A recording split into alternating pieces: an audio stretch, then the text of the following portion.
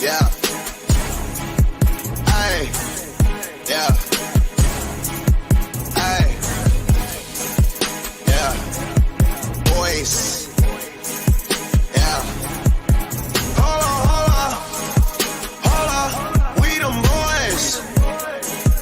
Hold on. We them boys. Hold on. We making noise. Hold on.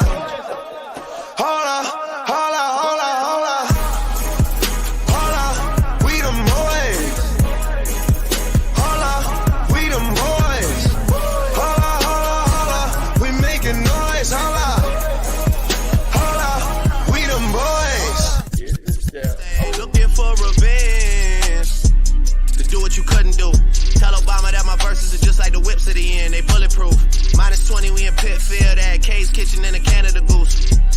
Famous as fuck, but I'm still in the cut when they round up the troops. I'm just a sicko, a real sicko when you get to know me, nigga.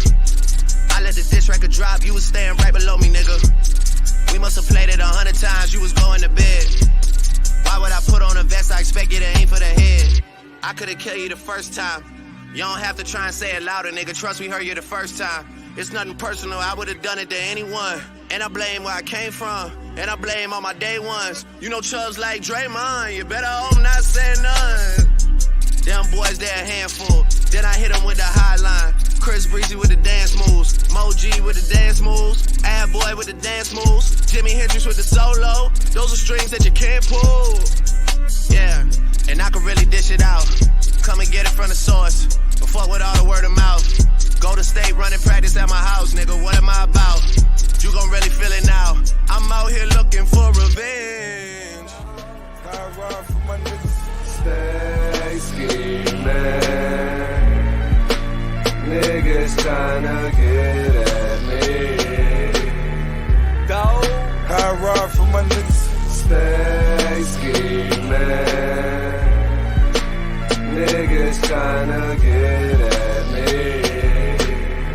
Dog. I ride for my niggas.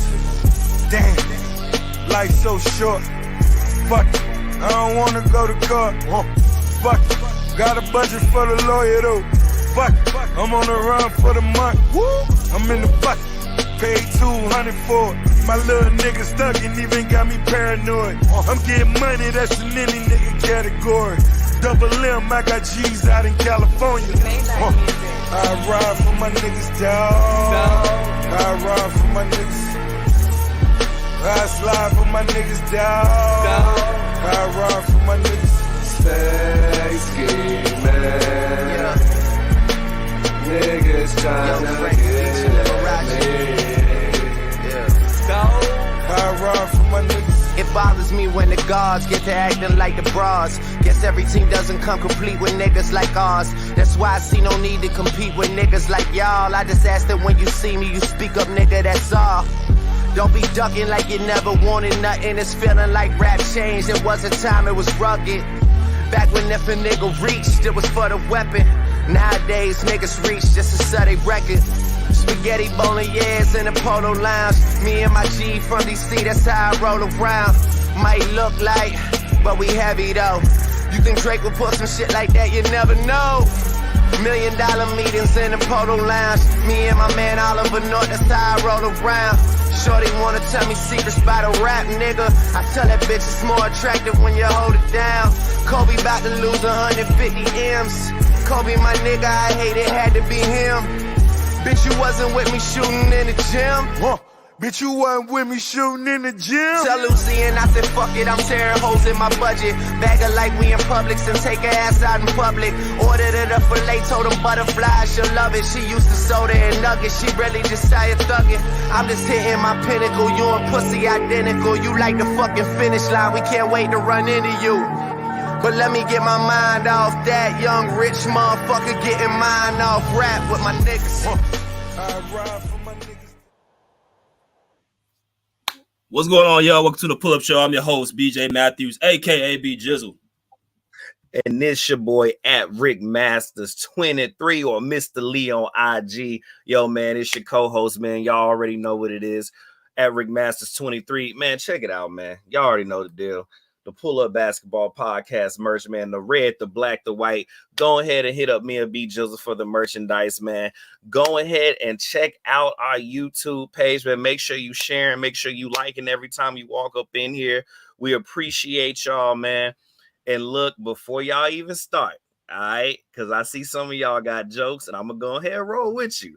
It looked like the pineapple juice finally ran out. All right. I know it's coming, DJ. I know it's coming.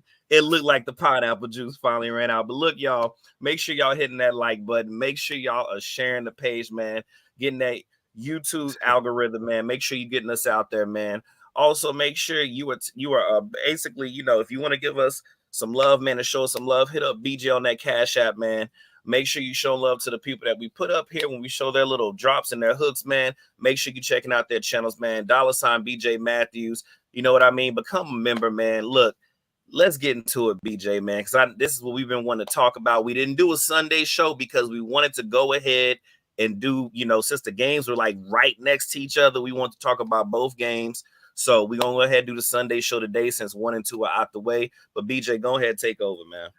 Yes, sir. Let's get into it, man. We got the Boston Celtics and the Dallas Mavericks last night. Obviously, the Boston Celtics put the hammer on them boys, so we're going to get right into it, man.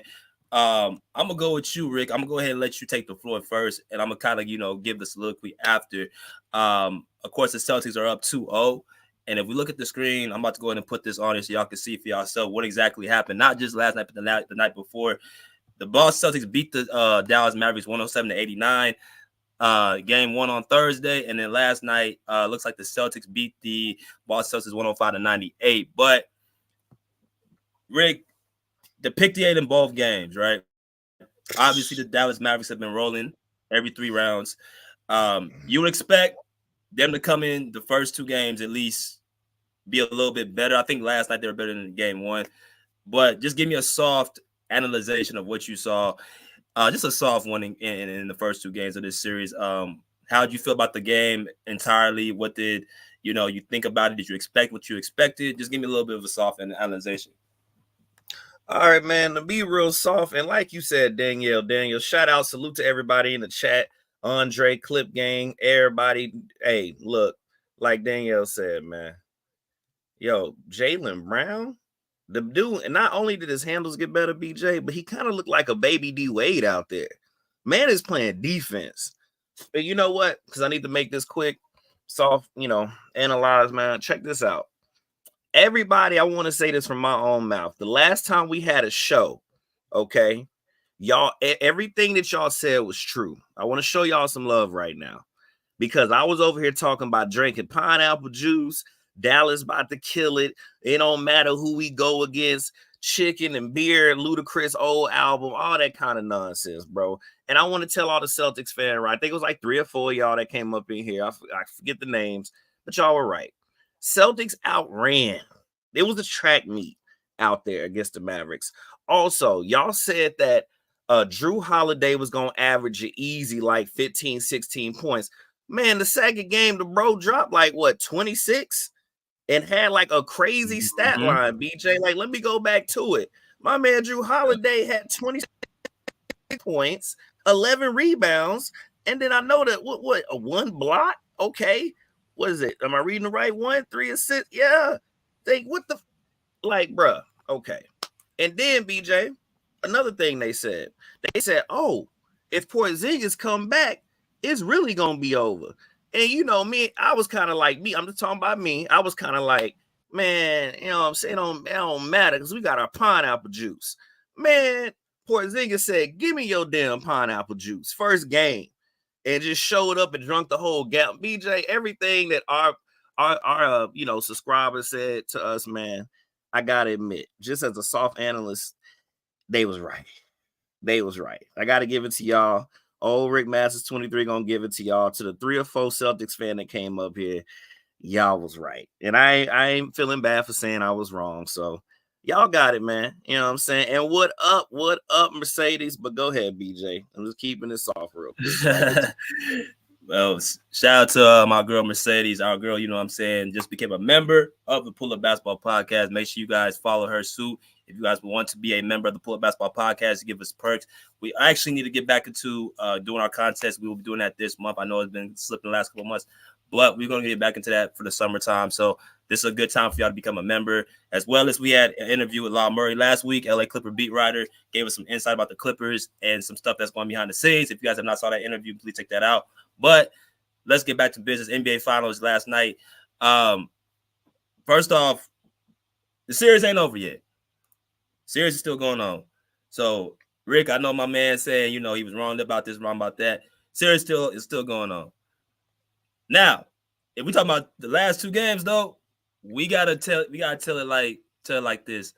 The Celtics have been the better team. They look like the better, hungrier team. They look the more experienced team.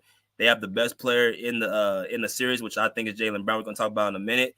But let me piggyback up Jrue Holiday. Jrue Holiday, obviously, Rick, he used to be on your team. He used to be on the Milwaukee Bucks. You had him with Giannis Antetokounmpo. You was against the trade. You did not want Damian Lillard on your team, and you felt like it was going to be setting y'all back. So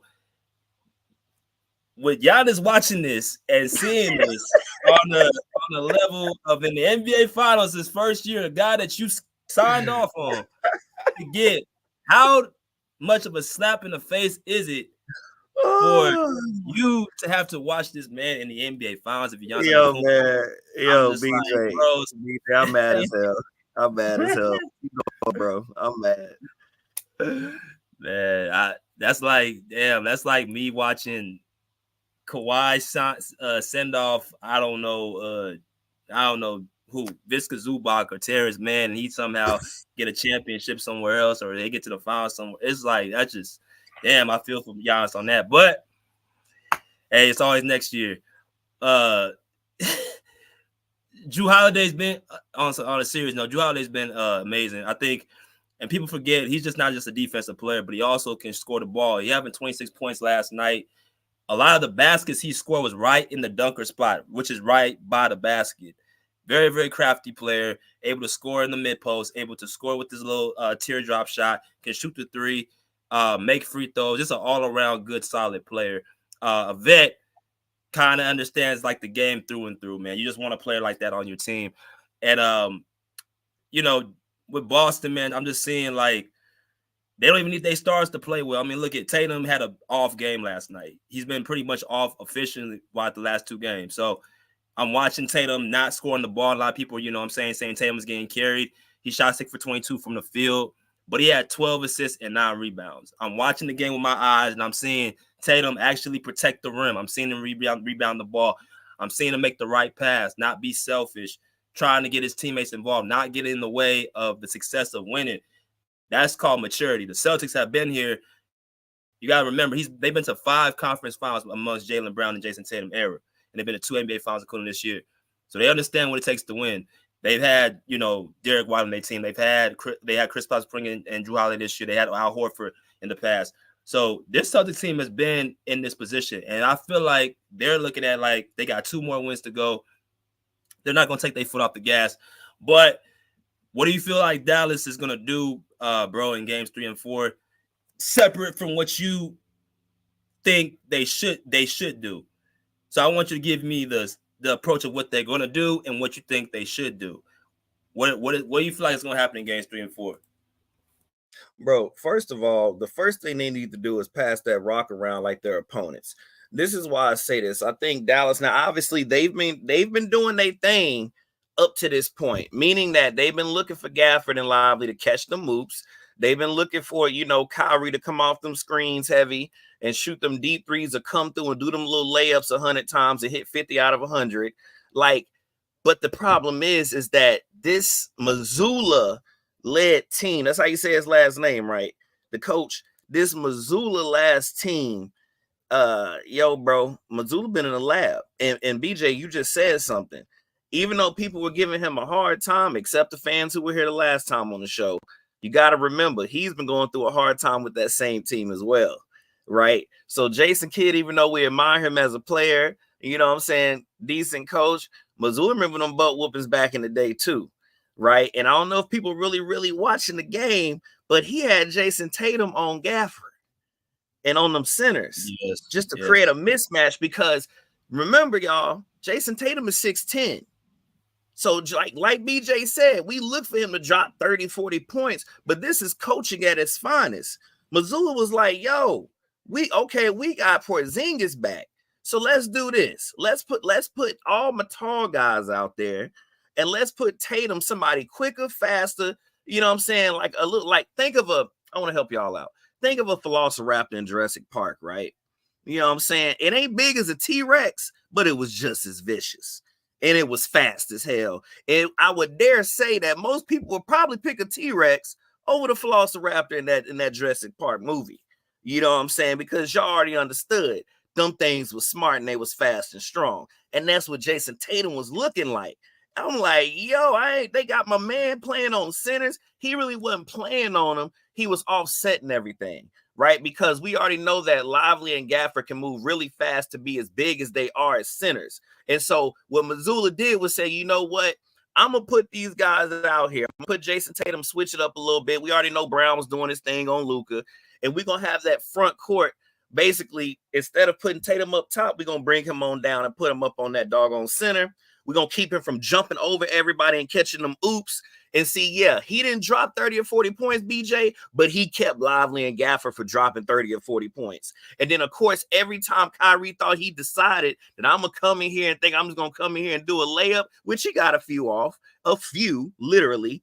Every time you come in, now you got to get through Porzingis, you got to get through Tatum, you got to even get through Brown because he's going to guide you straight to Tatum or Porzingis. Bro, and don't forget, Jrue Holiday was right there the whole time. The coaching scheme was beautiful. To answer your question really quick, the only thing Dallas can do, because I know you asked me a question, but I had to get that out there to prove my point. The only thing Dallas can do, and yo, Mercedes, I'm trying to keep the pineapple juice, but I'm a realist at the same time. I'm trying to keep it, though. We got to get it back from the Celtics. I don't know how we're going to do it. What we got to do is we got to turn into, what year was that, BJ, when the Spurs played the Miami Heat? They beat them by just passing the ball around. Was that 2014? 14, yeah. Okay. Look, it may be a boring basketball game, but that's kind of your only option right now.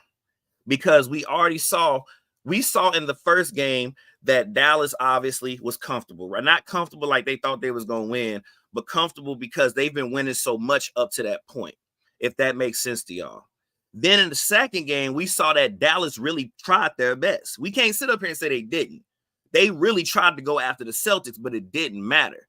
So when you had two chances to show that, okay, we gonna try to compete and you still not competing, then you probably need to start taking pages from your opponent. And the biggest thing that your opponent is doing to you is zipping that ball around. And we know that Dallas can shoot. They're a pretty good shooting, decent team. So you might have to play like your opponent and just outplay them at their game. Because if you try to size them up, Missoula got you on the schematics defensively. If you try to go up there one-on-one, look, we see how Brown and Tatum and Porzingis and White and Horford, everybody's handling them, like manhandling them straight up. I'm just being real. So you might need to just pull a page from the book and start zipping that ball around, start cutting to the basket, playing motion basketball, high school level plays where you just constantly moving and just try to get an open shot. Because I'm telling you, BJ, if they try that man-to-man crap again, we're going to be looking at a 3-0 series. That's all I'm saying. So I think we need to zip that ball around and get out and running. But them Celtics looking fast, bro. They looking fast. Yeah, I think with, because Boston's moving the ball. But Boston also, what I saw too, they play a lot of one-on-one too, with Brown, Tatum, Derek White, even Porzingis in in the mid post and stuff. So Boston, I just think, and I'm gonna kind of piggyback what you said. Boston, their personnel just is able to do a lot against Dallas. Boston has two-way wings. They have a stretch five in Porzingis. They have two guard players in the guard position in Derek White and Jrue Holiday who play both ways. Like I said, I've always been big on two-way players. And shout out to Mo Beasley. He said Dallas can't defend one-on-one and can't defend in space back combination. That's something else I want to also point out too. They are attacking Luka on the other side of the ball. Tatum, Brown, Derek White, they all attacking Luka. They're all taking turns on Luka Doncic. Even Kristaps Porzingis taking his time with Luka Doncic. It's just a bad. They're showing they're a bad matchup for Dallas. So what you say is only true. They can definitely just move the ball around and try to hit shots. But the problem with Dallas is they can't hit a shot either. They look at PJ Washington, I think it's 20-something%. Derrick Jones Jr. is like 18%. Kyrie can't hit shit. What's his name? Green can't hit a shot. Dante Exum can't hit a shot. Like he's ran out of bodies. But the one guy he hasn't really been playing is Tim Hardaway Jr. I don't know if it's simply because they got something going on in the back room, but no one can hit a shot on Dallas. So even if I move the ball around, maybe they at home have a better deal. They're not hitting nothing. And I think it's just because of the defense that Boston has. And, Kyrie's averaging 14 points per game, shooting 35% from the field. I'm just seeing, like, everywhere you turn, like, Boston, their coaching, the defense, the offense, the spacing, the youth, like, the execution, boom, boom, boom, boom, boom. Luka Doncic isn't playing great, especially last night. We'll see what happens when they go home. But I want to talk about Jaylen Brown a little bit because I do want to, give him some props. You said D Wade, man. I see a younger version of Paul George and Jaylen Brown. I see an Indiana Pacers Paul George. Okay, I want to hear this. I see like a 6 because he's 6'7", PG 6'8", and they both. If you watch Indiana Pacers Paul George, Rick, he had a motor, play defense, can score, can dunk on you. I just see like a little bit version of Paul George in him, except he didn't have the back that Paul George did. But the two-way ability that Jaylen Brown plays, I see a lot of Paul George in him. Even he could be better because I think Jaylen Brown is 26 years old. Yeah. But I like watching two-way players. I think that's the lost art in basketball. Like there's not enough defense left in the game today. So I'm watching this guy just taking it to a whole nother level on both ends of the court. So I said Jaylen Brown should have been an all-NBA team player and all-defensive team this year. What has always been your criteria of Jaylen Brown? What type of player have you always thought of him to be? I mean, I think me and Bruce used to clown him enough about how he couldn't handle the rock when it really came down to it. And when I saw, and I think that was the last show I said this and I gave it to him. I said, yo, Jaylen Brown, you've been working on your handles. Because me and Bruce used to clown Brown about that. Like, bro, you can't hold on to the ball. How the hell you going to win anything if you can't hold on to the ball? And I don't know if you've been watching him, but I know you have. Brown, he ain't losing that ball no more. And he looking pretty fierce. And I can see what you're saying about Paul George. Now, the reason why I think I said D Wade is because how he be coming at you.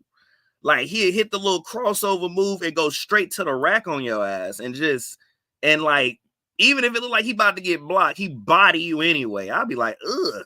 And you know how D Wade used to make you make them ugly faces back in the day, like, ugh.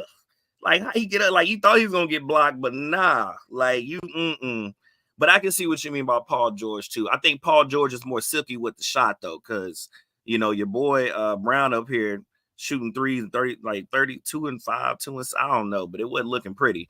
But when he attacked that basket, like I did say in the last show, I said he need to attack the basket, and that's what he did. I said he's gonna be very effective. And so the defense, I got to give that to what's the Just Win Baby podcast? What's the brother name? Yeah, T Sweezy. I got to give it to him. He did say that, Brown has been like this the whole time, and I know he's a Celtics fan. He keeps his eye on him, and like everything he said is true. Brown has been like a beast on defense. So I think the two biggest things is that he definitely worked on his handles. He definitely worked on his legs. Because the man he always could dunk, but he just seemed more explosive. And then he definitely worked on his defense awareness. I mean, the dude literally is covering the floor. You know what I'm saying? Like he's a cornerback in the NFL. Like he's everywhere. So, big ups to Brown, bro. I really don't have nothing bad to say. He actually gotten better in my opinion. Like I said, me and Bruce used to clown him about his handles. Can't clown him no more. So that's what I like to be shut up. I'm from the old school. Shut me up, and he did. So I'm gonna give him his flowers. That boy showing up. He playing hard. And the one thing I want to say, man, before I give it back to you, is that I want y'all to understand what I mean by Dallas needs to pass the ball around. And BJ, you're right. They're not scoring. But if y'all notice, it's, some people had the mindset that it's either going to be Tatum, Brown, or like one of the top two guys dropping 30 or 40 points, right? Remember, it takes a team to win a game. So even though you got Tatum, Brown, Porzingis, Horford, White, all these people, they're literally just playing basketball together collectively. And it's like, when you see that, it is really hard to beat a team, y'all. It is hard to beat a team. It's easy to contain a Luka or a Kyrie Irving when you just put the ball in somebody's hand and hope they take over. But it's really hard to stop a team. So I just want to throw that out there. Y'all got to quit looking for Tatum to drop 30 points. He playing team ball right now. Everybody is. So that's the difference. But go ahead, BJ. Right. I think this is why you seeing Jaylen Brown's hops going crazy, because this is what he was doing during the summertime. Oh, okay. He was swimming and using them weights to come up and explode. That's where it's. Yeah, I see the same thing. I know exactly what you're talking about. Because I'm this dude looking like he just baby Wade out there. That is crazy. And shout out to my man Deuce Times. He said, "Salute, Beach. I'm glad the Mavericks getting mashed."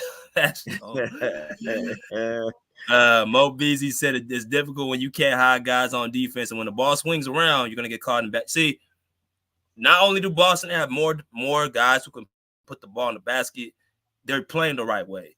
They're getting guys. Jason Tatum ain't jacking up shots. He's not trying to be the best player. He's not trying to be the MVP.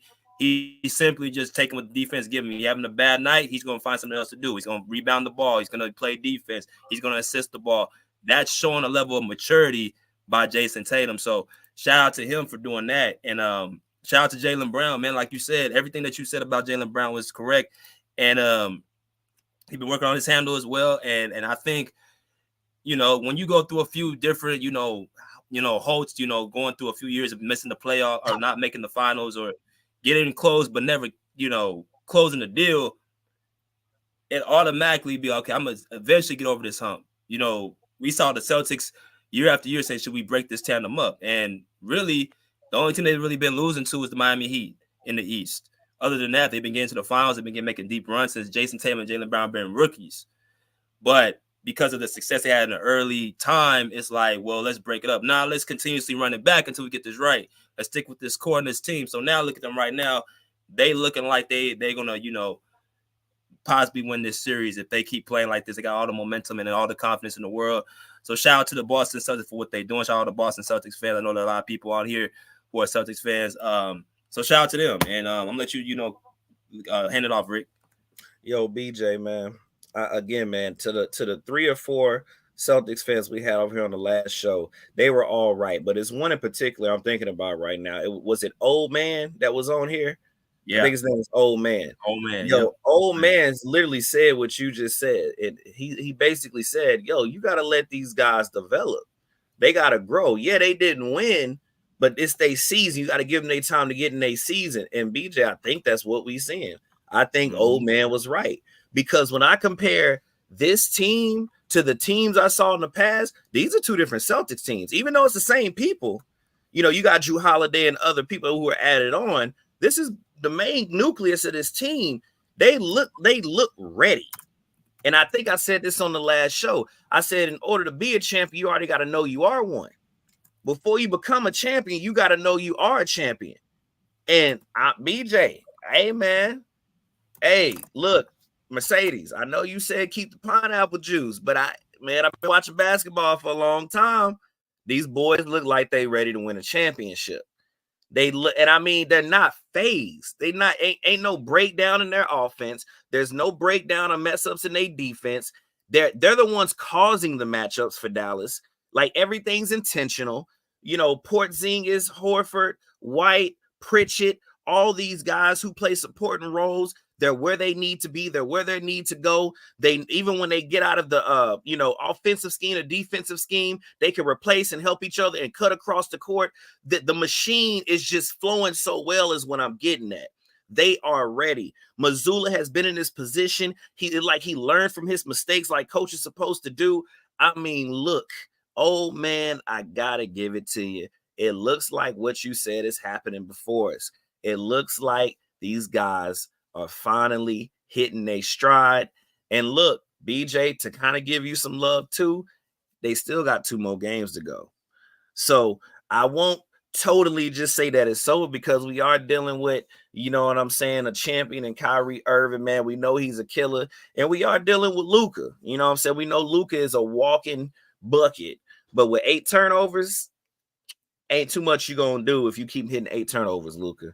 And Kyrie, I'm gonna be honest with you, bro. If Kobe is a person that you love, like I love, I'm gonna be honest with you, Kobe. I'm gonna tell you what Kobe would have did, Kyrie, and you should know Kobe better than I do.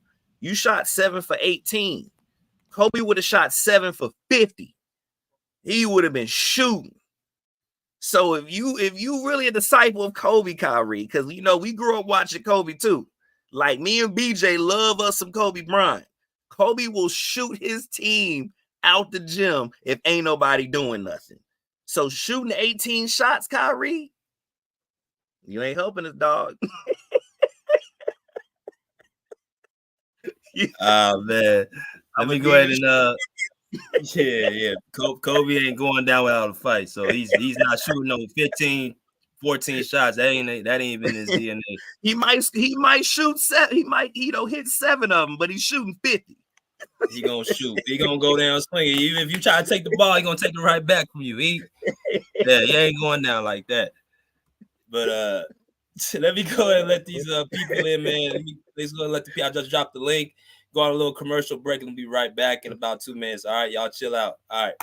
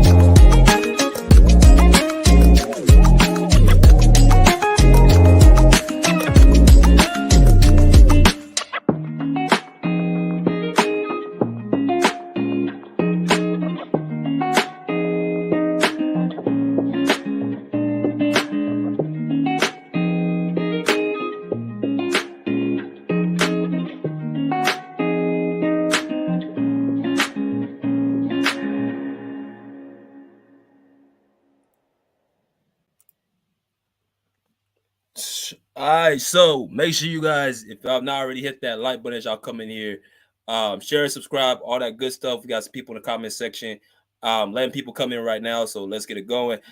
Rick, if we go into the poll right now, they say 61% of the people said that Jaylen Brown has been the best player on the Celtics the first 2 games. Do you agree with that, or do you think that somebody else would probably been the best player? Okay, hold on. Because some people say Drew, you gotta understand, Holiday is being very effective in cleaning up within the system, right? So we saying the best player. Okay, let me see something. 6'3". Then go here. I'm looking at something real quick. Come on now, don't start acting up on me. I say it like this. I don't mind him being titled that for the simple fact that he's playing both sides of the ball. BJ, me and you are real big on, like, if you even if you give it to Tatum, I'm not anytime. BJ, me and you are both the same. Anytime players are two-way, because I don't care about you. Look at Luka. He's proving our point. You can score all these damn points, but if you ain't playing no defense, it really don't matter. And Brown is playing the hell out some defense right now, right? Drew Holiday is playing the hell out some defense right now. Tatum is playing mismatched defense right now. So I really don't have an issue with people saying that Brown, is the best player. It doesn't bother me. Or Tatum. It really don't matter, because at the end of the day, Brown has shown that he has improved. To me, he has improved overall. So I think a lot of people see that. Like I said, he's handling the rock a lot better. The dude looks more explosive. He looks more ready. He has more of that dog in him. So I think just by the eye test, people are naturally saying he's the better player, because you saw how much he has leveled up since the last time we saw him in the situation. So I think it's easier for people on the eye test to be like, yeah, that's the best player. But I'm trying to tell y'all, don't fall in love with the semantics a lot of times, because as a team, it's a reason why Drew Holiday is hitting 26 points. As a team, it's a reason why Porzingis is coming in and dropping 18 out of nowhere. As a team, it's a reason why Jason Tatum said, I'm not going to be a superstar today. I'm not going to be the Kobe disciple that me and BJ used to clown him about in the past finals. And he said, I'm going to play within the team system. I'm going to do what the coach need me to do. And I'm going to play defense on these big men and throw off the Dallas's mismatch. So as a team, it may look like certain players are the best, but you got to understand that these players are playing collectively together, and they were already good. But Brown has certainly gotten way better than what he used to be. It really stands out. Man, couldn't agree with you more than that, bro. I love two-way guys. I love players that play both ways of the ball. I can appreciate that, because there's not a lot of them in the league anymore. Everybody just cares about offense and shooting how many threes you can and make as many shots as you can. No one values defense, and it looked like the Celtics got 3 to 4 guys who play 4 guys who play elite to good defense. So you gotta love it. Let me go to my man T Sweets. What's good, T? What up, man? How you doing? How you doing, BJ? How you doing, Rick? Man, hey, salute to you, man. Hey, I know you happy, bro. I'm just giving you a flower. I man. am, It's man. your time. So I changed my It's name your to Super time, Hypey. dog. It's your My time. name to Mr. Super Hypey. But no, but yeah, Rick, you was you was spot on. You know what I'm saying? Like it's people going on narratives of saying, oh, Jaylen Brown the best player. Oh, Tatum a bum. Tatum ain't doing nothing. All they doing is judging him off the stat sheet. You know what I'm saying? Yeah, he made it win 6 for 18, something like that. But he was 1 rebound shot away from a triple double. You know what I'm saying? Tatum, he was playing bad in game 1. I give you that. You know what I'm saying? He was over dribbling. He was throwing the ball out of bounds. Forcing shit, dribbling too high, not hitting his shots. But yesterday game, the Celtics they had a lot of open looks, and apparently Tatum wasn't the only one that shot bad. The whole team did outside of Drew Holiday. People just nitpicking just because they don't like Tatum because he's light skinned. You know what I'm saying? He played for the Celtics. You know what I'm saying? You know what I mean? And you know what's so crazy? They said he's not a superstar, but they hold him to top 5 standard. I don't understand that. And then this narrative that we got 2 Scottie Pippins, we got 2 guys that can't get it done. They want to keep talking about 2022, talking about Luka and Kyrie. It's unguardable. They're the best dude in the league. Nobody can stop them. First of all, y'all motherfuckers didn't have the Mavericks up until they got to the conference finals. Like, shout out to the real Mavericks fans. other y'all bandwagons, bro. I ain't never heard of y'all talk about the Mavericks. Y'all, I had the Mavericks going to the conference finals, believe it or not, and I had them losing to the Timberwolves. I was wrong. You feel me? The Mavericks is a good basketball team. PJ Washington was the second best player the entire game on both ends of the floor, not Kyrie Irving. Kyrie Irving, he played solid in the first half. You know, he got most of his points against Sam Hauser. Sam Hauser had a bad game. You know, Sam Hauser is not a good defender or whatever. But Luka was pretty much shot jacking Kyrie. We just went out there looking like a role player. But that's crazy how he didn't demand the ball, right, on the Mavericks. But when he played with LeBron James was ball hugging, shot jacking, and all the other stuff, and not letting Kyrie do Kyrie.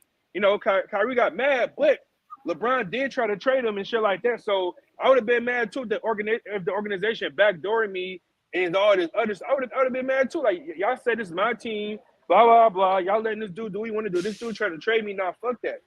You know what I'm saying? Because Kyrie was originally supposed to be traded for Paul George in Cleveland before LeBron went to LA. A lot of people forgot that.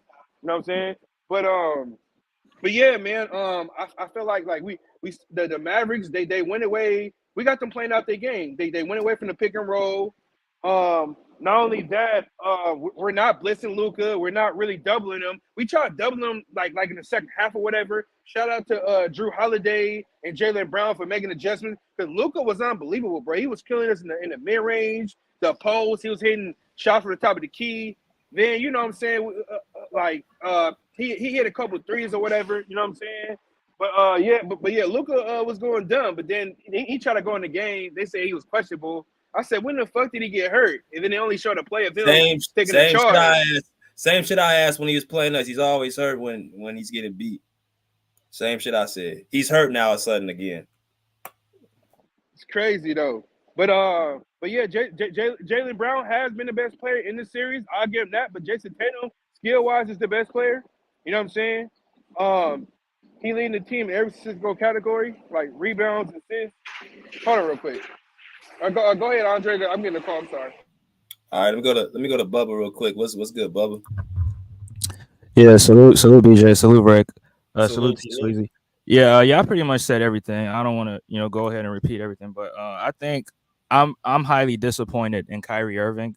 I really thought Kyrie was going to come into this series and take things personally, especially against that Boston Celtics crowd, and try to stick it up to them. But he's been so atrocious. He's averaging 14 points on 37% true shooting percentage. That is so atrocious. And Kyrie, I mean, Rick, yeah, it's definitely terrible. He's yet to make a three-pointer in this series right here. Now, he had a play where he hit a three. I thought it was a three, but they were a two-pointer because he had his foot on the line. So, but he's yet to hit a three-point shot. And it's just Derek White and Drew Holiday is just doing a solid job on him, containing him, even though sometimes he's able to blow past him and get to the basket. But when he shoots those threes is just not falling for him. And not just him, but I think the entire team. And we got to give the Celtics a lot of credit because Joe Mazzulla is really he came out with the defensive strategy that's really not giving them a lot of corner threes, and it's giving them more threes above the break, and they're just missing them. Now, PJ Washington was 1 of 5 from the 3-point line, and if you watch these playoffs back in the OKC series where people were saying that he was the best player in that series, he was getting a lot of threes in that corner, but Boston is really taking that away from him, and they're forcing him to shoot more threes above the break. Him, Derrick Jones Jr., even Kyrie Irving and some of the bench players, Josh Green and all those other guys, and they're just missing them. So if Dallas want to get back into this series, they have to make shots. They have to be better defensively. And J Kidd, I don't know why people are not giving them any smoke. They're playing a switching type defense, and you just don't have the personnel to play that type of defense. Now, Boston, they can play that because they have athletes on the floor. They have guys that can rotate on defense, guys that can keep up with perimeter players on the perimeter, like Jason Tatum, Jaylen Brown, Derek White, Drew Holiday, all those guys. They can, but Dallas doesn't have that. I mean, Luka Doncic, he just wants you to blow past him so he can poke at the ball and try to get deflections or try to get some steals. Now, he did get 4 steals, but if you really watch the game, bro, he was getting blown by like he wasn't even there. Jason Tatum was blowing past him. Jaylen Brown was blowing past him, dunking it, and it was like, yo, this is so terrible for the Dallas Mavericks. They definitely have to come up with a better defensive game plan. The switching defense, I'm not sure about it, but all in all, the series is not over yet. I mean, we've seen multiple teams come back down from 0-2. We saw Milwaukee in 2022, but and I seen Luka come back down from 0-2. But at the same time, Jason Tatum and Jaylen Brown, they have never blown a 2-0 lead, and on top of that, they have been undefeated on the road. So I just don't know at this point. I mean, Dallas could definitely tie it up, but it's definitely in Boston's favor. I think Boston is definitely going to win the series. If Kyrie Irving does show up, they have a chance. But at this point, I think Boston is winning it for sure. Bro, switching his pick. Here's the sad part. Boston's better on the road than they are at home. Yeah, they undefeated in these playoffs. That's what I'm like. The last few years we've been struggling to win it at home and shit. The last 3 years. Yeah, and shit, man. Like, it's the personnel, bro. Like, I just think Boston's personnel matches very well with Dallas. And Tatum, like I said, people get on bet on Tatum. He playing the mature right way. He missing shots, okay, but he rebounding, he protecting the rim. Like you said, Rick, he's stopping Gafford and PJ from going off. That's what people are not talking about. So you're really stopping the lob, the number one thing that gets Dallas going. That's what they've really been doing, stopping that damn lob. So yeah, he's been playmaking as well. He finished the game with 12 assists, and some of those passes he was making was he's making the right reads, right on the point, man. Yeah, right on point. And BJ, just like you said, he was just like wraparound passes to Drew Holiday in the dunker spot, and he's just making the right reads, right passes. He's attacking Luka. I don't know if people say he's driving to the Tatum used to settle for shots. He's driving to the basket past Luka every time. I mean, he did settle a couple times. I think he was 1 for 6, but every time he attacked the basket, it was like great things was happening. Either he was scoring or getting to the free throw line or kicking it out to somebody. Thanks, Andre, you cooking. Yeah, or kicking it to somebody in the corner. They're just going off the box score. Nobody cares about defense, assists, none of that. Block steal. They just care about the box score. That's it. Yeah. That's and all, but they don't tell the full story. You know what I'm saying? Tatum had a B+ game. If his shots was falling, I would have gave him an A+. And on top of that, I think he only had 3 turnovers. And on top of that, the previous years, in 22, we led the league in turnovers. You know what I'm saying, in our finals run. But this year, we've been doing a great job at limiting our turnovers. We had a lot of turnovers game 1. But other than that, our turnovers been under like 11, 12. You know what I'm saying? Yeah, 10. Some games we had 6. You know what I'm saying? That's cool. But before I let Sean go, people said, I think Andre said he wants Kyrie to take it personally. That's what he said. He wants Kyrie to take it personally. I think Kyrie is taking it personally. I just think it's Drew Holiday and Jaylen Brown and Derek White. They're sticking to the game plan. They're going to attack them on the defensive end, and then they're going to go on the offensive end and get what they get. I think Kyrie's trying to get off, but the personnel, Boston, their defense, their energy. There was a play I saw Jaylen Brown. I think Kyrie was trying to shake him, do every type of move he could do, and he was just right in front of him the whole time. Right. Drew Holiday's been going under the screens, being able to stay with Luka and Kyrie.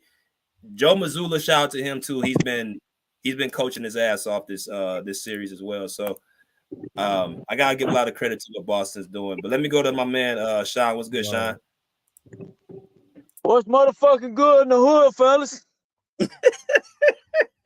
Hey, your boy pumped up. I'm out here stuck in Jersey, Pennsylvania on the port line tonight. It's right across the street from the fucking Walmart. It's a club, a fucking lounge, a club, and a fucking booty club on the next block. Hey, Thomas. If y'all hear from me again, you know I ain't come up out that VIP room. Nah, I'm playing. Hey, Thomas, you come to my city and diss my team? Come on, I'm coming up here. I'm mad at Philadelphia. You bitches should have got OG Anunoby. Y'all might be in the damn final right now. But hey, it's a lot. It's time to cook up. We ain't done this fucking show in a while. It's time for me to air to prove a lot of fucking shit. Hey, listen. Don't ever fucking tell me it can't no fucking bodyguard Kyrie Irving again. Every y'all's fucking life, I fucking told y'all, Drew Holiday is he's just like fucking Terrence Mann. Terrence Mann has just got more of a vertical. Holiday got more fucking offense.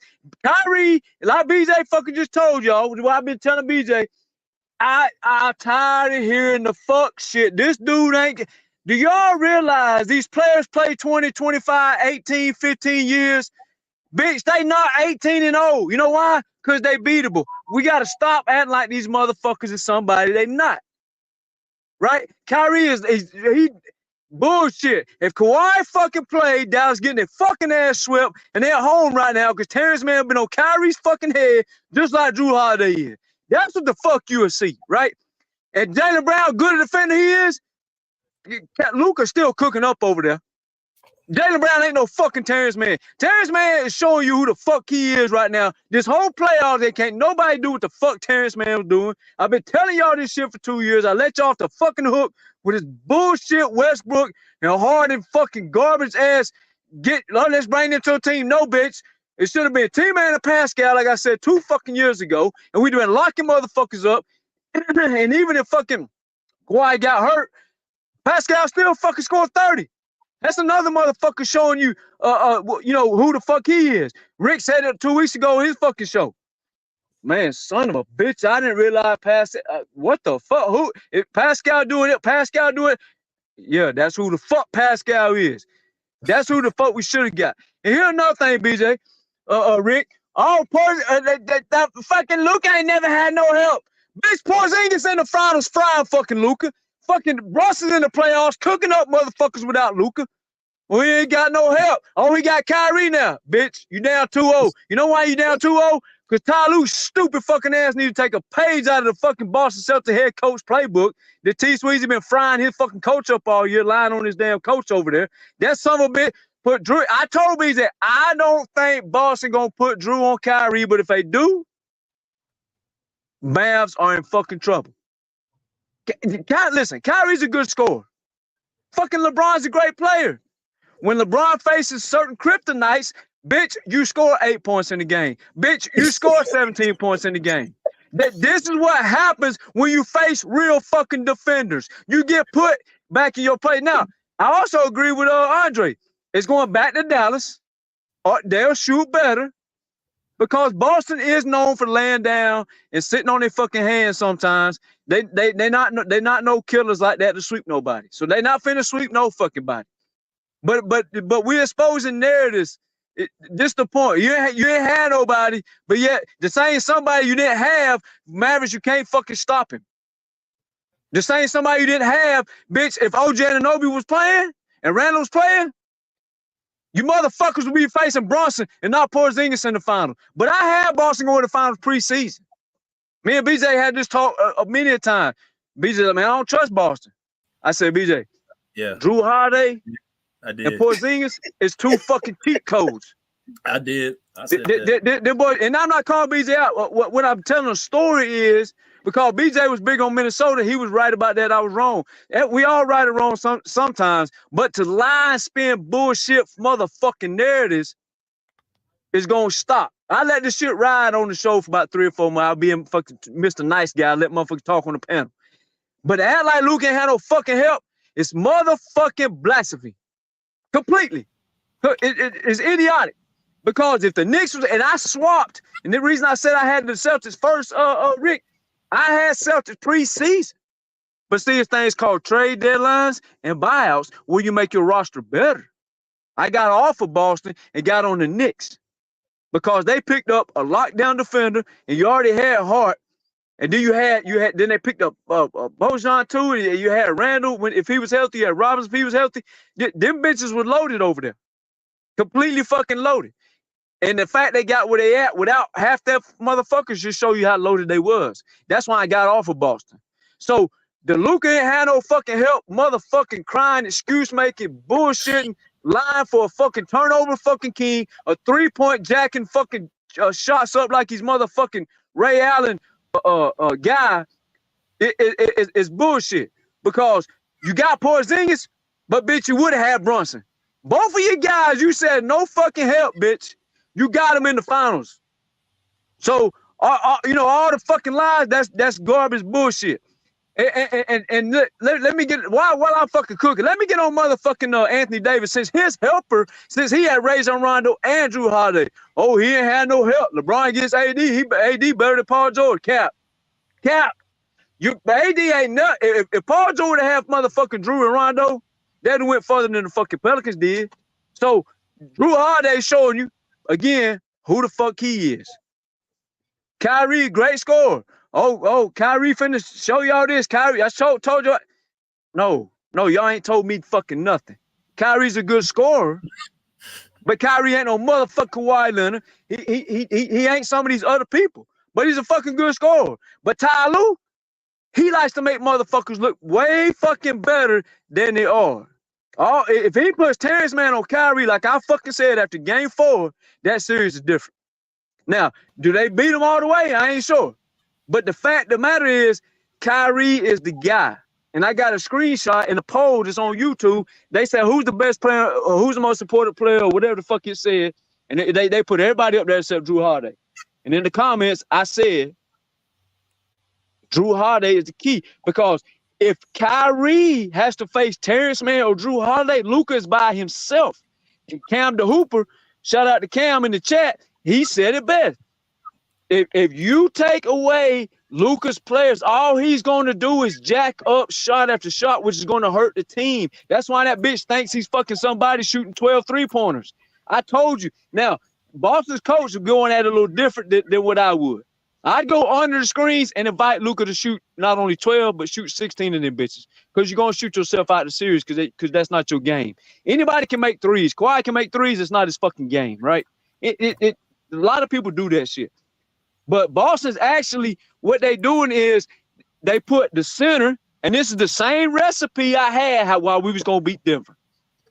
Zubac on Aaron Gordon, Horford and Porzingis on Jones, right? Tatum and Kawhi on Joker and Boston's a screen setter. Why? The big man drops out the corner and helps prevent the fucking lobs. And then you have 2 quick-ass defenders on the pick and roll. So if they want to try to do this and do that with T-Man and Kawhi or Drew and Brown or Tatum and Brown, bitch, that shit, you ain't going too fucking far. And then if you try to go to the rim and throw the lob, bitch, no. Here comes motherfucking giant-ass Porzingis. The guy y'all said was no fucking help. Right? Because you fucking full of excuses and bullshit, and then you got Horford coming off. Now, let's go to the corners. Is PJ Washington and Derrick Jones really going to shoot us out the fucking corners like that? Fuck no. Is Aaron Gordon going to win a series out the corner like that? A series, not a game. Don't tell me what he did in this game. I don't want to hear that. A series. 7 fucking games means you got to do it 4 times. No, we not doing that. Y'all, you're not shooting that fucking serious with these guys. But all I said was go under the screen. Boston's still going over some of them, but they are using my philosophy, put the center in the corner and meet the lob at the rim. That's how you stop the fucking lob. Hopefully Ty Lue, I'm gonna let somebody else go after this. Hopefully Ty Lue got his motherfucking pen and paper out and he's learning how to coach basketball from Coach Mazzulla over there. And T Sweezy, you make sure you fucking pay attention. Cause that fucking lineup he uses the same shit I said, how the fuck we gonna beat Denver. That's the exact way to beat Denver. Center in the corner, meet Joker at the rim. And then if he wants to throw the fucking ball to Porter, Gordon and Porter Jr., they not winning against playoff series like that. No. And oh, by the way, all the Michael Porter dick riding shit that was going on, he's on the fucking shopping block. Why? Because he needs to be shot. That's how that fucking shit go. But T Sweezy, shout out to your fucking team. Hopefully y'all win. Your fucking coach is doing a hell of a fucking job with the matchups. What he's doing is turning Luke into nothing but a scorer. Same shit you do to Joker. Turn Joker into a scorer. Yeah. Just take Kyrie and Murray out the shit, and the series is over. Real simple shit. The same shit I've been saying the whole time. This is how you beat the fucking pick and roll. I gotta go to this real quick too. Clip Gang TV saying, appreciate you coming on time. I don't expect Luka to miss so many free throws. Both teams need shots falling for their high school to work. Celtics was just on when Mavs was off. Neither team is impressive. Varsity versus J. Well, this is why I disagree with that. Boston don't need to score as much as Dallas do because Boston can play defense. Jason Tatum did not shoot the ball. Jason Tatum didn't shoot the ball well. Still was effective. Jaylen Brown, he's as good as I think he's been, and I think he's been the best player the first 2 games. They're not killing you off of scoring the ball with their stars. They're literally taking out their second best player on Dallas on defense. They made Luka Doncic be a turnover machine with 8 turnovers yesterday. It's a lot of stuff that they're doing where they're not even really going off offensively. Right? So I think Dallas got to score more than Boston has to score. And that's why I said I always try to bring it out and let Bruce go after this. 2-way players, to me, always get the last laugh. If you put me a 2-way player against a 1-way offensive threat, the 2-way player, I'm choosing them every time because I don't have to score the ball to have an effect on the game. I can do it in other ways. I can stop on defense. I can rebound the ball. I can, shut somebody else down the other team. There's so many ways I can beat you other than putting the ball in the basket. So we're going to see. Dallas still got an opportunity to win games 3 and 4. We'll see what happens. Let me go to my man Bruce real quick. What's good, Bruce? Oh, this defense. Hey, hello guys. What I up, thought it was bro? Sunday. I was like, wow, it's already Sunday again. Yes, Sunday again. But I hope you guys had a good weekend. We did. What's good, bro? What's up, preacher? How you doing, man? I mean, I'm not surprised or shocked or impressed by Boston winning the 2 games. I mean, they win at home. If they beat Dallas in game 3, that's when I'll be like, yeah, they're winning this. I think that Dallas had a chance to win both games, in my opinion. I think the coach Jason Kidd has not been coaching well. Too late in making adjustments. Game 2, I think Luka was on the ball too much. I guess the whole season they play ISO, and Luka has to be on the ball. He has to decide everything. I think he's on the ball too much. And lively. He needs to be lively. He looks intimidated. It looks like he's overwhelmed. He needs to be better. And Kyrie, for a long time I heard he's clutch. Well, he needs to be clutch. And Jaylen Brown, I thought he was the best player on the Celtics years ago. I got off on that because he had the stupid turnovers against the Warriors in the finals. And I'm back saying that he's the best player on the Celtics. I used to say that, but T. Sweezy was like, oh, Tatum is the best player. Well, I see that he did not talk about that much today. I mean, does he still think that Tatum is still the best player? I mean, the excuse like he's dead in double, that's a bad excuse for me. Jaylen Brown is getting double too. Come on, man. Oh, he's making plays. He's a great player. He's making plays. Did you see all those rebounds, all those assists he's doing? I mean, Joe Holiday is doing the same thing. So Joe Holiday is the best player. So Jaylen Brown is the best player on the team to me. If Jaylen Brown is a dog and Tatum is a dog, Jaylen Brown is a Doberman, Tatum is a poodle. So yeah. So I expect Mavs to tie the series, and I expect the Mavs to go to Boston to win a game 5. That's all I have to say.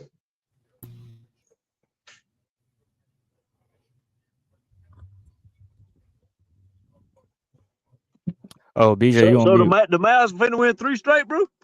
That's what I was just thinking. Yes. Yeah. That's what I was just thinking. Damn, T Sweet. Yeah, I was just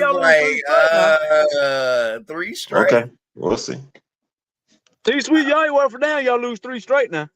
Yeah, I don't know. I don't believe Kyrie can get off on Drew Holiday 3 times in a row to help Luke out that much.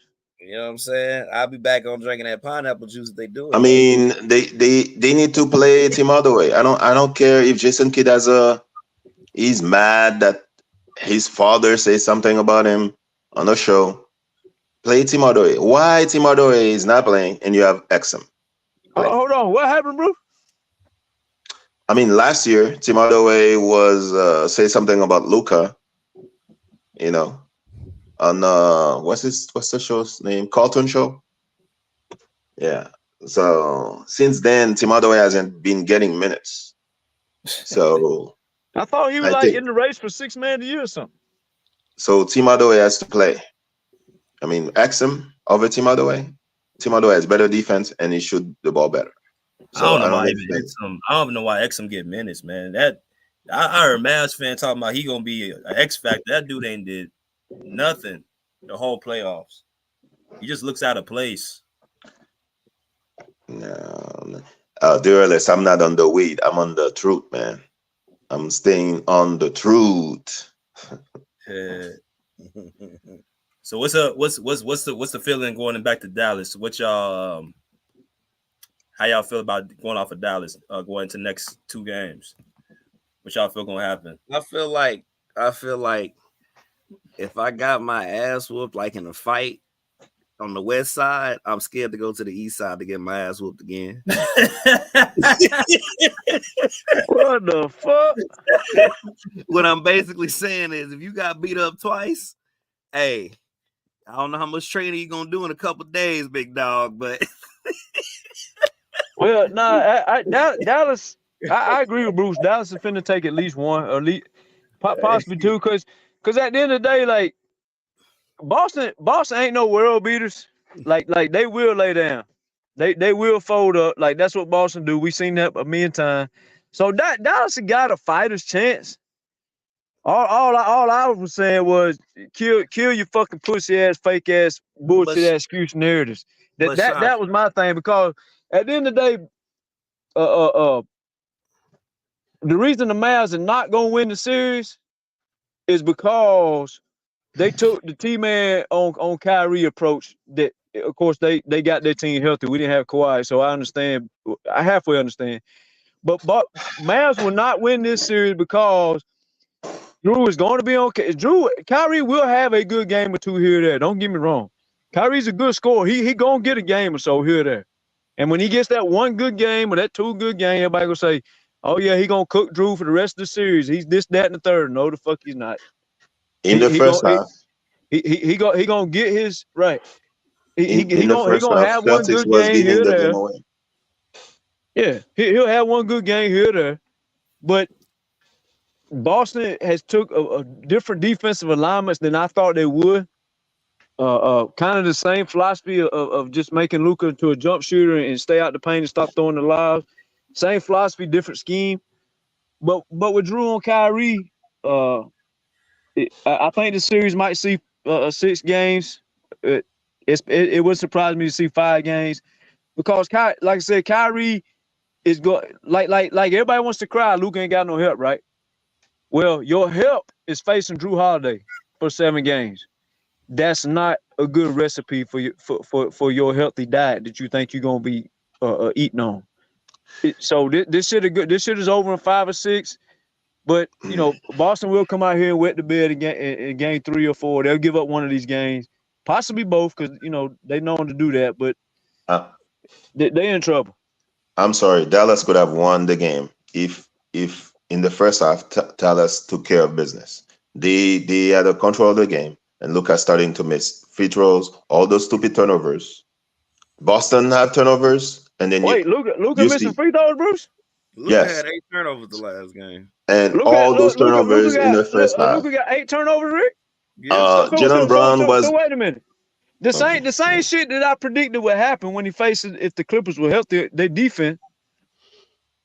That's what we saying? Luka breaking free throws? Andre.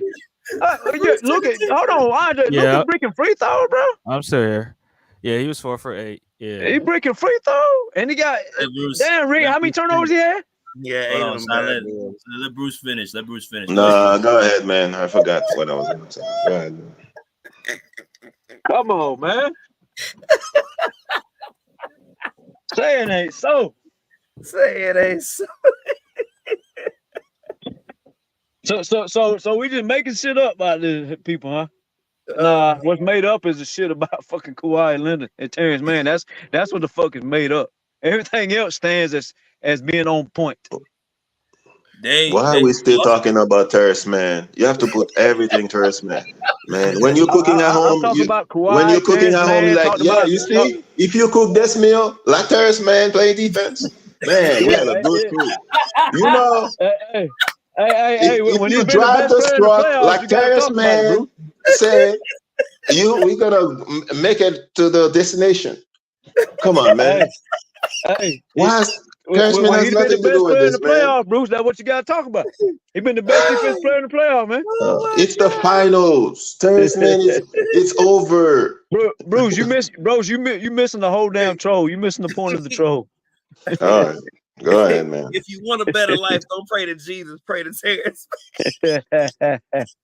Yeah, right.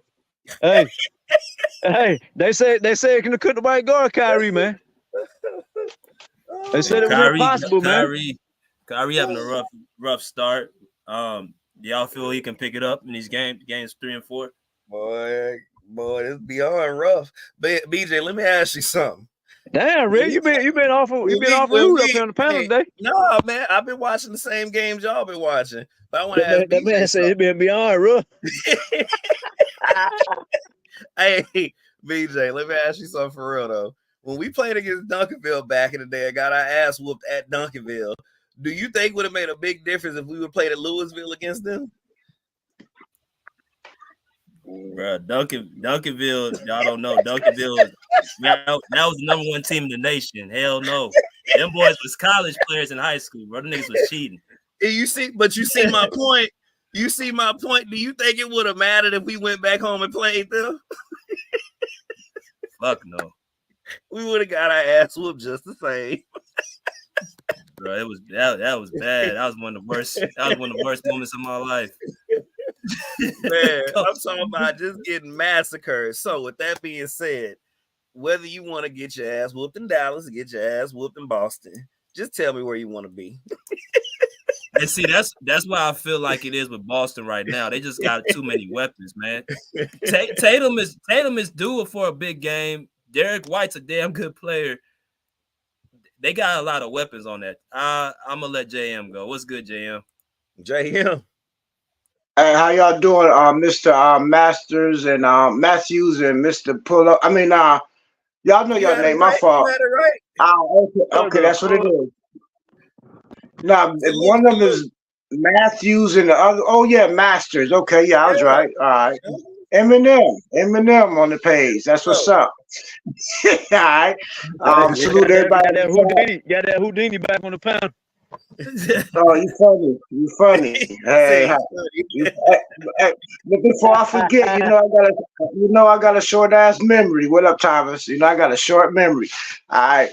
Now, of course, yeah, I do. I forget stuff real quick. So I gotta say, I got a freestyle, especially when you on the page, because you're gonna make me forget. So all right, let me just get it in, Thomas. No disrespect. Now, of course, I'm a Clipper fan, and but I'm watching this game. I'm watching this game because like it's the only thing on TV. But and not even being a hater, just being a straight up. I like basketball. So I'm no bias, unbiased. I see two teams who play just like we do, and I can see the problems why you should never play like that ever again, right? And I only say that because like Boston, as good as they've been with Drew coming off the bench and all of that, Mavs could have still won the game. Like, Luka did have a lot of turnovers. He missed a lot of free throws, and then with Kyrie just proved my point. ISO is hard as hell to do when your shot's not falling. He had 8 for whatever his splits was.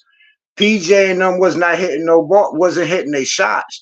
So Kyrie, every time he came in, he looked just like PG-13 would look. If we're not hitting our shots, that you coming in to 4 or 5 players. Like to me, I'm like, wow. This is 2 times why we should never use ISO ever again. But like it's to me, it's not really like a dominant team. Neither one is really dominant because the games is too close. Boston jumped out on that lead because on the first game, all these shots was falling. They hit like 5 threes in the first quarter, so they shots was falling. Long story short, Mavs could actually win the next 2 games because I always say that ISO relies on your shots falling. Shots falling is 50-50. So it's basically it's too close to really call. They play too similar. They play just alike. Give Kyrie a game when PJ Washington hitting his shots. And Kyver, the other dude that come in, that big old power forward, whatever he is, he start hitting his corner shots. And, it's too many variables to even me to say who gonna really dominate this series. It's fun to watch, and then it's the worst series ever to watch. But anyway, I'm gonna pass the mic. Yeah. I can't believe y'all said that man missed 4 motherfucking free throws, 8 turnovers, man. I ain't seen that shit since LeBron 2011, man. That's what Luka do. He a high volume player. Yeah, high usage player. Averaging 30 though. Yeah, he gets. He gonna average 30. He gonna shoot up 100 shots. He gonna get 30 points out of 100 tries. Nah, he was efficient, bro.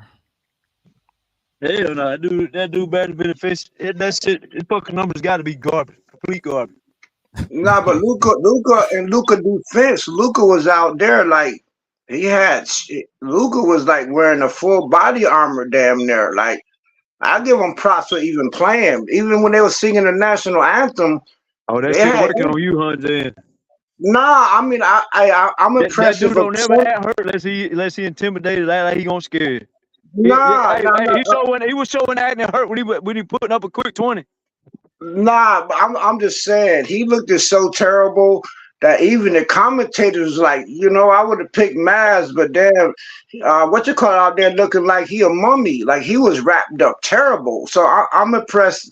I don't know if he's faking or not, but for him to come out, wrapped up like the mummy, and he's still, doing his thing. But Kyrie, they're gonna have better games next game. Like I said, it's too close to call. There's no team dominating. Celtics did not look like they were dominating the Mavs. That's what they did not look like a dominating win. Not at all.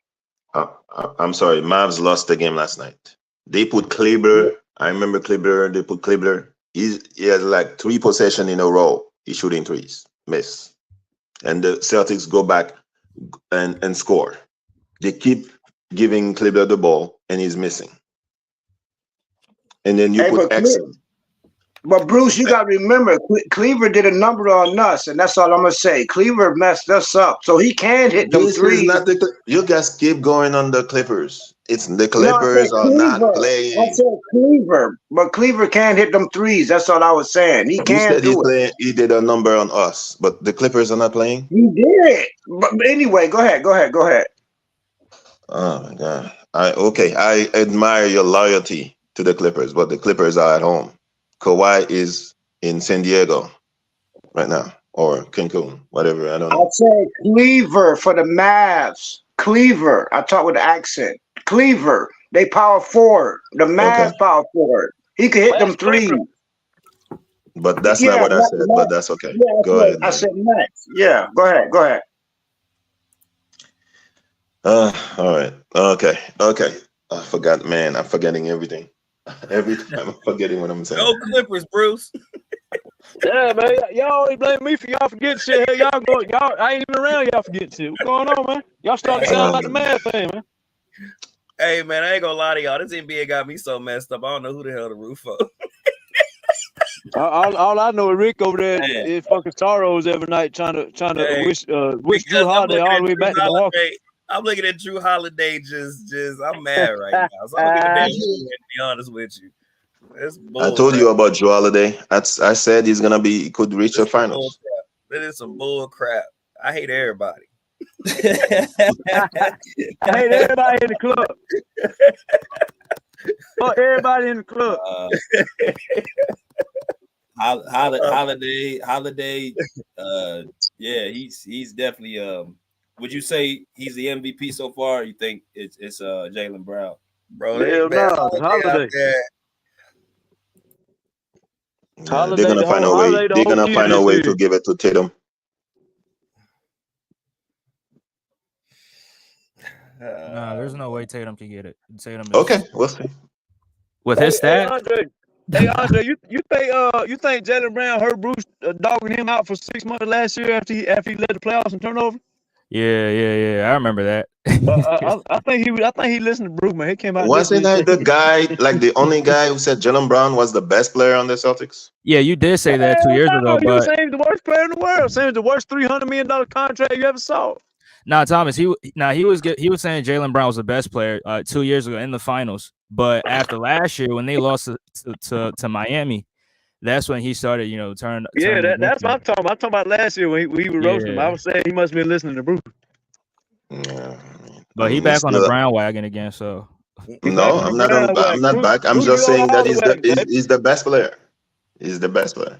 I'm not back. He's playing the best. Jason Tatum is the best player. Oh my God, here we go. All right. I can't say Tatum get Bruce confused now. I can't say Tatum either, man. Right now, I got to say Jrue Holiday. He the one came off the bench. If Jrue Holiday didn't come off the bench, Jrue Holiday starting, bro. What the fuck? Damn, the hitters already kicking in, Jan? Man, Jrue Holiday, he's slowing down Kyrie, and he came off the bench with 26 points. Come off the bench. He started. He's not coming off no bench. He started. He's still. Well, I'm not a Celtics fan. I didn't know. Okay. All right. Even if you didn't, if you were not a Celtics fan, if you watched the game, you saw the comment. I still like watching the game. I still like watching basketball. Al Horford did pretty good. Al Horford did his thing. It was like you didn't watch the game, man.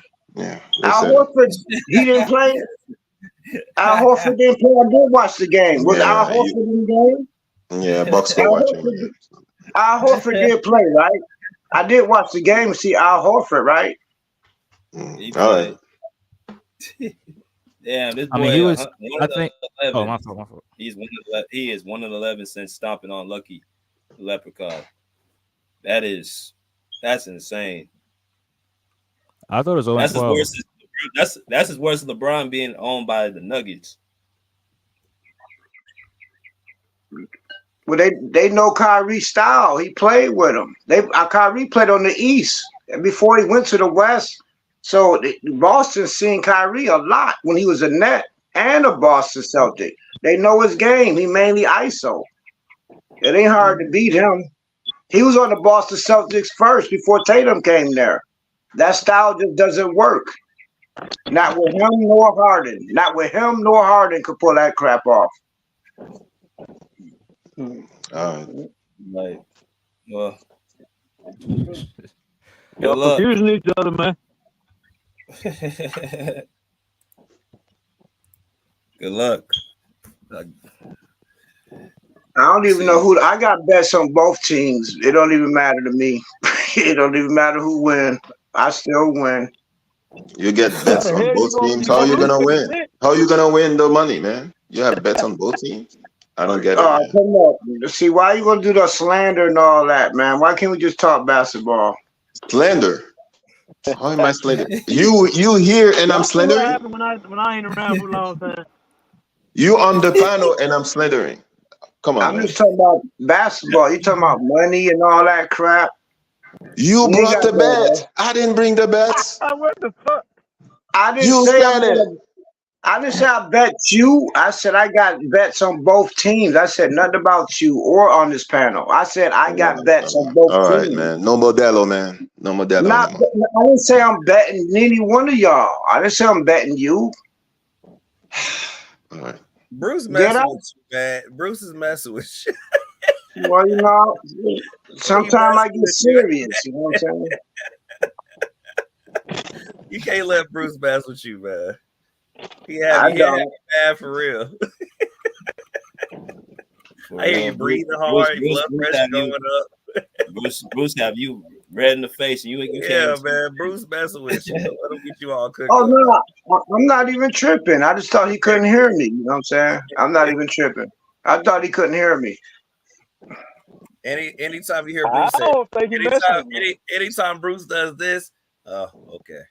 And it's over. He messing with you. Okay. Yeah, look at Mercedes in the comments instigating. Yeah. Yeah, man. But Bruce disagreed with a lot of my Clippers takes too, so it's all good. It don't stop what I'm going to say. You said Paul George is not See, should be on the bench. I told you. It don't stop my opinions. You said Brendan Boston is better than Paul George. I do not debate my opinions. You fam. said Kawhi should be coming from the bench. And I was right? That's what Law Moore. That's what the expert said. Right. You missed the other show. That's what the expert who's right there with him said. He already thought that himself. You missed that show. That's not Law said. All right. Oh, that's not what he said. You didn't watch that show then, huh? You sure? You didn't watch that show? I didn't watch the show. I was in the comments. You didn't read what I was saying? No, because how I'm going to be on the panel and read the comments at the same time? I mean, if you have another device, I don't know why you like doing this, man. I'm not getting no back and forth with you, man. I don't do shit like that. I said what I said. If you don't like it, you don't like it, man. We talking basketball. You want to make this some other kind of Jeopardy type shit? I don't understand none of that. You sound like Maz with that crap. Jeopardy. Where Maz at anyway? Shot fired. Where's Maz at anyway? Maz is mad because his Mavericks is getting that Clipper defensive treatment put on their ass. He mad as hell. He don't want to face it. Yo, these playoffs got all of us tripping. Except for me though, Mr. Masters, I'm not even tripping. I'm calling it what it is. To me, it's just a JV versus a varsity game, and two teams played the exact same, and one of them gonna win one night, the other one ain't gonna win the other night. It's no dominant team. There's no dominant team to me, not at all. They both play and something else Law said and BJ said, like they play. We the top 3 ISO teams in the league. We number 1. Then you got Boston and the Mavs. You seeing 2 teams who play just like us. One play better than us one night, and the other will go play better than us the other night. It is the exact same. And to me, there's nobody dominant when you play the exact same. That's all. That's my whole point. I don't care who wins. It's just fun to watch. And a learning lesson: don't ever play ISO ever again. That's it. We go to Monty. What's good, Monty? Well, the 3 best teams in the league gonna be ISO. Actually, the 4 best team: Knicks. Hold on, Sean. I gotta get Monty. Boston. Hold on. Let me get Monty in. What's good, Monty? Monty and Westbrook, man. I'm just playing. What's good, Monty? Yo, Mike. Boy, you sound like that. You sound like the uncle with the 1970s. What's up, everybody on the panel? Yeah, Mike messed up. That. You know, on the Monty, Proud you might mess Family, up, bro. the 1970s uncle, they be like, wow, on the Proud Family. Monty on the A-track, Rick.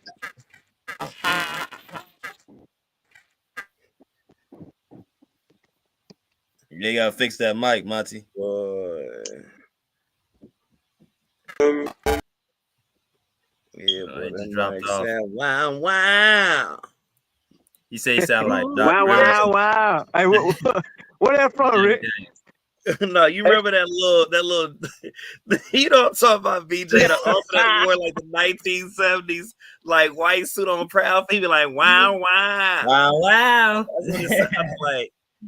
I thought you were marking that song. Nah, La Sienna got penny. That's what it sounded like. Yeah, man. Hey, I'm just trying to figure out if Kyrie gonna get the scapegoat or not. All I know is playoffs trash. That's all I care. Bullshit. Rick mad. Rick mad at hell. Drew Holiday finna win the Finals MVP over there. He ain't in Milwaukee no more. Playoffs is I trash, agree. bro. I'm I mad as agree with hell, man. last week. Holiday out here cooking. Yeah, this is the worst playoffs and this is the worst finals in history. Damn near, it's trash. Damn, man. We go to Don't let never me see, win Monty. nothing. Your mic fixed, bro. You good? Yeah, y'all can hear me? Yeah, there we go. There we go. Yeah, All yeah. Good, right, Monty. yeah. What's up, y'all? Not much. Uh, the game, I feel like it was a good game last night. Boston, I feel like they just been having full control, man. They got a lot of, assets to their team, which I feel like every team needs. They got a Drew Holiday that people forget about, and he dropped 26 points last night. I feel like Jaylen Brown, BJ heard you ask earlier, Rick asked earlier.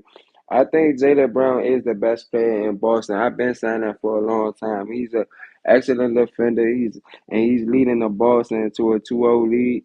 I just think Jaylen Brown, he separates them a little bit. Jason Tatum, he's just playing the background because he's not the best player when it shows up when the bright lights when it happens. I think the Mavs are still in it though. I think they going back home where they play very good at home. They play very good, and the others they play very better at home too. I think PJ and Daniel Gafford and Derrick Jones they gonna get back at it at home. Kyrie, I'm disappointed in Kyrie. He has to play a lot better. Like Kyrie, I'm very disappointed. Averaging 14 points, like Andre said, that is unacceptable for a superstar. But he was in the finals last time with the GOAT, LeBron. So I think that makes a difference in the way he playing too. I don't know. Or maybe Boston they just playing good defense on him. But I just think Kyrie, he has to play better in order to get a chance, the Mavs a chance to win. Luka has been playing Luka, but in order for the Mavs to win, Kyrie gotta play better.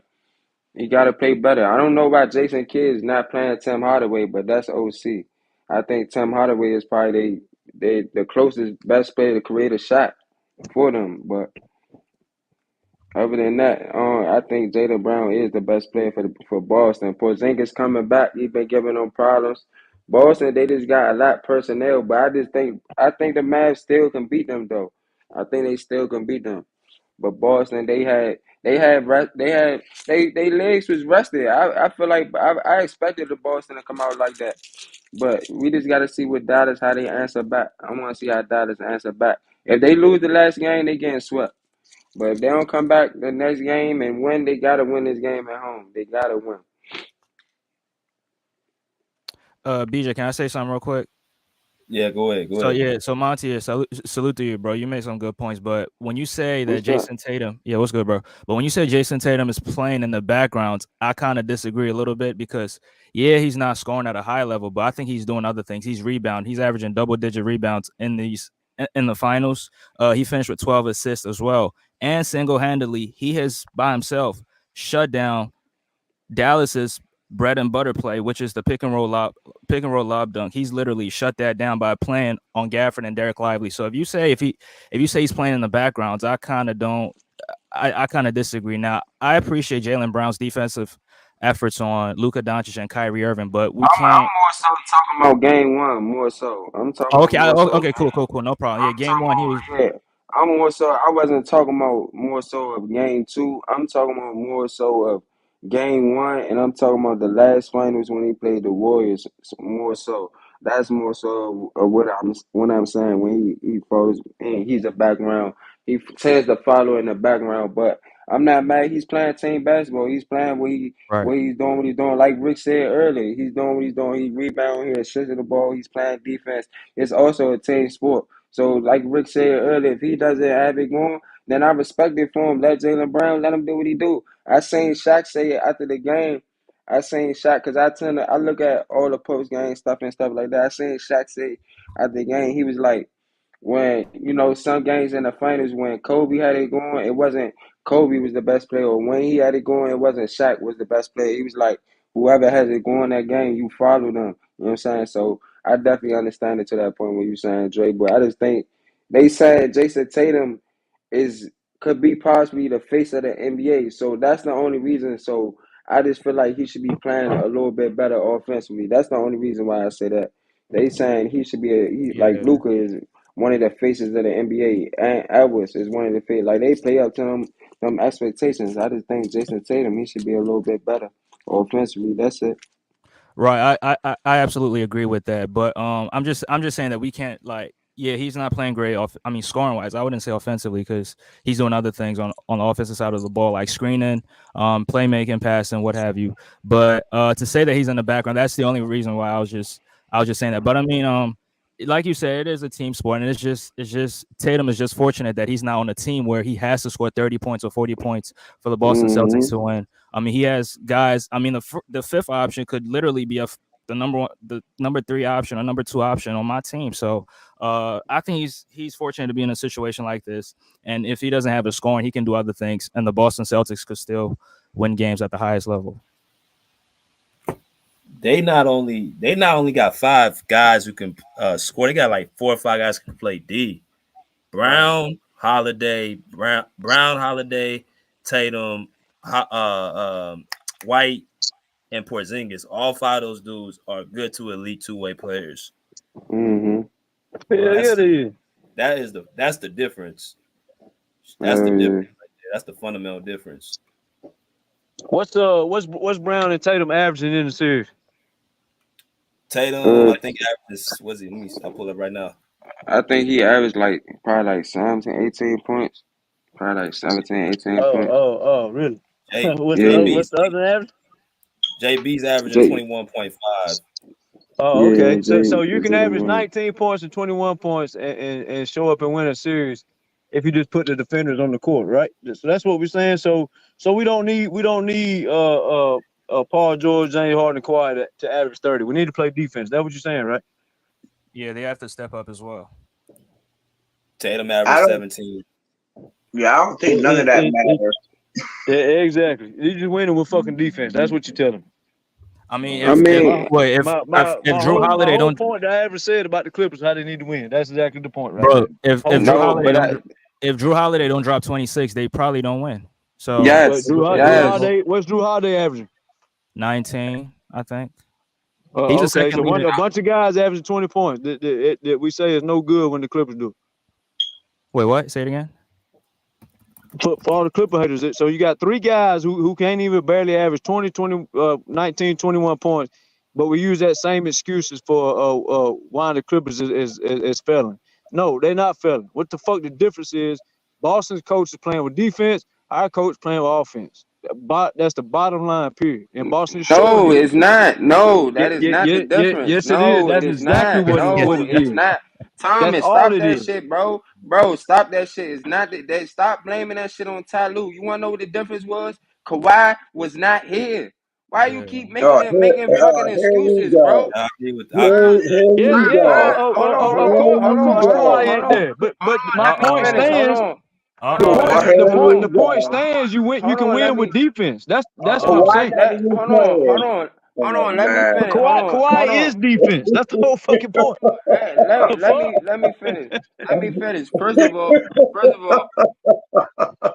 give respect with respect due. Boston, where they at? They have a better personnel overall than the Clippers. I'm a Clippers fan, but I'm gonna be honest. They have a better personnel than the Clippers. Like you said, like BJ said, they have multiple guys. That's what I'm telling you.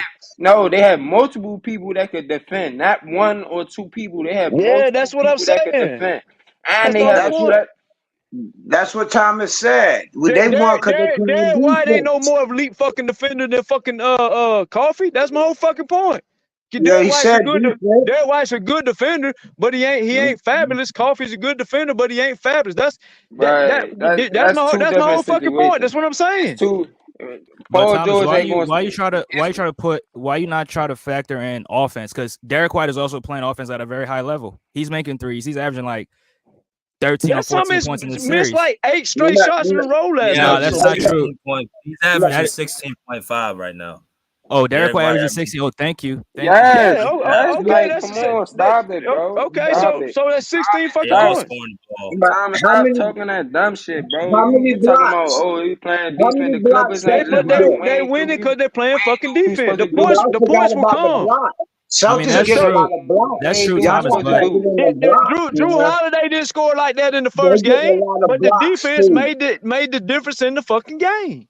It's them blocks. Like they blocked Bruh, PJ Washington. man, stop PJ that shit, Washington bro. The, They could ain't have the that shit points is ain't going the make points is going to the come with Mavs anybody. still the Mavs still could have won the last game, bro. You talking not about, with bro? that block. But they didn't know.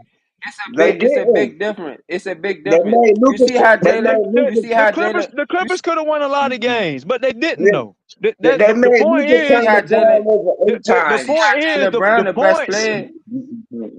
See how Jalen No, Brown the best player, right? of course not. But even when Kawhi played in the season, they was So losing why fucking Paul games because George? too much Why offense Paul on the George court. wasn't the best player? Why Paul George wasn't the best player? You We see how don't play Jalen Brown? defense, You Sam. see We why not Jalen playing Brown the best player at the defense. right time? Celtics played a Man, lot stop of that shit, good bro. defense. Jaylen Brown wasn't scoring the They ball like played that. good defense. He's averaging 20. Paul George averaging 19.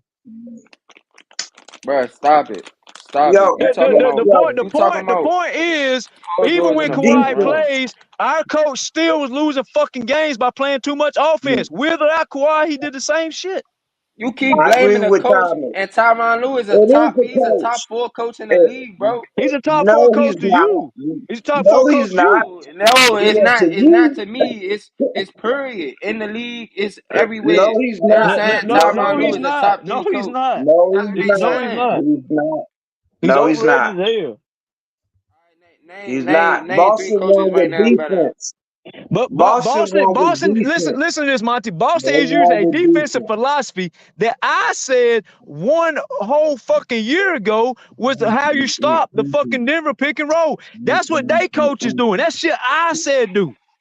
And I'm not tooting my own horn. The point is, if I know it, fuck it, so other people should fucking know it. But Boston came in the series with the same philosophy that I said is how we gonna beat Denver, or I should say how we should beat Denver. With Ty Lue, there's no fucking telling. But it's not just Ty Lue; it's a lot of coaches. It's not just a Ty Lue thing. But the bottom line is that motherfucker went with the defensive scheme that I said. That I said the Clippers could use and should do to beat fucking Denver Nuggets, but this obviously before Denver got eliminated. But that was my philosophy to beat them because everybody was saying they was the favorite. He used my philosophy that it can be vouched for by everybody on the fucking panel that wants to use some common sense and not run and not be haters and say, yeah, he said that. But it's not about me. It's just about the point is I'm a person running a CDL freight business. And I'm using the same philosophy mindset that the fucking Boston coach is using right the fuck now. That is, if that does not tell, that don't scream at you in your face, nothing will. This is shit I said we should do. Hey, Brown had a lot of But the point is they winning with both. defense. And I understand if Kawhi was there, that's even more of my point. That means we even got more defense on the court. That's my whole point. I think we both are saying. I think Sean saying is the defensive part should we go over the offense. That's definitely something we can all vouch for. And Monty is saying what I've been saying. If Kawhi learns on the court, then we can run the scheme and win. But until he's on the court, the scheme that we running is not going to work to the full effect. Thank you. If Boston, because look at Tatum averaging 17 points per game, and he's getting all this credit. Paul George averaged 19 points per game. He wants to be traded off the team. Yeah, that's what I'm saying. I'm not saying we winning a championship without Kawhi. That's not what I'm saying. But what the truth of the matter is, BJ said it on my phone last night. The truth of the matter is, no matter how the fuck excuses, hating, garbage shit people want to say, the Clippers went 6 games without Kawhi. So if we play any types of fucking smart defense and put the right defenders where they should, now, does that guarantee you win anything in life? No, but it makes it a lot fucking easier to win. Just like even when Kawhi and Paul George out in the bubble, your boy, Monty, your boy was killing Phoenix. Killing them motherfuckers. And I'm not a Westbrook fan, so if I say it, it's automatically true. They couldn't stop Westbrook. Powell gave us a 40 ball. If he fucking starts Terrence Mann and Rocco over that bum ass crybaby bitch ass Marcus Morris and it fucking no defense Reggie playing deep Reggie Jackson. If he plays the defense, who the fuck knows how deep in that series we get, Monty? Because I got a feeling you're gonna change your mind if I push your boy in the limelight since you love him so much. They couldn't stop him. He scored 30 like 3-4 straight fucking games on Phoenix. And like BJ said, all the fucking games was close. And I don't like Westbrook. I wouldn't even have him on my team. I wouldn't start him. But I can't lie. Westbrook was giving Phoenix the motherfucking business. And the bottom line is, like BJ said, every game was close. And if every game was close, imagine if every game had defenders on the court to help Westbrook. If Westbrook scores 30, but his team gives him all defense, it makes his job a lot easier. This motherfucker might score 45 instead of 30, right? That's all I'm saying. Yeah, do we need Kawhi to win a championship? We all pretty much can say that. But the bottom line is, Boston is getting 12 points from Drew one night. 12 points from this guy one night. 12 points from this guy one night. And then a big game here and a big game there, just spinning all around in a fucking circle. Like BJ said again, Kyrie only had 2 fucking good games, but if you look at the points per game, what everybody loves to do, which is the worst shit in basketball to judge basketball at, is points per game. Kyrie actually averaged in the fucking mid-20s. He wasn't a mid-20 player in that series. No, he had games who put his numbers up there, but he had way more worse games than he did good games. So if we've actually played some types of fucking defense, we still might have beat the Mavericks. Could beat, like BJ said, 6 fucking games. There's no way of arguing that. I think we did play defense. I think we did. I'm saying we could have played more. Just because you play defense don't mean you can't play better. I know, but I'm thinking, what else could the Clippers have? I mean, look, it's no guarantee we would have won one of that series. And I just think, again, Boston is just showing us, because I look at Boston just like us. They're just like us. Their team has the same personnel we have. So after game 4, BJ, if you put T-Man, I get that, but I'm saying, to be honest with you, but what I will say this also too, they have great two-way players, good two-way players. You need offense to win games as well, because if without Drew Holiday's 26 points last night, the Celtics. They have to get that scoring from somebody apparently at some point. That's the point. Defense makes offense. Drew didn't do nothing in game 1 offensively like that. He wasn't the leading scorer. No. I'm saying, but Boston, you still got to be able to score the ball. So I prefer you have to have you're going to score the ball. You got scores. You can't just win off of defense. That's what I'm saying. You're not going to win off of defense. You prioritize defense. Defense actually brings offense. If you get 5, 6, 7 stops in a row, somebody on that offensive end is going to get hot. I don't know who the fuck it's going to be. That's just how any sport works. It's like playing NFL. If you go out there and you get stops the whole first half, and you give a bum ass quarterback like even in Cam Newton's his best year, he won the MVP. They gave the man the football at the 50-yard line, or even way better than that, 90% of the time. He always had the fucking ball, and all he had to do was go half the field.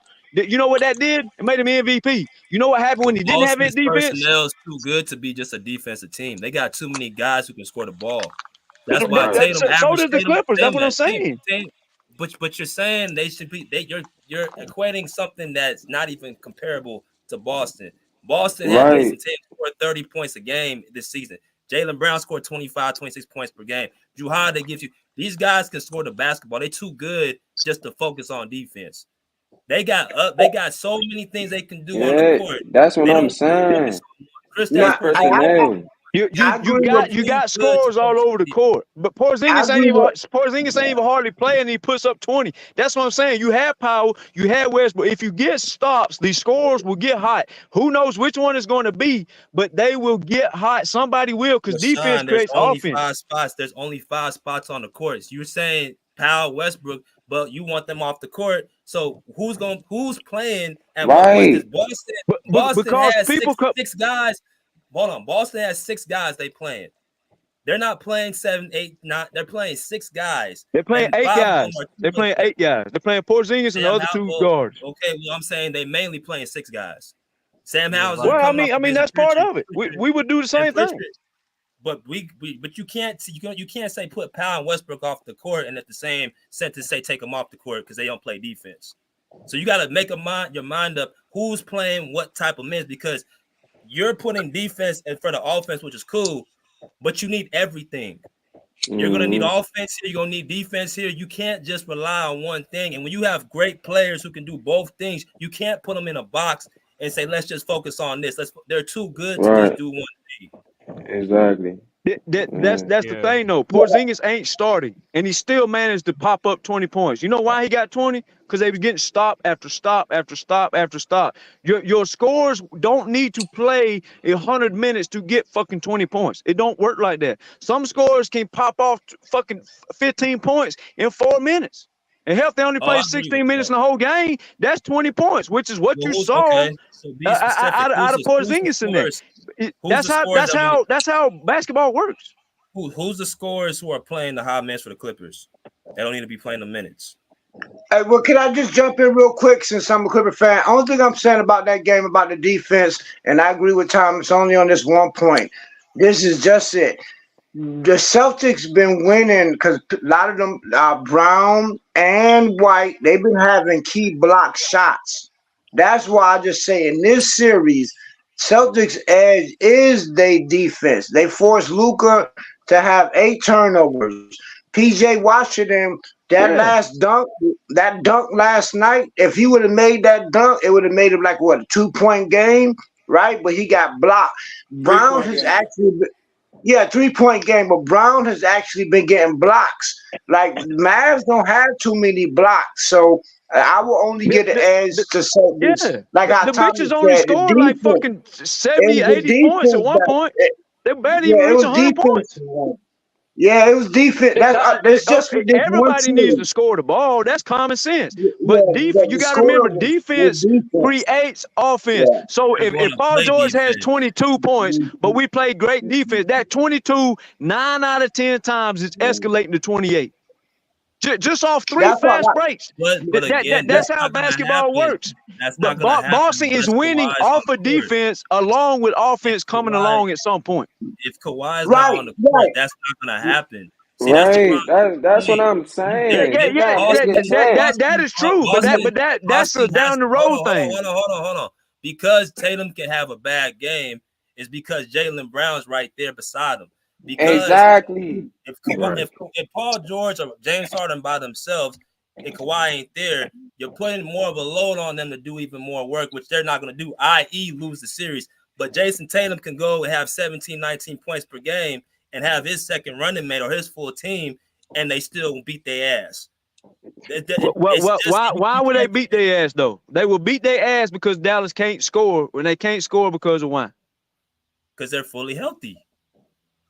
Well, the Celtics no, they can't score because the defense is elite. I understand about being fully healthy.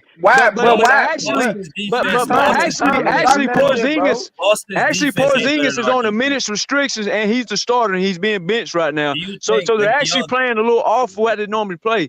But again, of course, if Kawhi plays, that helps the team out. That's not the point that I was saying. I think Boston and the Clippers defense is even. I think if you put both of our teams, I don't think Boston's defense is better than ours. I think our defense is just as good as Boston's. But the difference is when you have your full team there, that's really what it's about at the end of the day. Exactly. That is. But you don't get the call. You don't get to quit. You do not get to throw in the towel just because the road got hard. That's not how it works. Celtics got a power forward that play with their center. We don't have a power forward though. We went 6 games. Listen to me. We went 6 games by benching our best defenders. And at one point, in one of the games, BJ had an episode in his video. At one fucking point in game 2 or 3, our 3 best defenders was benched. all at one fucking time. And our best defender, because Kawhi was hurt, Terrence Mann, was benched game 2 and 3. So you can't sit there and act like this shit was fucking even. Let me go to Tyson real quick. I'm gonna go to Tyson. What's good, Tyson? How y'all doing, man? What's the word? Clippers. What's good, Ty? What's good? Good. Bro, Clippers. Hey, I know this is a Clipper channel. Salute to the Clippers, man. Hopefully y'all have a better next year and y'all be healthy, man, so we can see y'all best product out there. But yeah, we talk about Boston and the Mavs right now. It was a good good series, man. Like y'all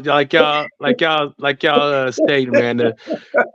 The Celtics two-way player is just too much, man. They give you too much offensively and too much defensively. That's the big difference, man. These guys go out there, shoot well. Jason Tatum's not having a good shooting series, obviously, but he's creating, man. He's rebounding. He's doing all the little things that he needs for his teams to win. So, you got to salute Jason Tatum. Jaylen Brown, a lot of people saying he's the best player and all this. That's just not true, man. You see his creation is not even close to what Jason Tatum brings to the table. He's turnover prone. He gets double teamed.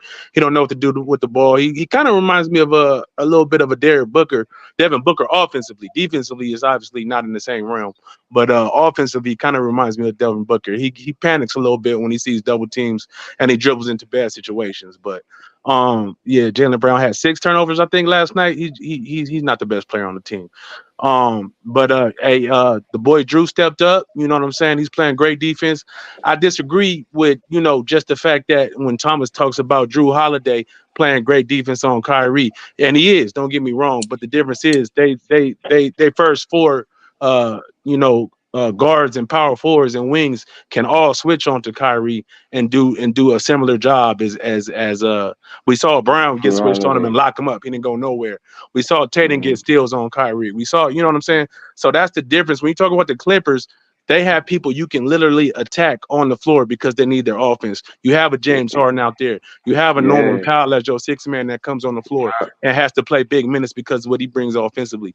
You know what I'm saying? So it's a different type of thing when we're talking about the Boston Celtics. And granted, with Kawhi there, it's a different series. I give you that.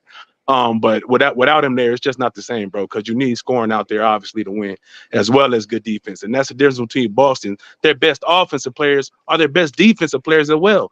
That's the big difference. Yeah, when you talk about who's their best offensive point guard, it's still Drew Holiday, and he's their best defender as well. Y'all's best offensive point guard is James Harden, and he's not a good defender. That's the big difference. So that's why I think Thomas gets it a little wrong. But I understand what he's saying. But anyway, that's my look on it. I fuck with bro. He just hit everything on point. I fuck with bro. That's all right. You know what I'm saying? I think Drew Holiday is definitely a cheat code. I think we would beat Boston's ass, but that's just me. I think we would destroy them. We did beat them. We did destroy them. Well, I'm talking about if we faced them if we had a chance in the finals. So, Barry, it's a good series. Man, I said all the time, I come on the channel and talk my shit, whatever. But the Clippers are tough, man, when they're healthy. We just, y'all just got to have a healthy season, man, and get in there with your guys. But Clippers was tough this year, man. Clippers had all the tools to make a, deep playoff run. There's no question about it. Every time we faced the Celtics, we destroyed them. No question about it. I'm not saying who will win in that 7-game series because it's a lot of factors of, what goes on. And, they're going to make it tough on James Harden. If Kawhi is healthy, he's going to obviously relieve a lot of pressure. And, I'm still not a big fan of Paul George. I know y'all see it different, but I'm still not a big fan of Paul George in clutch moments. But, I'm not hating. That's just my opinion, bro. And y'all can have a different opinion. I ain't got no problem with that. But I'm just saying. But, Kawhi is that guy, though. So, when he's healthy, he's still a top 5 player in the NBA, in my opinion. That is true. That is true. Yeah, definitely. That's true. That's why he made the NBA All-Star team. That's why he had a great year up until that last was it 2 weeks or whatever the month, whatever the last end of was up until then before he got hurt, man. He had an amazing year. So the only player that did the 50-50-90, the only player, first player in history to do the 50-50-90. First player. He had a great year. He had a great 50, year, 50, but 90 he for the wasn't season? dead. Yeah. He Well, For the nah. season, because he got hurt. He 50, went no 50, 50, 90. 50, 90. Come on now. He went 50% from 50, three. 50, yeah. Go Google it. 50, 50, 90. First player in history did that earlier this season before he got hurt. He's on a 50, 50, 90 What's pace. this nigga First talking about, player in BJ? With NBA this what history. if shit, y'all funny.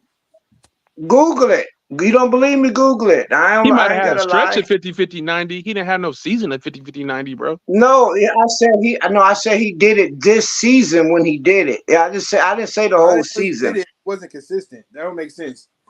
Yeah, he Man, made 50, Kawhi, 50, He had a stretch 90. Kawhi, at 50, 50, 90. Okay, he Kawhi, had a he- stretch. He had Kawhi, a 50, 50, stretch. Kawhi had a 90. good Kawhi had a good A 50, season, but 50, 90. He he did it. wasn't there for us when it counted, man. Well, It's not his exactly. fault because you can't control injuries and Yeah, shit that's like the that. only knock on Kawhi, man. We're gonna look back on history, and the people who know Kawhi gonna say he was a great player that was ravaged by injuries in his career. It's almost he does have winning seasons and all those things, but and after obviously he got championship runs, but you still gonna say what if with Kawhi? You know what I'm saying? And it's unfortunate that his Nah, his for career got real. to be like that. The president. Well, at least he Hold still on. We won got 2 rings and 2 MVPs before it happened. No, that's what I'm saying. That you can still he still got the accomplishments, but he's not going to be in the realm of other top players of this era because of his injury status. Oh, He a top I gotta give hold 75. on.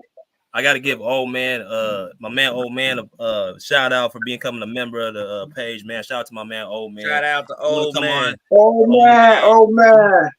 If you want to come on the show, please come on the show. You know what I'm saying? And shout out to Mercedes. She said, "Thank you, B. You two are like my two dads." What? Wow. Nah, Wow. I'm You 31. convert the ops. You know, BJ, you getting Well, old, bro. When they start talking like that, man, you getting old, bro. I'm 31. I ain't old. I'm Well, she said like that. So how old is she? God no. That's crazy. Oh, we be your big brother. Yeah, let go, big brother, uncle, maybe. Damn, We the big bros. You know what I'm saying? young uncle. But yeah, man. Yeah. Dallas. The series ain't over, man. You know, down they in the big hole though, but they gotta play a lot better at home, man. Role players. PJ Washington was the only role player that really did his thing, and obviously, you know, we're gonna put it on Luka and Kyrie. They're the stars of the team. They got to play a lot better. Luka had a good game on paper with the triple double and everything, but the turnovers was crazy. And just him, not having his effect on the game. If they're gonna play him 1-on-1, he got to dominate those matchups and force him to double team, which he did to a certain extent. Because in the second half, they started running a little more people at him because he had that 20 points in the first half, whatever it was. But still, he gotta exploit those. He gotta exploit that matchup and still be able to get his other guys involved at a higher clip. So they taking away the loud threat. They're able to play him 1-on-1. Get him involved if they ain't hitting, bro. Like I ain't gonna No, I lie. understand that. I understand that as For the well. But last if they're two going, games, go ahead. they've been playing. For the last two games, I think they just been playing different than what they've been playing in the previous series. Like they was playing a lot of team basketball in the first previous series. That's It just because looked like Luka, he putting on that cape on now. It just looked like he putting the cape on now. Like you know what Right, I'm because saying? they don't have the creation, bro. Luka is their creator, besides Kyrie, obviously. So he's creating all the shots for Gafford, PJ, and all them guys. Which PJ did a good job of attacking closeouts this game, I thought. But at the same time, he's their creator. So if you're gonna play on 1-on-1 and not constantly send double teams, and he's not able to get into the paint and draw defenders, even if you drop down and take away the lob, he's gonna hit a wide open 3-point shooter. And those guys excel at that. You know what I'm saying? They was able to get corner 3-point shots and those things when Luka was able to get into the meat of the defense. And he got his pick of what he wants to do: score, pass, and because he's drawing defense. But if you ever play him 1-on-1 like Boston's doing, then that's going to take away a lot of their other options. So Boston again is doing a great job of playing him 1-on-1 and making him a scorer, which he's still great at. Don't get me wrong. The numbers are good, especially last game. He shot 57%. You know what I'm saying? 44 from 3. They're talking like he had a bad shooting game. He didn't have a bad shooting game at all. It's his effect. It's effect on the other players that Boston is taking away. So he just got to do a little bit better of and that's Kyrie too. If they're gonna play Kyrie 1-on-1, he got to do a better job of scoring, man. And like you said, Boston is making it tough though. Boston ain't making it easy on them. Salute to Boston and their defense, bro. Yeah. Yeah, I don't see how. I think Kyrie's trying, man. It's just like he's trying to find a mismatch. It's because even that what's that white boy name? Peyton Pritchard. Pritchard. He was playing. There was a play. He was up in him, wasn't he? He was up in him. Yeah. No, but he can get any shot. He can get a shot on Pritchard, and that's a lot more comfortable shot. But again, they're not letting him get comfortable. You know, all great scorers like to get in that rhythm. You know what I'm saying? And they just not letting him get in that rhythm. Every shot is contested. He got to see a couple of them swish in. You know what I'm saying? And get that feel. Then when Kyrie gets going like that, I don't feel like nobody can guard him. You know what I'm saying? He is one of those players that when he gets in that rhythm, nobody can guard him because he's making tough shots. He's not only making, just open shots, he's making tough shots with a hand in his face. And he just ain't gotten to that rhythm yet. And Boston is not allowing him to. So, again, the credit goes to them. Right. I'm just disappointed in Kyrie because it was just a lot of narrative with Kyrie Irving coming to this series, coming back to Boston. He told them he was going to stay, then he went to Brooklyn. It's just he ain't show up the first two games. That's kind of OC. So he has to play better these next two games. And like BJ said earlier, sometimes you can get too amped, man. Sometimes you want to kill somebody so bad, you drop the knife. You feel me? So that could be a situation with Kyrie, man. It could be a little bit too amped up, man. We'll see, man. If he calm down and just play his game, and not trying to focus on maybe killing him and just do him. I don't know. I don't know if that we can't speak to his mentality because obviously we don't know what's going on in his head. But he just got to play better at the end of the day. Nah, but he stayed positive though. One thing I can say about Kyrie, he staying positive throughout everything. He said in the finals that he came back, that him and LeBron came back and he didn't shoot well in the first two games and they was down 0-2. So he said he leaning on that experience and he leaning on that, and he said he started shooting better in the series. So hopefully they go back home and he leaning on that experience from that championship that he won with LeBron. So I'm guessing that's what he leaning on, but he is staying positive, I could say.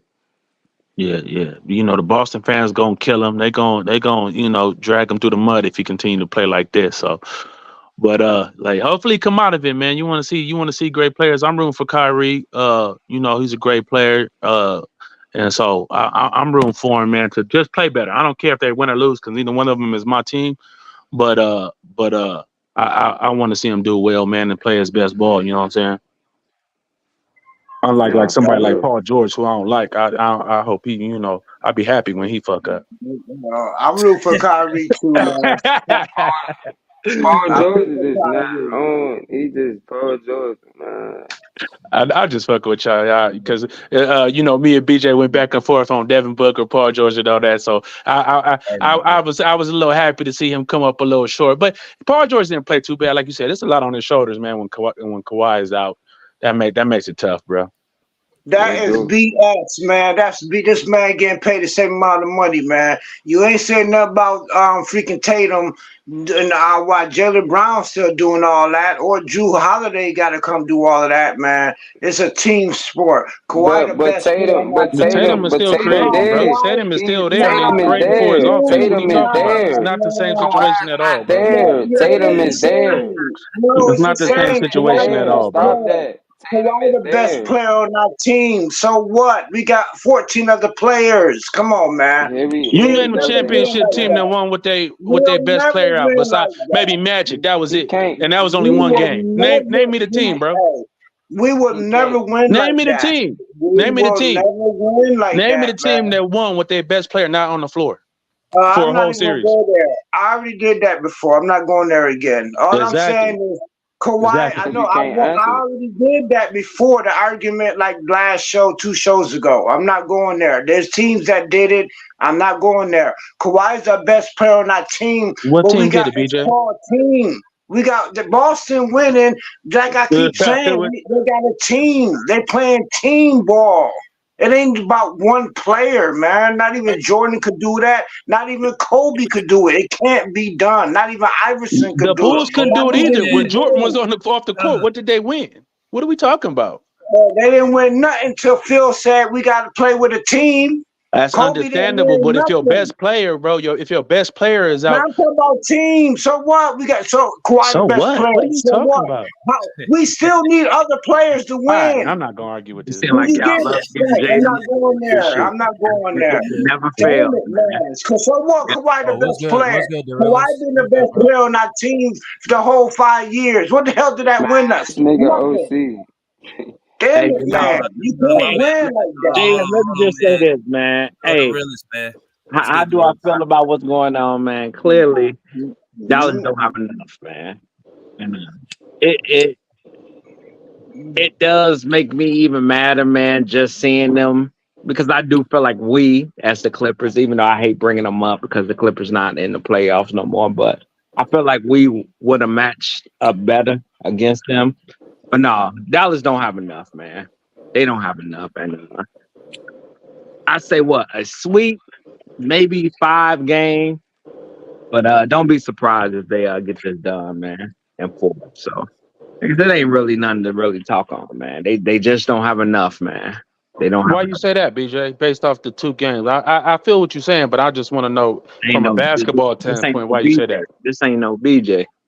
I'm sorry, Big. My bad. Hey, no like disrespect, you say, man, they just don't have, man. They don't have enough.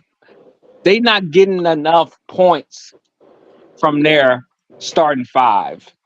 They really not, man. And it's like I say, Boston just have, like I say, Tatum. He don't even really got to go off. He's just holding it down defensively. So, and then can he go off though? Is the question to me? Creating open looks for his teammate. Say it again. I say he's playmaking too and creating open looks for his teammate. I mean, that's what I'm just saying. He don't really have to even put up points like that because everybody else putting up points. You're not getting that with Dallas. Right. It's like Dallas missing another player that's gonna put up points with them, with Kyrie and Luka. Right, but you don't think Kyrie can play better at home, and the role players can play better at home? So you telling me Dallas finna win 4 out of the next 5 fucking games? It's possible, but I ain't telling you they gonna do that. But I know they do play way better at home. They do. They can win it. I ain't gonna lie. The real is right. So if Dallas go home and they win the next 2 games, do the finals get interesting? Yes or no? Of course. To me, it's not about necessarily talent. And I think BJ can speak to this as a player. It's about confidence, man, and hitting that button. When you hit your stride, and you get confident as a team. And I don't think Dallas has played necessarily their best game yet. And once they figure some things out, if they can figure some things out, that's when you go on a run. And not only that, are the Boston Celtics, do you have confidence in their players that they're not going to fold under some pressure? You know what I'm saying? So to me, the game is just more just talent on the floor. Obviously, it's a mental aspect of when Dallas if they are able to exert their dominance, and Luka gets rolling and Kyrie gets rolling and all these type of things, is their confidence going to take them over? Confidence goes a long way, but yeah, man, you need some players that's gonna put up some points, man. I agree. Like they don't have it. I mean, they clearly don't. Like I said, you got. I'm gonna say what really fucked them up, not winning game 2. They should have stole game 2. I agree with that. So, and that's why I'm like, because you always got that one game in the series. You be like, damn, if y'all could have stole that game. And I think that was game 2. No, I agree with that. They should have won game 2 because Boston did not come out and play their best ball. They didn't shoot the ball well. I think they shot 20-some% from 3, and that's not indicative of how Boston usually plays. Right? They say it's surge now over to somebody went on the road. Yeah, but What happened if the fucking what happened if the home team never then the series over? Right. Yeah. Right. That's a fact. No, I'm just saying. Nah, that's what I'm And we've saying. seen teams before hit a switch. We see, like you said, you've seen it on my Suns. You've seen Milwaukee hit a switch on my son. And I'm not saying Boston Celtics are the Suns, obviously, but I do think that I don't know. Boston is just a mentally killer team where they can withstand, maybe 2 games, if they lose these 2 games, how is that going to affect them? And how is that going to affect, you know what I'm saying? So it's a mental game to it as well that plays a part. That's all I'm saying. And it's going to be tough to do. Don't get me wrong. The odds is obviously stacked against them. And Boston is obviously the clear favorite right now to win the championship. That's not in question. But I'm just saying it's not over yet. There's some things that could happen. It's going to take a lot, but it's some things that could happen. It's a long shot. We'll say that. I know how Dallas can have a chance if Porzingis is hobbled. That's fair too. That's fair too. Porzingis don't play, then yeah, they got a chance. That's fair too. That's a fair point. But I think they came out and said he's gonna be all right. A chance for what? To even the series? Yeah, a chance to even the series. Yeah, Porzingis is a bit. Even though he didn't play that much, man, Porzingis come in and when he comes in, bro, they have a chance. Yeah, he really has an impact. In the minutes he plays, bro, he has a big impact. Yeah, because I want to go down the middle. I got Mavs winning the next 2 games because if PJ Washington start hitting his shots, if they whole team start hitting their shots, if Luka don't miss them free throws, if they don't have no turnovers, I got Mavs winning the next 2 games. That was about 6 ifs. Hey, I would love for them. I would love for them to come back and win. I'm not banking on it. I'm really not banking on it because I'm just thinking like, yeah, man, Boston just got. Mavs could have won both games. See, this is like 50-50 ball game. It's 50-50, right? It depended on the foul call. It depended on so many variables that it's not an automatic. Dallas don't have the. Here's the difference, though. Dallas don't have. You know what you keep saying, JM. They could have won, but they don't have the defense to make the stops. Yeah, right. I don't think that's necessarily true though, BJ. They won't need the defense. They won't need the defense if Kyrie hit more of his shots, if Luka don't miss his free throws, if PJ Washington start getting on, if Cleves, they just had an off shooting night. See, that's the factor. Man, Luka ain't fucking hitting those free throws, man. So did Boston. But here's my thing, BJ, real quick. What you said, really? Go ahead. Go ahead. All I'm saying is because Boston is a flawed team to me in the fact that they rely too much on jump shooting. They rely too much on that 3-point shot. And it's not that Boston or Dallas necessarily has the defense. If they can get him into a game where they're not, Jason Tatum is a flawed superstar to me in the fact that he don't know how to get to his spots very well. And he don't shoot. He's not a good finisher. We saw that last game. He gets to the basket. He want to shoot that little scoop side, little right hand layup or left hand layup. And that shit broke.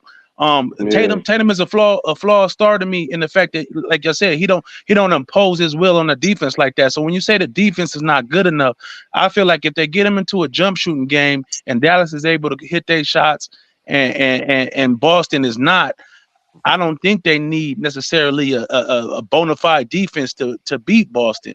It's just the fact that they gotta get him into the game they want to play.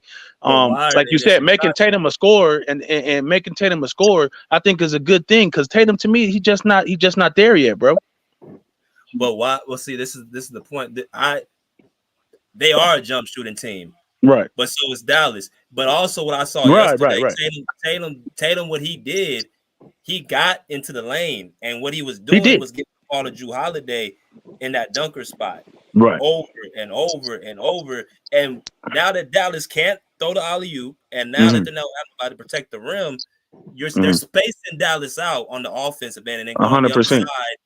On the other side and making stops. That's a tough pill to come off of. Right. I don't think Dallas has that. But I think Dallas, and they say Jason Kidd didn't make adjustments like that. I do think he made adjustments. And what he did was try to space them out as well because he realized the live game and the pick and roll is not being effective, right? So now what we're gonna do, we're gonna space them out and try to let Luka and Kyrie cook. But like I said, they got to dominate. They got to be able to dominate those matchups a little better. And I still feel if it was a just a 2-on-2 type of, I just, not 2-on-2, but I still think Luka and Kyrie are better offensive players than Jason Tatum and Jaylen Brown. So if they can dominate those matchups and turn it into, Jason Tatum against a Luka type of thing, which is hard to do. I understand that because they got other players out there. They're gonna have to control Drew. They can't let Drew get off like that. But if they can turn it, I still think Luka is the best offensive player in this series. Yeah, Boston not gonna allow that. He's definitely the best offensive player in the series. Yeah, Boston got answers on every damn corner on defense. That's what I'm saying. Boston not gonna allow that to happen, man. They did though, because Luka went off for 20 in the first quarter. Let's not forget that Luka was cooking that one-on-one matchup, bro. That's what you want, though. That's what you want. Luka scoring the ball does not matter. That's like Joker scoring the ball. It don't matter. It what does you got matter. to do. What you got to do is this where he losing me, bro. With him doing that shit. That shit don't mean nothing. No, that shit don't mean nothing. What'd you say? What'd he say? We put them boys out 2 years where was okay? So let me ask you this. Let me right, pin you in the it's corner. Not the same. Okay, bro. Let me pin you in the corner and make you pick since you want to pick Luka's offense. You had Brunson, you had Porzingis, you had Hardaway, you had all these people. If his scoring was so much of that it meant end all be all, you would not be going. I didn't say it was the end all be all, bro. That's not what I said. Right. That's what I'm telling you though. Boston got that's too not many what I defenders. said though, Thomas. Boston's got too many defenders for Luka's offense alone to win a playoff series. This is the same shit. Is that what I said, bro? That's not what I said. But it's not what you said. But that's what reality is. That's the same thing I wanted the Clippers to do. With or without Kawhi, but I'm telling you, Boston is a flawed offense as well. But here's the problem. Boston has a mismatch somewhere on the court at all times. Because y'all got, or not y'all, whoever, I can't remember your team, Tyson, but whoever you look at, Luka and Kyrie can't guard any of the 5 players on the fucking court. So the thing is, you let Luka get all his points, right? That's what I'm saying, Thomas. That's what I'm saying. I'm telling you that. Win. Hold on, bro. I'm telling you that Tatum, even though he might have Luka on him one-on-one, yes, he's gonna get. But he doesn't dominate that matchup well enough. He should be destroying that matchup. Instead, what does he do? He want to settle for a step back 3. He want to settle for, a contested mid-range jumper where he should be in the lane. And he was doing somewhat of a good job of yesterday. That's how he got a lot of those assists. He went to the lane the whole fourth quarter, right? Right. That's what I understand. All I'm saying is, they did was kept fouling. All I'm saying is Tatum is still a flawed offensive player where he's gonna let you off the hook a lot of times. Luka's a flawed even in those mismatches, bro. He's gonna let you off the hook sometimes with bad shot selection. Jaylen Brown is gonna let you off the hook with bad playmaking. With bad defense. What's that? No, he's not, because he got stops, bro. That's not what. Okay. Actually, no. You arguing when the fourth quarter hit. When the fourth quarter hit, Tyson. When the fourth quarter hit, what you just said was not the case. Tatum got to the rack at will. When the fourth quarter hit, what you just said also was not the case, because Luka was getting targeted and picked on. Both of those happened both the things you said is not going to happen enough happened the whole entire. Okay, but it's a full game again. That's what I said. If Dallas, because Luka was still creating good shots for his teammates, they just were knocking them down in some situations. Would you agree? Okay, I agree to that. Now go to the other side. You realize Boston's shooting worse. That's all I'm saying. I'm not trying to win an argument with you, bro. I'm just saying a formula in which Dallas can win. I didn't say it's gonna happen. All I'm saying is that's the formula in which they can win, Thomas. I'm not saying, I said it's a long shot, bro. You trying to argue whether I feel that the Celtics are the better team.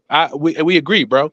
They're not the better team. Actually, these are two of the exact same teams. They play just like us. Oh Actually, my God. Dallas. The only reason Dallas lost. So I'm gonna break it down. I'm gonna break it down I'll let you simple have to this one, you. Ty. I'm gonna start. I'm gonna break it down. Start explaining to you what ISO is. Boston Y'all style got and 3 Dallas minutes. Y'all style got and 3 our minutes. style is the God same damn. style. If your shot's not falling, your ISO don't work. It's The real difference, simple. the difference, Boston won because their shots was falling. Dallas lost their shots weren't because falling. maybe their shots were. It's real simple. It ain't no X's and Again, O's. It ain't again, no dim, X's and O's. The tell only them. thing Dallas got to Oh my do, God. the only thing Dallas got to do is PJ got to hit his shots in the corner. Kai, whatever his name, got to hit his shots. Like Dallas ain't got to do nothing. Just hit their shots. There's not no dominant If game. Boston starts hitting shots, this is going to be a sweep. Y'all realize Boston's shooting worse Agreed, than they are, agreed, right? agreed, agreed. I agree with that, But Thomas. No see, question. that's where I get into to arguments at, because people want to only go to the half court line and they want to stop the case. They want to stop the topic right there. They don't want to go to the other side of the court. Boston is flat out bricking every single shot they got, and them bitches are wide. They just bricking the fuck out of them. Drew Holiday was making his, right? But overall, Boston shooting worse than they. I don't know the percentages. But I guarantee you, if Dallas is shooting worse than Boston from 3-point land, if they are, that shit is very close. Boston ain't had a good game yet offensively. And here's the thing. This is why I No, they speak too started. early, No, no, that's not true. They started off that first half of that first game when they built that lead. They started off crazy hot. Thomas. right. But when I speak on the majority of what happens, right? But No, they because had a good. They had a if I decent want to game, talk and then they about got hot again at the end of the game. So the majority of that game, they had their offense cooking. Thomas, first game. you realize they barely scoring 100 points, right? No, I'm saying because Dallas, that's indicative of pace of play more than anything. Dallas is a slow pace of plays team. That don't mean that they shot a They great jack up percentage and they threes weren't getting good like shots. they fucking the Duke Blue Devils and When you Coach play K Prime. Indiana and you get up and down the court and are able to shoot, a lot more shots, then you're going to have a higher scoring game. But that's not indicative of how good of offense you're playing. That's more indicative of pace of play, brother. But Boston played the same fucking pace and still barely scored 100 points by missing the same fucking shots over and over and over. You saying Boston was missing shots game one? Boston had the same score, right? By missing the hella shots. You realize they only get to 100 points. That's terrible. That's not that's like going to 1990s basketball. Like I said, I think Dallas is more of a slow down type of team, bro. Yeah, but Boston is going to jack threes at will. If they hitting their threes, they get to 150 points quick. And Mavs not no slow team. Luka and Kyrie come down there and shoot that shit. Mavs don't play slow. They was only missing their shots. Mavs are a slower pace of play team. No, they not. Luka slow. Luka slow. Kyrie not. Luka slow, but not the rest of them. No, they were just missing their shots. They shot 38% from three in game one, bro. That's a very good clip for the whole team. Not what was Boston shooting? What Boston came out hit 7 3-pointers in the first quarter. All right, time out. Tyson, do you realize Boston was 16 for 42? They shot 40% in the first half, bro. From three. What was the end all be all? 16 for and keep in mind, these are the same fucking teams. That's what I'm saying. They're a jump shooting team. That's what I'm telling you. Yeah, 16 for 42 ain't worth for fuck. Yes, it is. That's good. It's 38%. How that's good when 16 for 32 is 50%. So 16 for 42 is terrible. Who's shooting 50% from three, Thomas? Celtics have more points in the paint. That don't matter. We just throwing numbers out there. I'm saying nobody shoots 50% from three. That's their game. They're gonna shoot 43s and they're gonna make 16 to 19 of them. That's a good game for them. That's what I'm saying. That's not a good game. When they get hot, if they make all their shots, they're winning these games easy. So what did they shoot on the year from three, Thomas? They're considered. They were the best 3-point shooting team in the league. We just talking about a playoff series. The No, rest of the it year don't wasn't. matter. We was the It does, best. man. I'm saying what you arguing what's a good 3-point shooting game and what's not a 3-point shooting game, and I'm saying 16 for whatever they shot is 38%. That's not good, bro. 36.6 is the overall NBA average on threes as teams as an overall in NBA. So 38 is really good. Thank you. That's all I'm saying, bro. We was number one and still lost.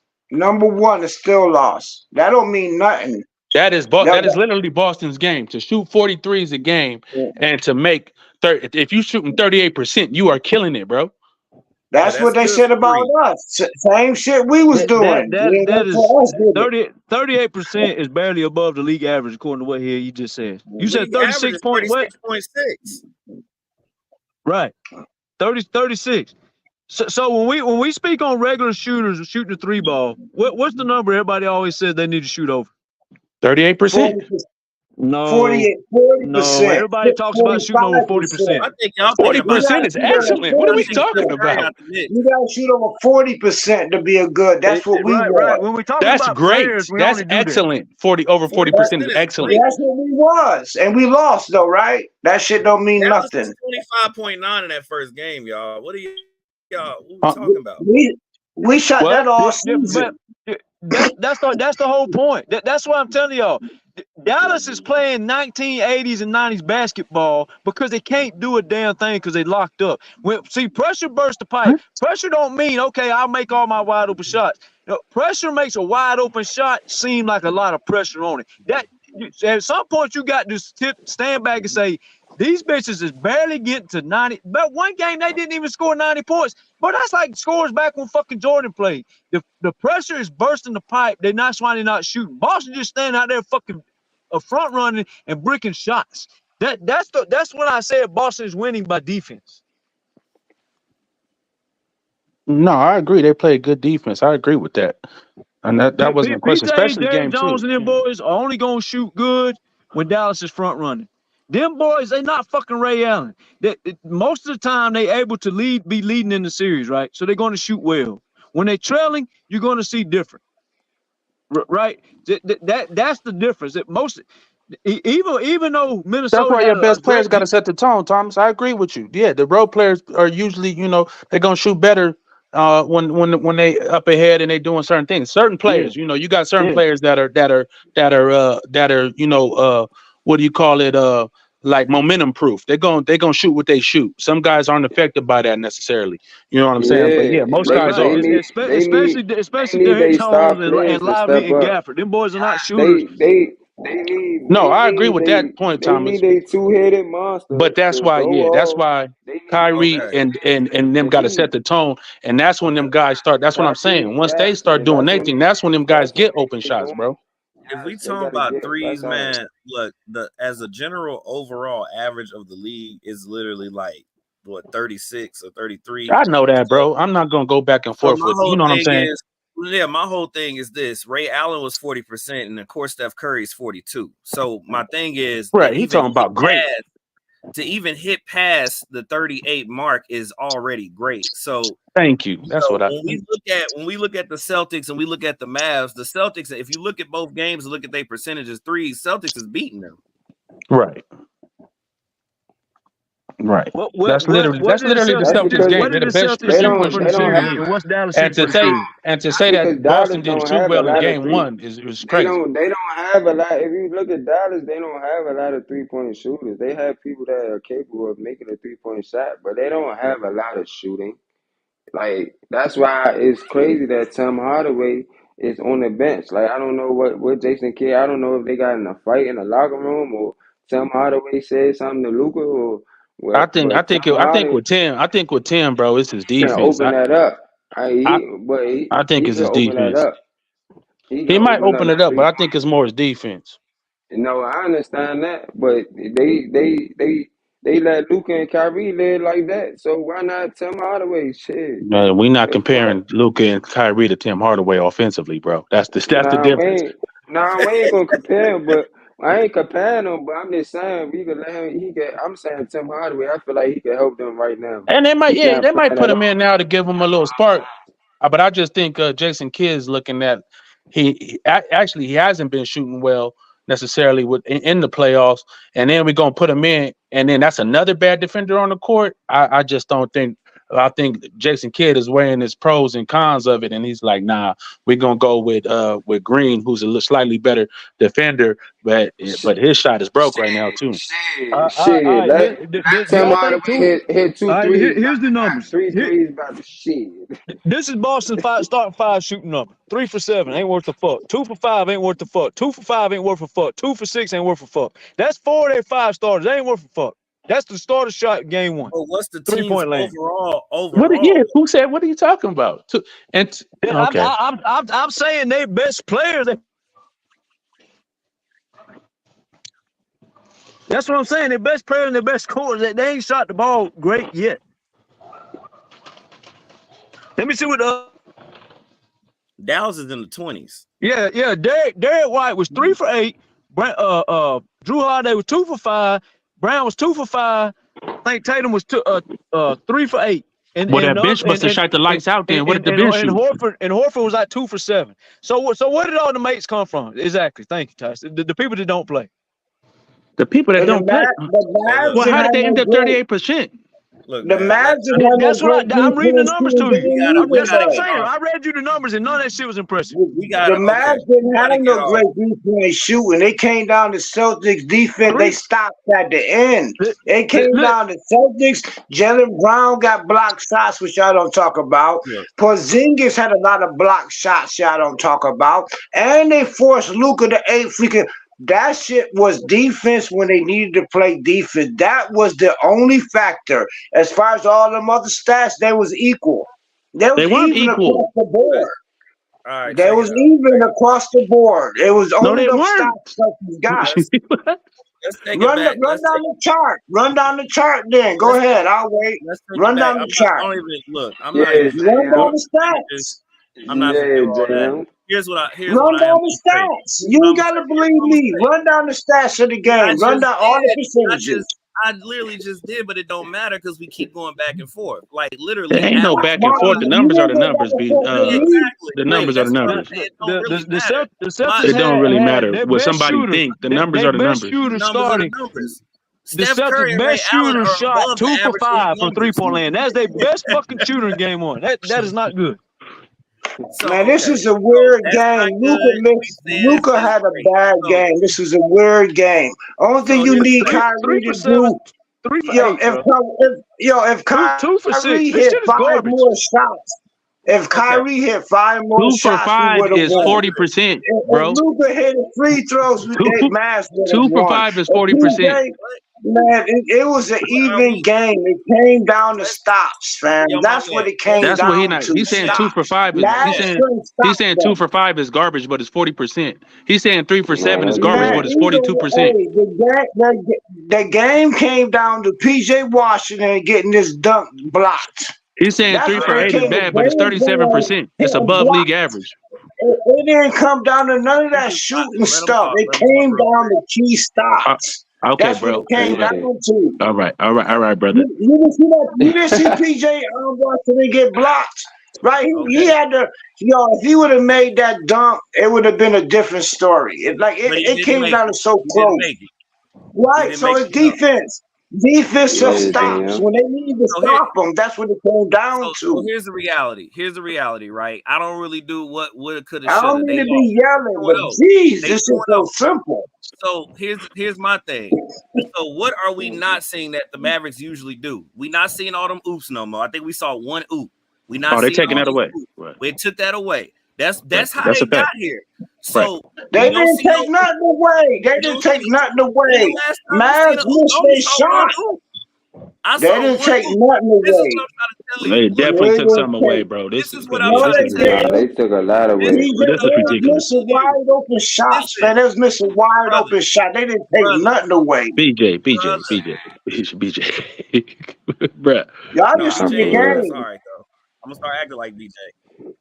No, I was saying BJ. No, not you. I was talking about you. Yeah. No, you good. This is what I'm trying to say. I had to mute him real quick because we're gonna keep talking. Fault. So this is what I'm saying, man. at the end of the day, let's take these threes and all these shot percentages up out of here. Let's go back to how the Mavericks even got here. We saw nothing but oops up until this point. And then when the oops started creating their offense, right? What started happening? Now you got Kyrie and you got Luka wide open creating shots. Right. So what are the Celtics doing now to where we don't see that no more? Defense. We don't see all I agree. We don't see all them open shots. And I mean, of course, Luka, he'll walk in bucket. He gonna get his, but they're slowing Kyrie down. Kyrie usually going off. Right. So these are the things I test, right? These are the things that I'm noticing that they're not doing that got them to this point. So therefore, regardless of the shot percentages and all this nonsense, they're not doing the things that got them to this point. Hence is why they're not being successful. So that means that the Celtics, they figured them out. And so what the Mavericks have to do is figure out a counterplay. How do we get back into this? Because what we did in order to get here is not working. So they have to figure out what works against the Celtics. I said at the beginning of the show, I said, look, sometimes when you getting your ass beat by an opponent, because I'm a competitor myself, sometimes you got to steal a page from their book because they beating your ass. You can't even play your game. So I said, look, and I'm going to go with what most of y'all are saying. Okay, if you think that the Mavericks and the Celtics are about neck and neck, then okay, let's go there. So if they both can shoot, if they both can, I'm just going with the bass of it. Go ahead. Yeah. If they both can play about the same, here's the difference that I see. They are not putting the ball in the bucket. So my counter fight for that is this: start moving the ball around, because you're not getting alley-oops no more. You're not hitting your open shots no more. I mean, Luka is, but you're not hitting your open shots no more from PJ Washington all the way down to Kyrie. So then maybe start passing the ball around to try to get a mismatch. But when you are open, you got to hit the shot. Because what we see different now is that we're not seeing all these alley-oops like they did against OKC and the rest of them boys, or in the Timberwolves. We're not seeing Kyrie go off on that three-point line like he was doing in the last couple of series. So that is the biggest difference per eye test. That's what I'm seeing. So in order to get back in this, we got to steal a page from the Celtics book. Let's pass this ball around. Now, it can hurt them because it can cause matchup problems. But if you hit your shots, you may have a fighting chance. But if you're not dropping your shots, and this is where their percentage comes back into play, the Celtics are beating them shooting percentage-wise, whether it's by a little or by a lot. If you don't hit your shots, you are going to get beat. It's really that simple. You ain't gonna hit your shots either when you got defense all over your ass. And there you and look, that's what you're not gonna do. You add to it. So that's it. It's that's my whole point. But that's it. You're not gonna win if you can't do the things that got you here. You're not winning. Right. That's always been my whole point. I agree with that to a certain extent. Since day one. Since day one. I don't want to hear all that well, this ain't gonna matter, that ain't gonna matter bullshit. At the end of the day, bro, defense is how the game is won. Because if Dallas lose this series, all you're gonna look at is Boston locked them up. If they keep shooting the way they're shooting, right, all you're gonna look at is say, okay, Boston locked them up. Ain't nobody gonna go back and say, well, Boston scored 100 points a game. They averaged 99, 100 points. Damn, they were just shooting. They ain't nobody gonna say that shit. At the end of the day, you getting locked the fuck up. That's my whole point is. Now I will say this: I'm very, very surprised. I guess I got a high standard because 38%. I'm looking at these numbers. If you'd ask me the number, like say 12 to 31, 38%, I would have been like, fuck no, there ain't no 38%. But I guess my standards is too fucking high. Because if you ask me if 12-31 is good, I'm gonna tell you fuck no. That shit sound like a bunch of dog doo-doo.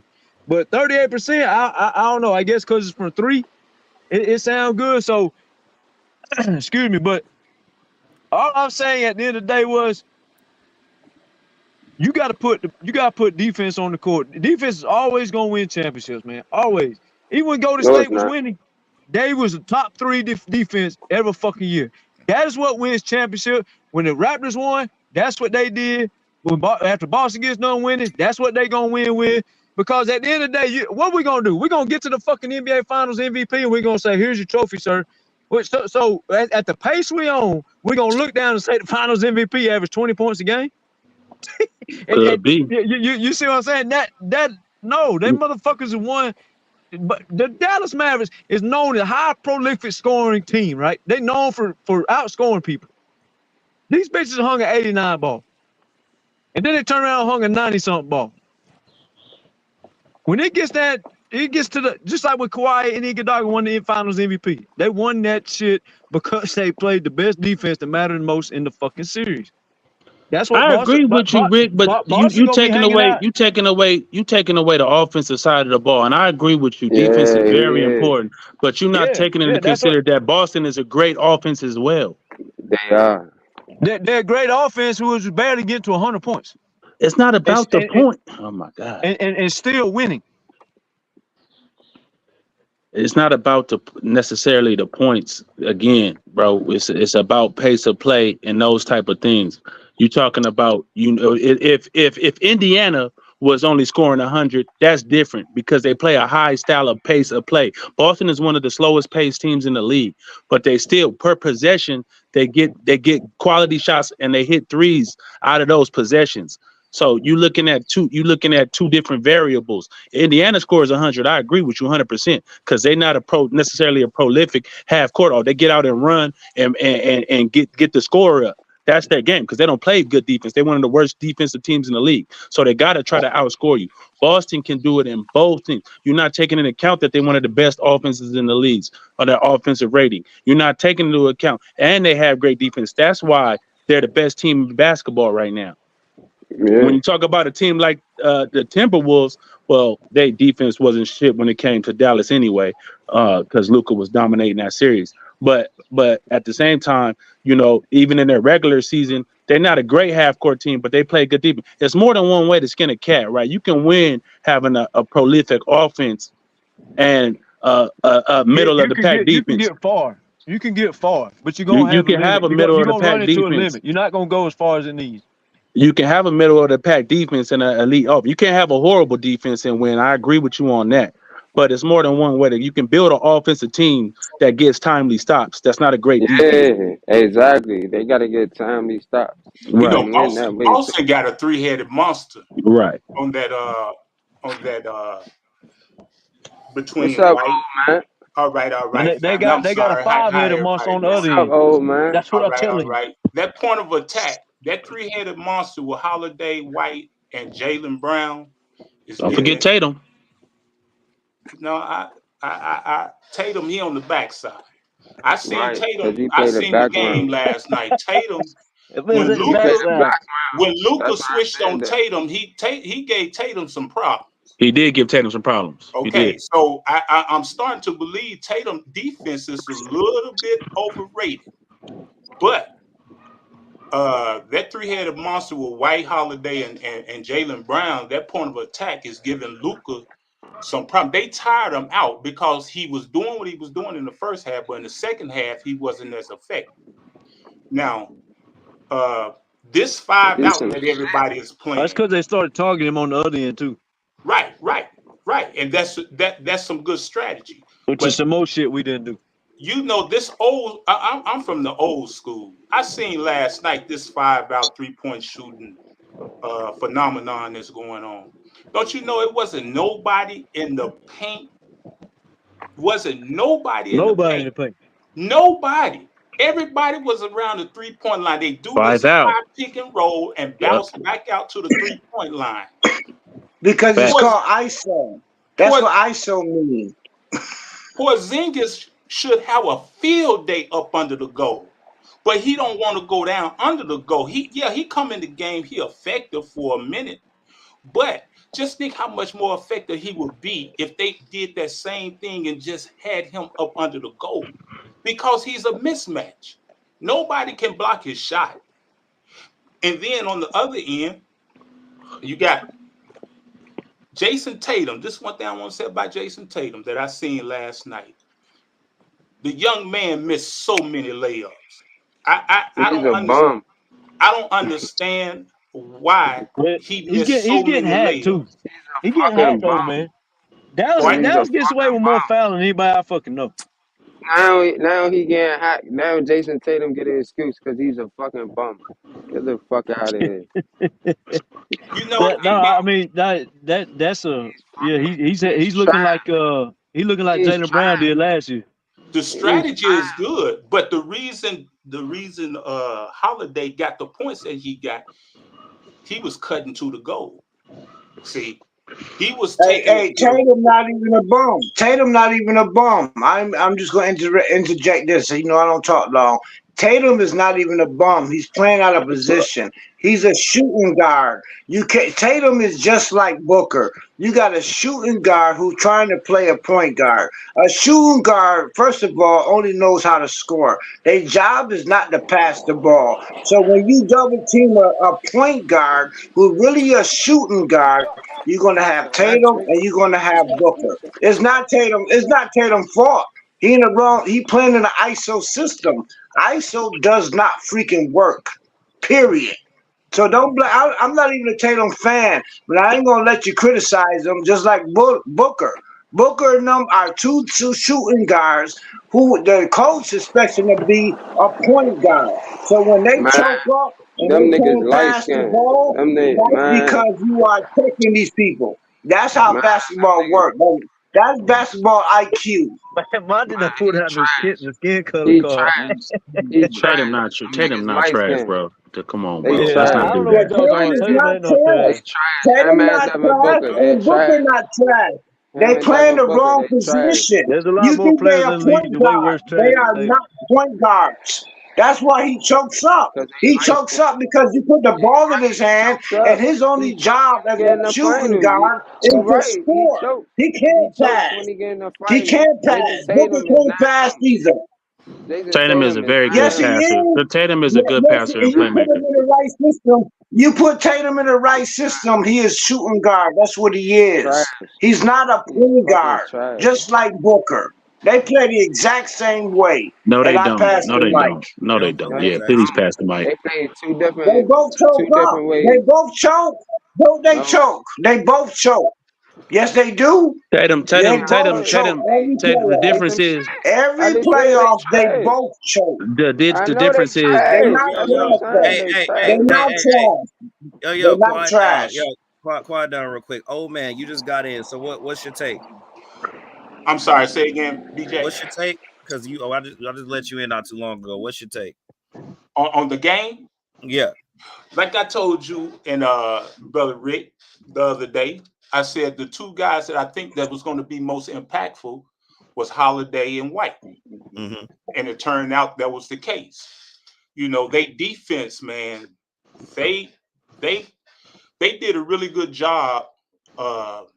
It wasn't too much of a one-on-one situation, but they switched really well. All three of them, really. Jaylen Brown also. They switched really well, and they controlled Kyrie. They didn't let him get out of hand. They controlled him, and you know, Kyrie, he started taking ill-advised shots. You know, and that's what they wanted out of Kyrie. What they did with Luka, they put the pressure on Luka so much that in the second half he started tailing off. Right. You know, and so when you one thing with Boston, they may not have been efficient in some guys' eyes, but they was well balanced in scoring, so you couldn't really zoom in on one player. That was the thing.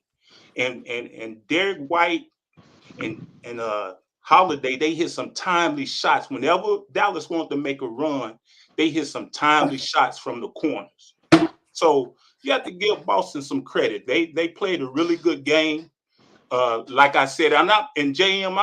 I'm not down in Tatum. I think Tatum is a phenomenal player, but he missed a lot of layups. He missed a lot of bunnies last night. He did, and that's kind of concerning. Yeah. You know, because he's out of position. If you think about what I'm saying, not even hating. If you think about what I'm saying, I'm not even hating. I'm a Clipper fan, right? He's out of position. He's playing out of position. They got him as a point guard. He's not. They don't have him as a point guard. They don't have him as a point guard. They have him as a playmaker. So Yeah, but that's the same thing. That's a point. See, I don't understand. I don't know how much you really know about basketball, but if you're the playmaker, you're the point guard. That's what That's not point true. guard That's means. not true. Point guard means play make. See, No, it doesn't. y'all in this, No, it doesn't. No, it y'all doesn't. in this new. See what you doing is you in this era where it's positionless basketball. So that's what that's called. There's So the what era was positions the don't point guard matter. just the playmaker? What era was that? In every era except for this era.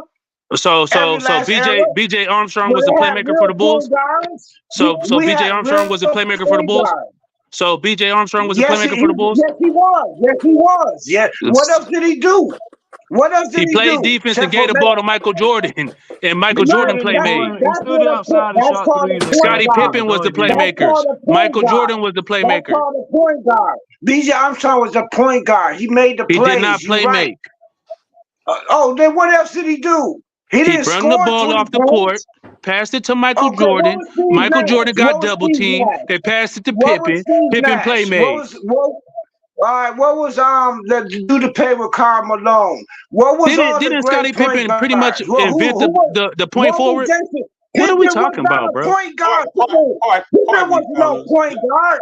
Jason Kidd was a point guard. Pardon I'm me, sorry for fellas. yelling. Jason Pardon me, Kidd brother. was a Oh my point guard. God. So you from the era where you play PlayStation basketball and you can put any player whatever you want to put them at, and you think that's gonna win. No, there was true point guards, Gary Payton. There was true Isaiah Thomas. There still is There true were point. true There still point is point guards. No, there's only a few. There's only a few right now because people like you making Jason Tatum a point guard, and he's not a point guard. No. Okay, bro. I'm not even going to debate Pardon you me, on brother. that. Let me You finish have to my go ask your Yeah, elders. finish Go your ask point. your You elders just about that. rambling, He bro. does create plays. Yeah, I Who? know. Go ask your elders about that. You too young to know about that. I'm 42 You in years the old, bro. PlayStation era. I was born in Yeah, I 1981, know. bro. Just like I said. Yeah, just like I said, you in the PlayStation era. No. Yeah, you don't know Jay you Young. don't know what you're talking about, bro. Man, we don't even got to go back. We don't even got. my Go ahead, old my man. point Go ahead. was Go ahead. when Holiday brings up the ball, of course they're gonna run the play. You know, you had Tatum on one side, you had Holiday on the other side. When they start running plays for Tatum, Tatum came and got the ball from Holiday. That's what made him the playmaker. So when they played this 5 out and spread it out the defense, Tatum had an opportunity to go to the hole many times. And there was a lot of times that he missed layups, but there was a lot of times also because of his scoring prowess, he was able to get the ball to the open man. I wanted to finish with that point. I wasn't just looking at him just missing layups.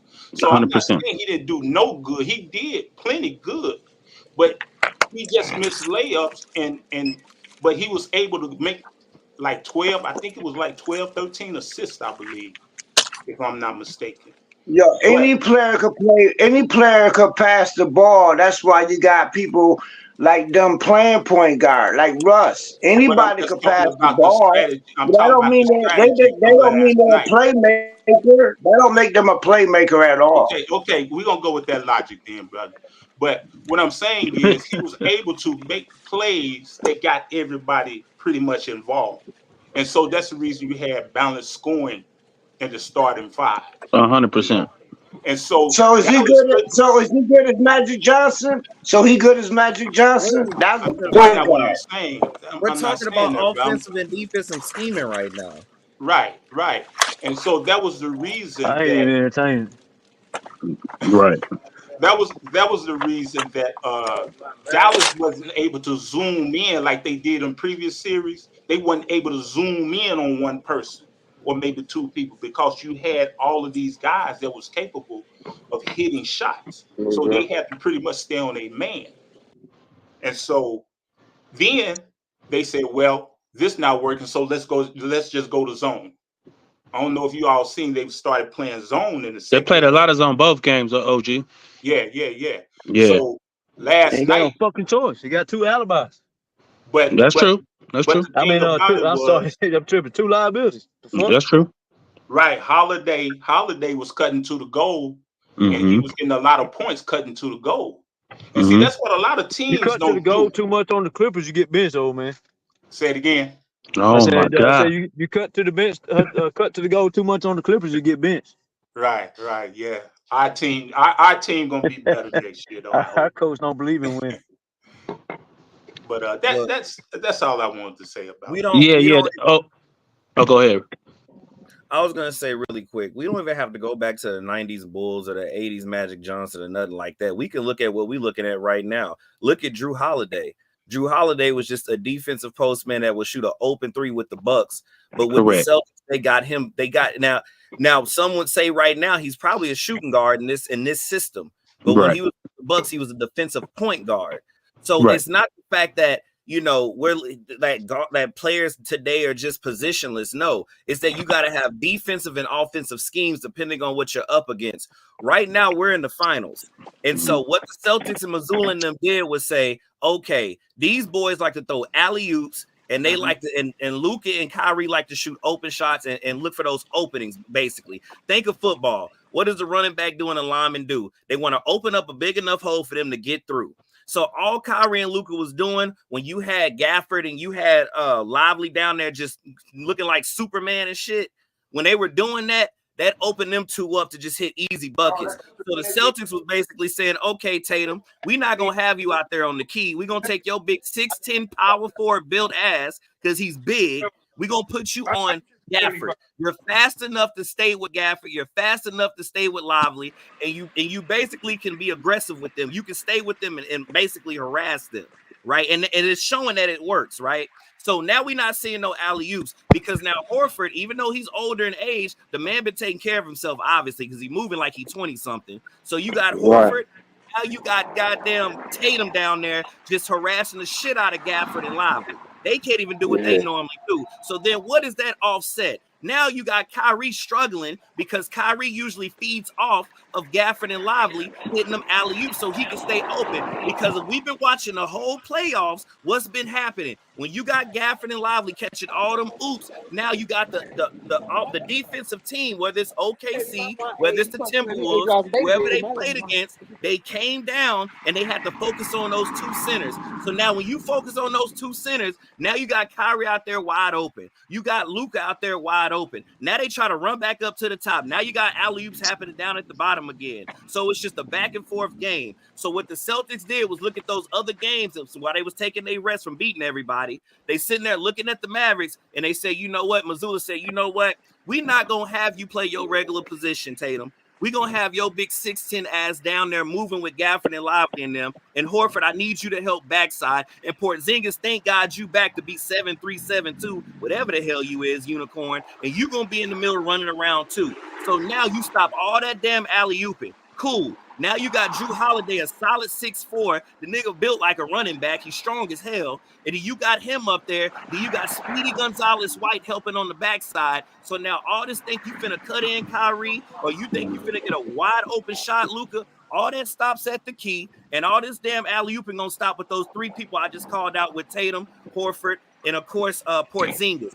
So now they got all the pieces to literally shut down what the Mavericks were doing. So why do I keep saying, why don't we see how the Mavericks got here to begin with? Because the Celtics got the pieces and the pieces to also make positions and moves to make sure that they mess up the Mavericks offensive scheme, because that's how they got to the finals. So it's no magic trick. And it's not about you have to be a certain like role. No, I'm gonna tell you right now, shit, LeBron James is a power forward. But why do they let him run point guard? Because he's a great playmaker. He's the best playmaker on the team.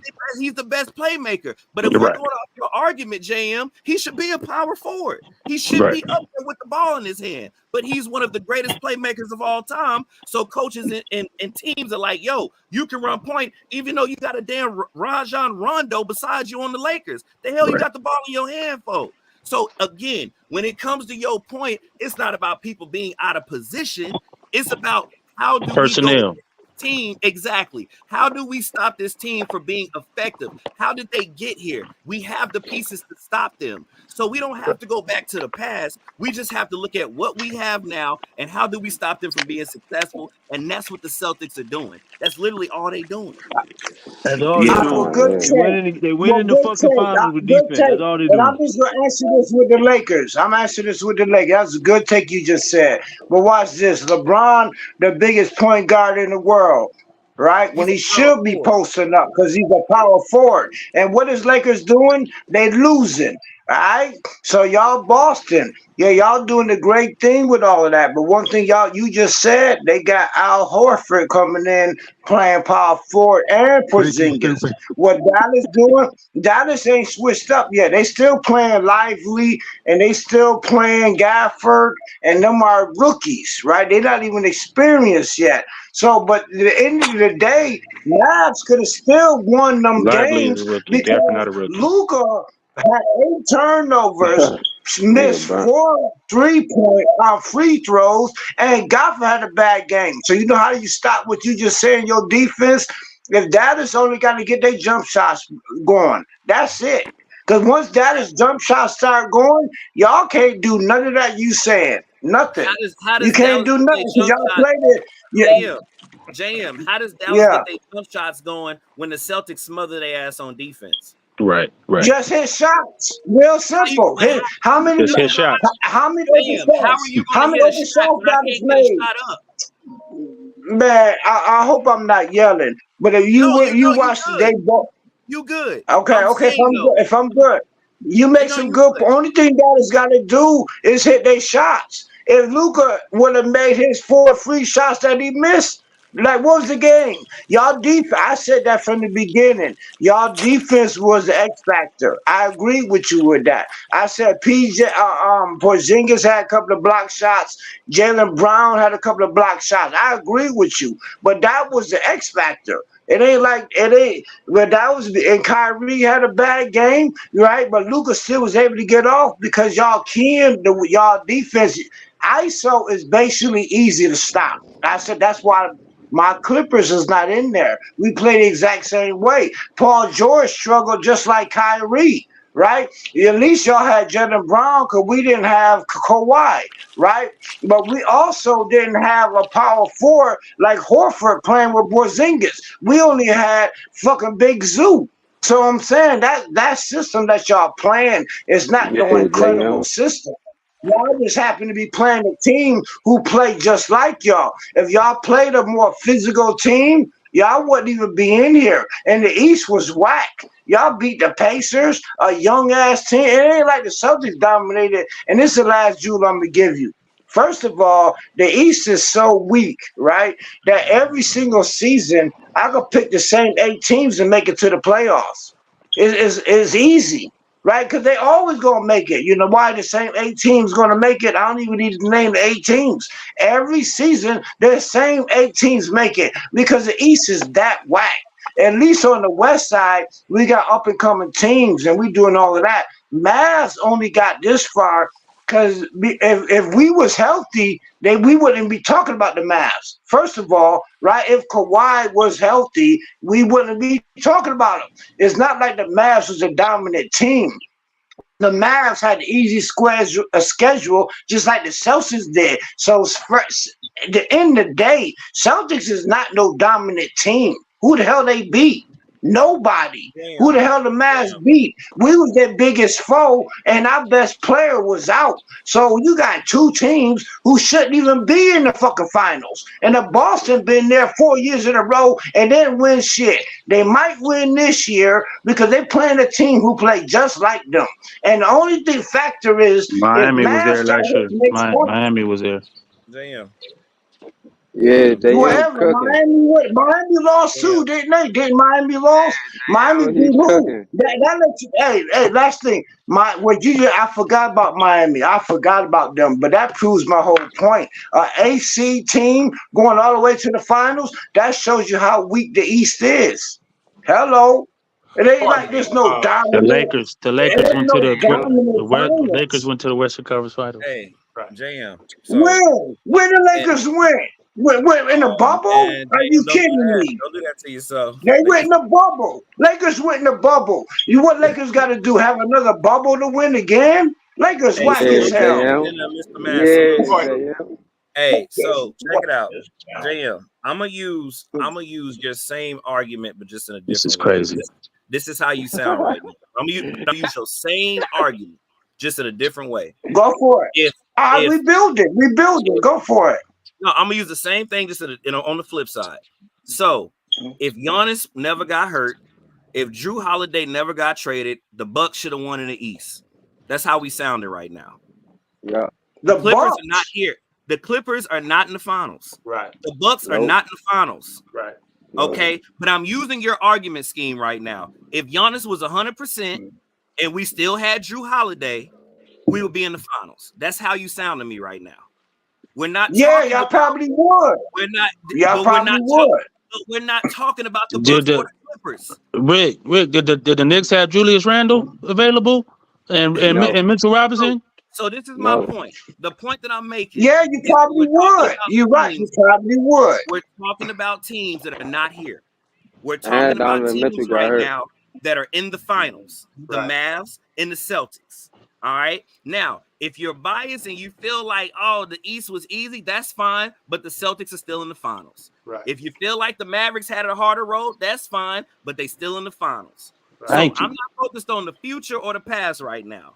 I'm trying to figure out what does the Mavericks have to do in order to beat the Celtics. And all I'm basically saying, just per eye test, I'm not going to use statistics. I'm not going to use none of that. I got it all pulled up in front of me.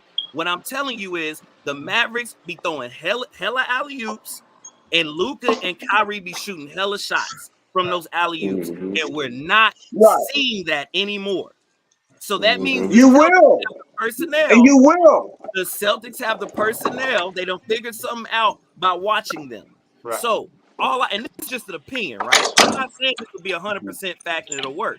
All I'm basically saying is, okay, we know that how we got here, it's not working no more. So maybe we should take a page from our opponent's book. Maybe we should start passing this ball around. Again, the con to that is it causes mismatches. Right. And we know that the Celtics are not only fast, but the majority of the team is bigger than the Mavericks.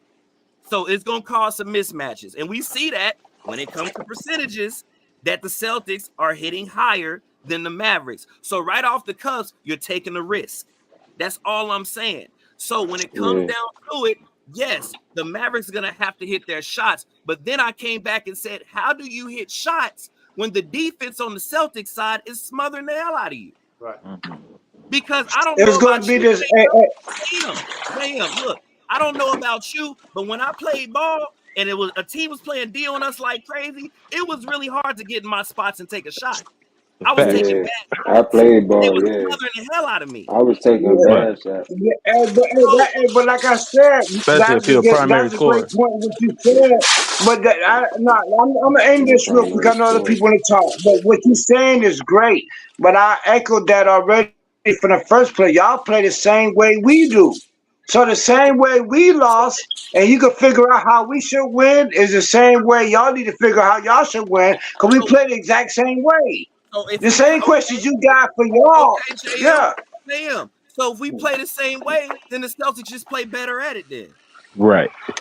Yeah, exactly. And however, we could have won them games, like you said, if Kawhi was playing, if Paul and them had a good game, if Paul George.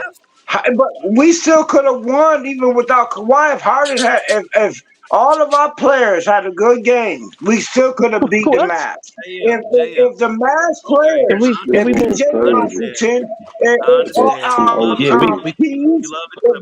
they have a good game, the Mavs could still win. I got the Mavs for the next 2 games because that whole ISO shit depends on shots falling. I'm gonna end like this because I gotta go. Rick, I agree with you 100%. The only thing I kind of disagree with you is the lobs didn't set up Luka and Kyrie. Luka and Kyrie set up the lobs. Exactly. That's the difference. Boston is doing a great job of playing Luka one-on-one and not allowing him to get into the teeth of the defense and drawing Tatum. Because if Luka's in the teeth of the defense, Tatum's still gonna have to come help, and the lob will be available. You know what I'm saying? But the difference is Luka is not getting into the teeth of the defense. They covering them one-on-one and let Luka do Luka. That's the difference. And they staying with Kyrie, the shots and not Kyrie got to go falling. one-on-one against great defenders. That's the big No, difference. that's Other only because teams didn't have a. Hold on, bro. Hold on, bro. Let me finish, please, No, Thomas, because I'm let about to Thomas go. finish. So that's the difference with both. They have the personnel to guard Luka one-on-one and live with him his 32 points. What they're not gonna live with is allowing those back line defenders to catch lobs and playing up on Luka. But if Luka can get into the defense and find a way to be a better creator, then we have a different situation. And also, what he's saying is true. The Mavs got to hit shots when Luka does create open looks, and they haven't been doing that. But at the end of the day, that's the only thing I kind of had a little pushback with you I is can roll with Luka and that. Kyrie was creating them shots, not the other way around. I Now, can roll with last that. night's I can game, roll with that. on last night's game, the real reason Kyrie didn't have a good game that everybody is missing, he was in foul trouble. See, they got him in early foul trouble in the first quarter. See, That's and true too. he really That's wasn't as effective as he wanted to be. He ended up with 4 fouls in that game. So good they point. really took him out of the offense that he desired to want to be in. So his one-on-one, when he was trying to do his one-on-one ISO, he was meeting with Jaylen Brown. Then he ended up meeting with Holiday.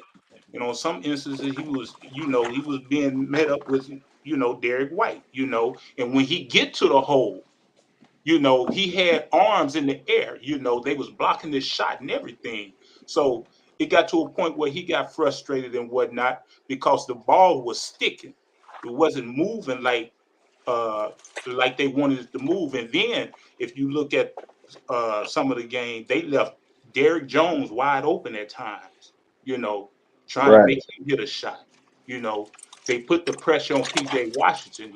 But above the break though, OG, they're I'm not sorry. letting they're not letting Jones sit in that corner and shoot that shot. They're making Exactly. him shoot it above the break. Exactly. Yeah, And that's all scheme and coaching right there. That's the exactly, reason I say, exactly. Missoula, he's doing a really good job and whatnot. Only thing I want to see is, Tatum being this top 5 player, I don't want to see Tatum going to the hole missing shots. And that was my next question, OG.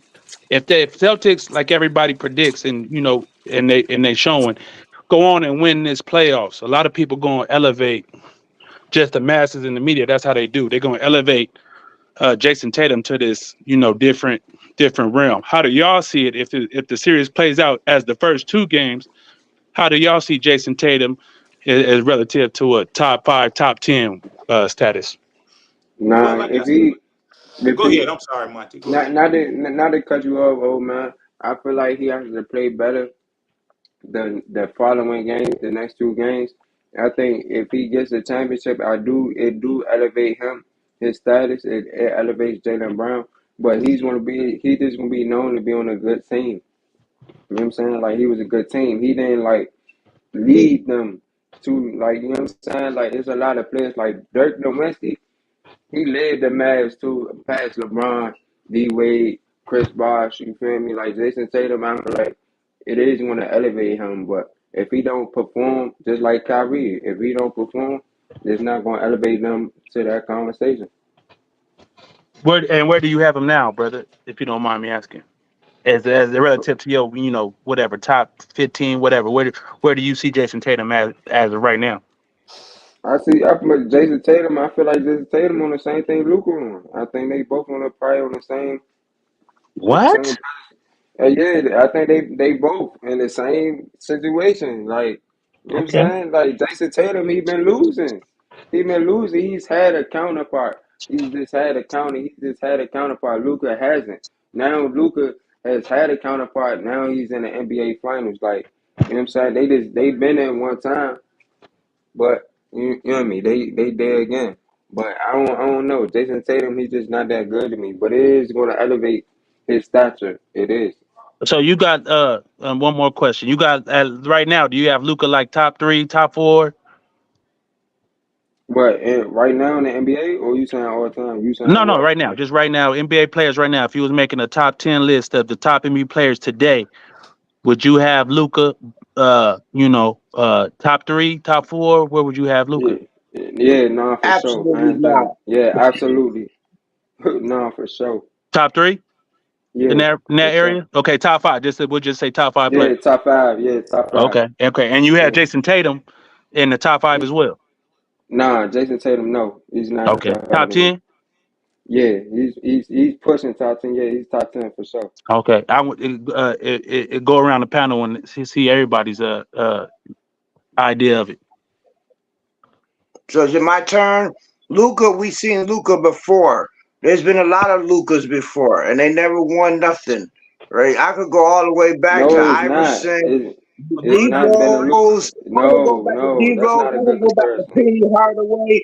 Luca No, is not. Hey, they had Dirk. They had Dirk Nowitzki before they had Luca. Are you kidding? There's been plenty of players who like Luca, who's really a shooting guard who could play small forward because he's so Dirk big, was not who a can shooting score. guard. Dirk wasn't a Yes, shooting he guard. really is. Luca No, the is fuck he really better wasn't. He off was the 7 ball. foot.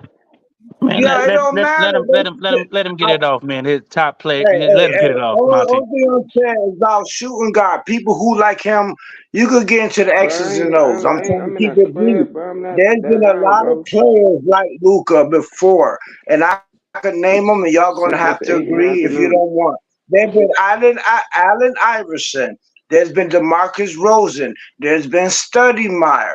There's been y'all can keep going after that. There's been That plenty are of as good as players Luca. like Luca. This nigga Yeah, dumb. Luca not the best. Luca may David have the Stoudemire is as best. good as Luka Doncic.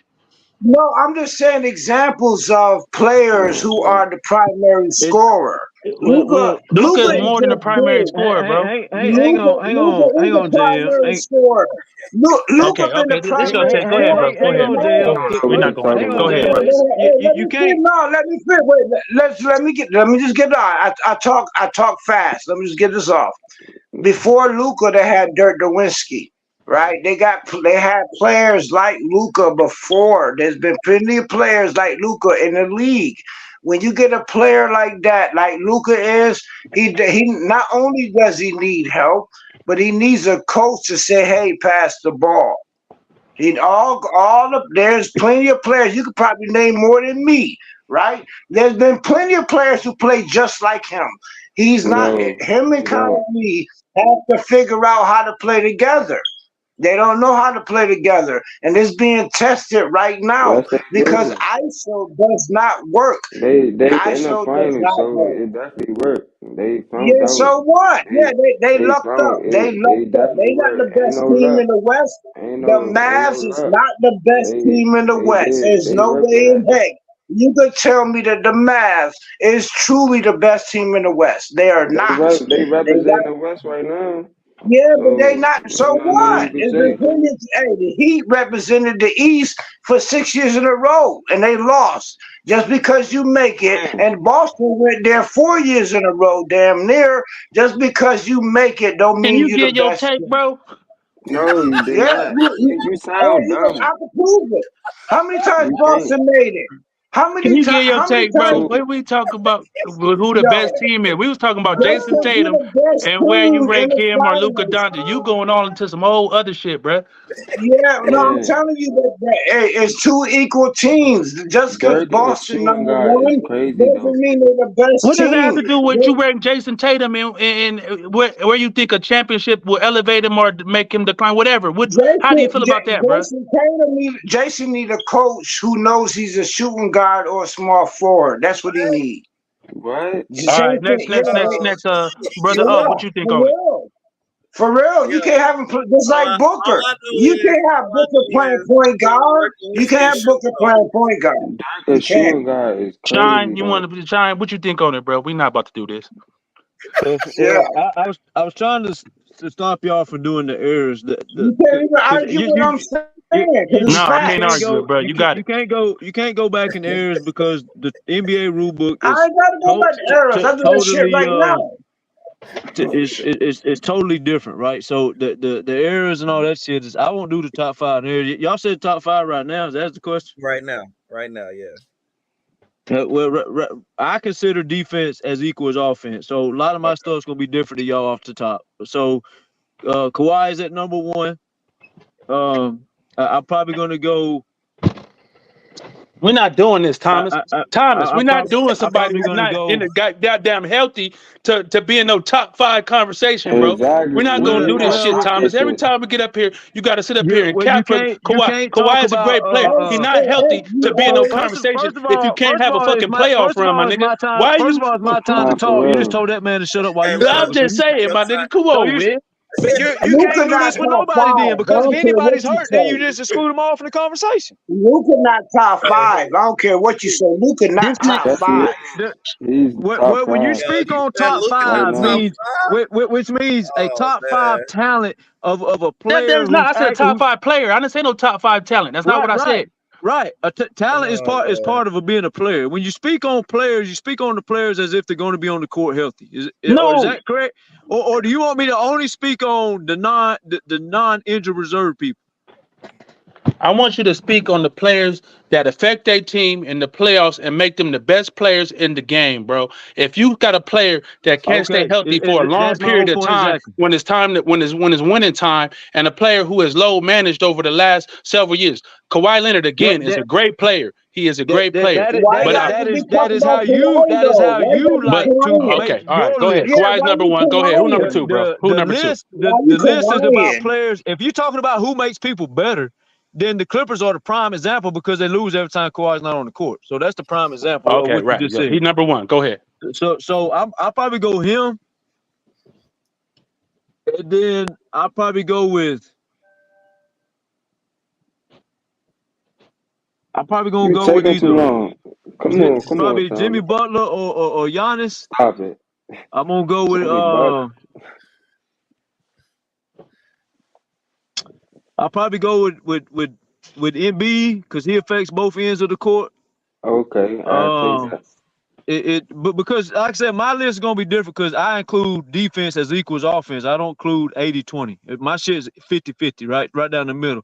So for me, the reason I don't have certain players that y'all have is because if they average 30, y'all put them in top 5. Well, that's not how I do it. That's not how I do it either, Thomas. That's not how we I'll do probably it go either. with I'll probably go with Lucas Ant-Man. No. Fifth.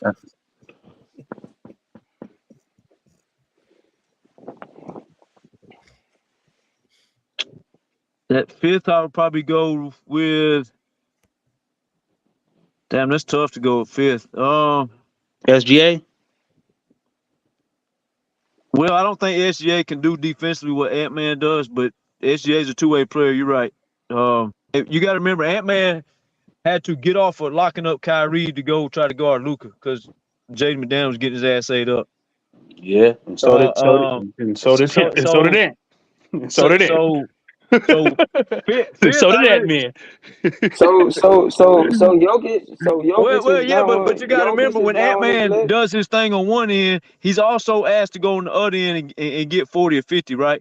See, my thing, Luka, Joker, Kyrie, all these other guys, they're asked to do one thing. They're not asked to guard Luka and score 40. They're asked to score 40, and then if you give me anything else left, then that's cool. Right. But with the minute well, here's what I'll say, Thomas. I'm just telling you how I see it. No, how you see it. No, I got you, and I respect your top 5, bro, because like you said, you like offense and defense, and you hold them equally. But what I do is your impact on the game. You don't have to be a great defensive player to have top 5 impact. Steph Curry had top 5 impact. Whether you want to say he number 1, 2, 3, 4, 5, he had top 5 impact, and he's not a defensive player. Because what he did was he made everybody on that team better, and he allowed the people forget that team led the playoffs in dunks. They didn't have no rim runners, no high flyers, and all that. But his gravity was so good that he getting double teamed off a pick. He don't even have the ball. And that allows cutters. That allows the lane wide open. His impact was that fucking good that made him a top 5 player in this league. It's not just about scoring. He's still in his prime, and you see what they're doing every year, which is nothing. But I respect your top 5.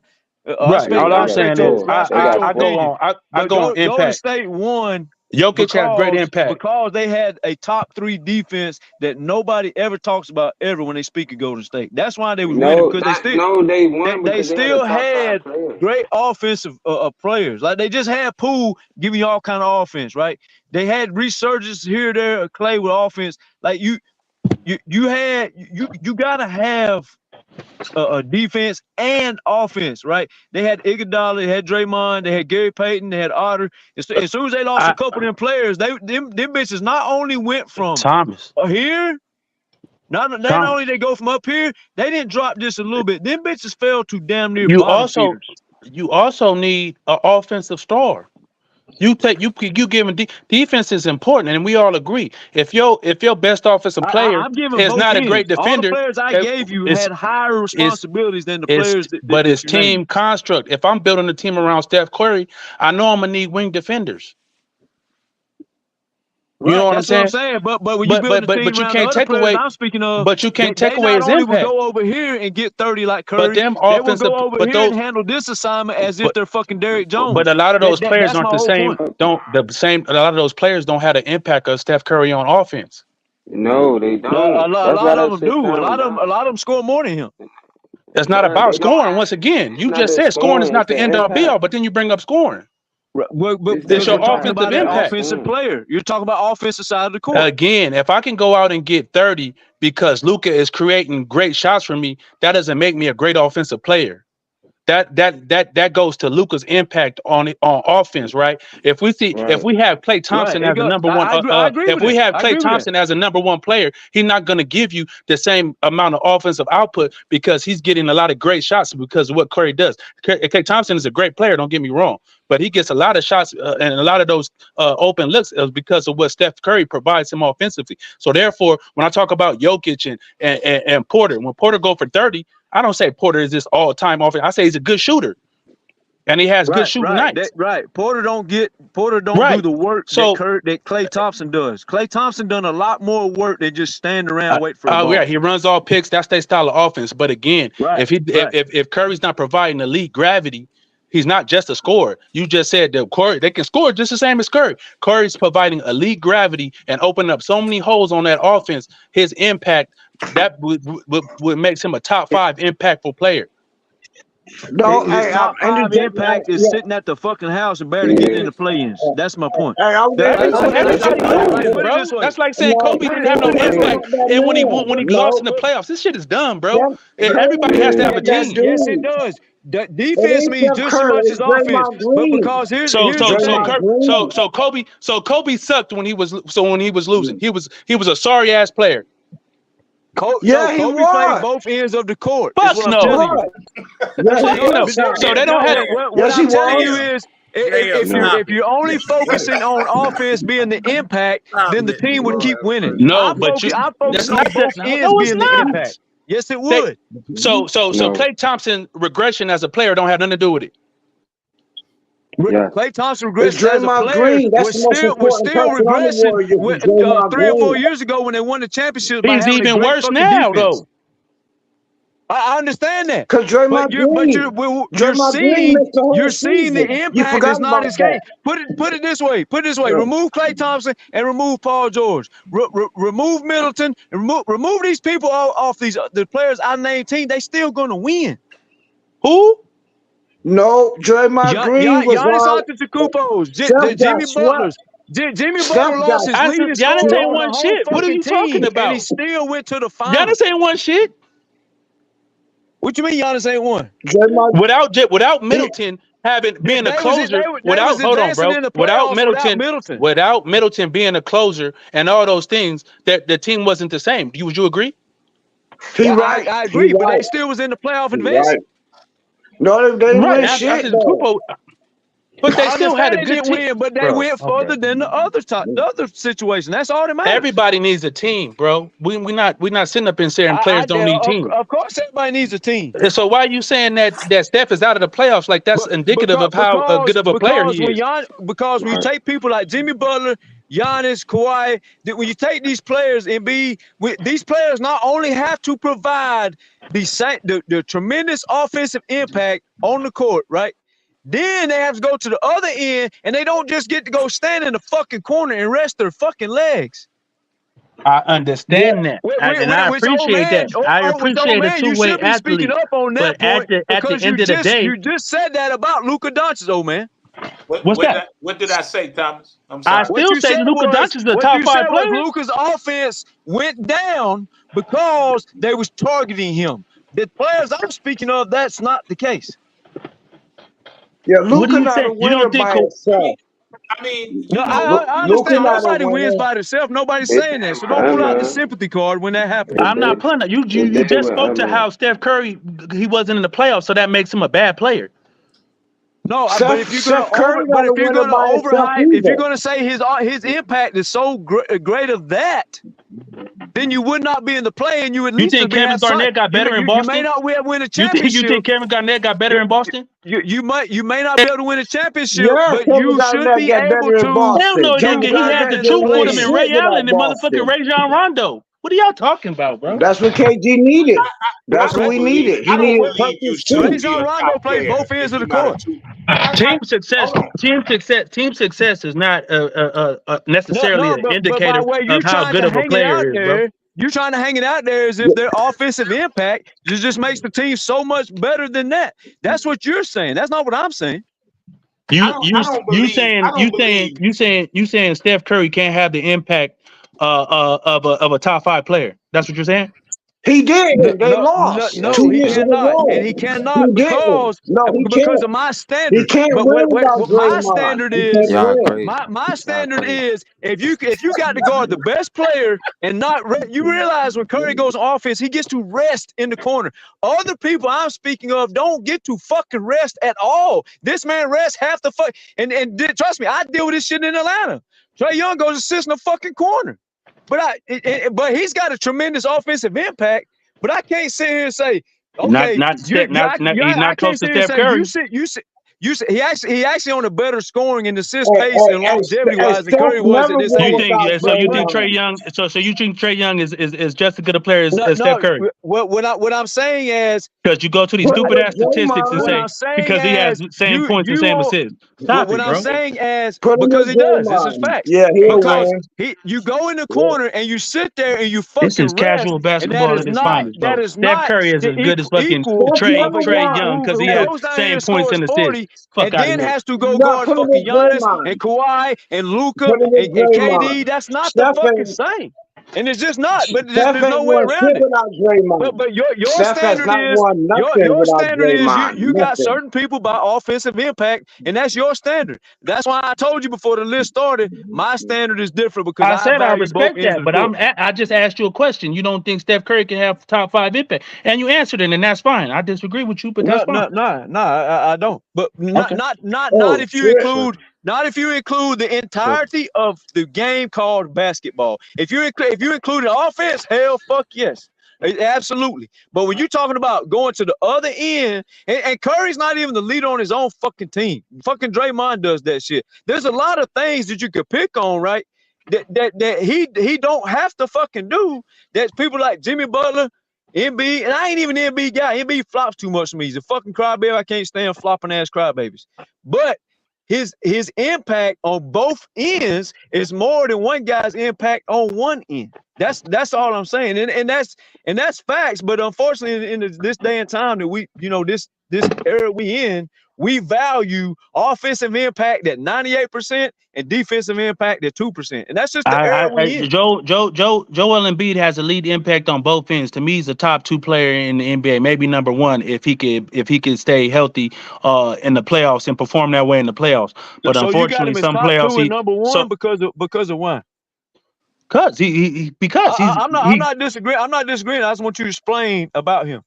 I said I agree with you that offense, I think he has a lead impact on both ends of the floor. So I agree with you. Offense and defense is important, but just to discount an offensive player like Steph Curry, who has elite impact and to me has top 5 impact, is he better? But he's never going to be. A top player, top player ever. Even if he puts on the great, performances, and even if he wins another championship, he's not going to be above a Michael Jordan, LeBron James, who both of those players in their prime had great two-way impact. Yes, I value two-way players, and I agree with you there. But my problem is that you totally discounting Steph Curry, that he can have a top 5 impact in the league today. No, he's not going to be an all-time great because he doesn't have Olajuwon impact on both ends of the floor. I will always have Hakeem Olajuwon over Steph Curry. So I agree with you. You believe Steph Curry? I'm glad you said that. That gets more respect out of me because Hakeem Olajuwon is, in my mind, the best center that's played the game because of his impact on both ends. But I want to ask you a question. I agree with you, bro. I want to ask you a question. So it's pretty safe to say that everybody in the NBA knows that the Miami Heat threaten the NBA Finals, go to all the Eastern Conference Finals that they possibly can. It's pretty safe to say they do that with a bunch of no names around them, but because of Jimmy Butler's greatness and Bam Adebayo, their two-way greatness, it's safe to say that they're carrying a bunch of people that and remember Tyler Hero was the leading scorer and he was out. And they still went through the whole thing. I don't agree with that. So what is your if you don't agree with that, then you're saying, are you saying that if I swap Jimmy Butler and Curry right now, that the Heat still made it to the finals, even though Butler had to guard the best players? What I'm saying is the Heat were AFC. They were a lower end team because of those role players were playing like role players. When they got into the playoffs, those players played way above what they normally play. And they was the leading. Let me finish. Let me finish real quick. Would Curry be guarding the people like Butler? Let me finish. They were the leading 3-point team in the playoffs up until the finals. That wasn't because Bam Adebayo was a good shooter. That wasn't necessarily because Jimmy Butler is a great shooter. That's because those players made shots. So to sit there and look at the names on the jerseys and not giving guys credit for what they was doing, to me, is disingenuous. And now, even with Jimmy Butler and Bam Adebayo playing that all-star defense that you talk about, when the other players couldn't shoot in the finals and they couldn't score, they got their ass blown off the court. So don't give me Jimmy Butler and Bam Adebayo without giving Gabe Vincent credit for knocking down shots, for giving Duncan Robinson credit for what he was doing. Let's go back to the topic. So I'm going to ask you again. If Curry is in Miami and Butler is in Golden State, Butler's not down there to guard the people he had to guard. Is Curry going to do what Butler had to do? Yes. No, he's not. He's not going to do what Butler had to do. He's not going to do what Butler had to do. What's your point? Butler was hanging 30, 40, and 45. 30, Butler can't do what Steph Curry did. Wow, I understand that, but Curry rests on one end of the court. But again, you're not giving credit. You giving Butler. Butler's a good two-way player, a very good two-way player. Butler was annihilating the guy that's locking up Kyrie Irving right now. I agree with that. He told Drew Holiday ass up. Because he's bigger than Drew Holiday, he's stronger than Drew Holiday. That's a whole. And while he did that, that was Budenholzer's fault. While he did that, which is the same thing that Curry does, is explode on offense. While he's doing that, he trotted back across half court and went and had to do another priority that was just as equal as his offensive priority that Curry would not do. He'd go sit in the corner and take breaks and rest. And that's not saying Curry's not a great offensive player. But reality is Butler was having to lead the team in defense and offense. If Curry goes to Miami, he's going to lead. He's going to average 30 points or whatever it is he averaged. But then on the other end, he's not going to be able to guard the people. Why are you only talking about points? Even offense, even spreading the floor. Still, you got offenses on this side of the court. When you cross half court, Jimmy Butler's responsibility. You think Jimmy Butler's a better offensive player than Steph Curry? Fuck no. Offensive player? No, but his priority was to score and be the fucking leader scorer and score 30 and 40 and 45 balls in Miami for Miami to win. And again, when he gets done with that Curry can't do that.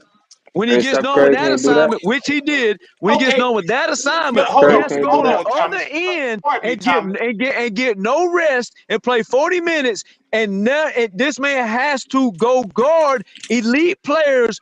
And while he's doing that, wearing himself out, Curry's over here taking breaks and Okay, resting. you made Bro, that he point, getting Thomas. championships. You tripping?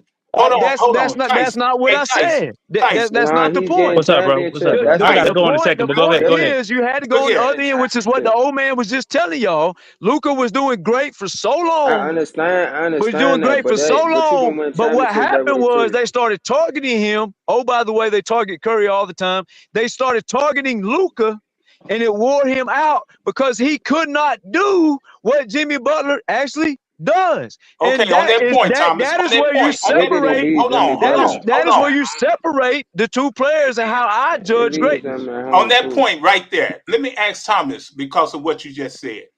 I mean Tyson. I'm sorry, Tyson. What is it that Steph Curry can do that Jimmy Butler can't do? And what is it that Thomas? What is it that Jimmy Butler can do that Steph Curry can't Well, do? I just And explained that real simple. that's how you will I'll get let the answer Tyson go. to your question.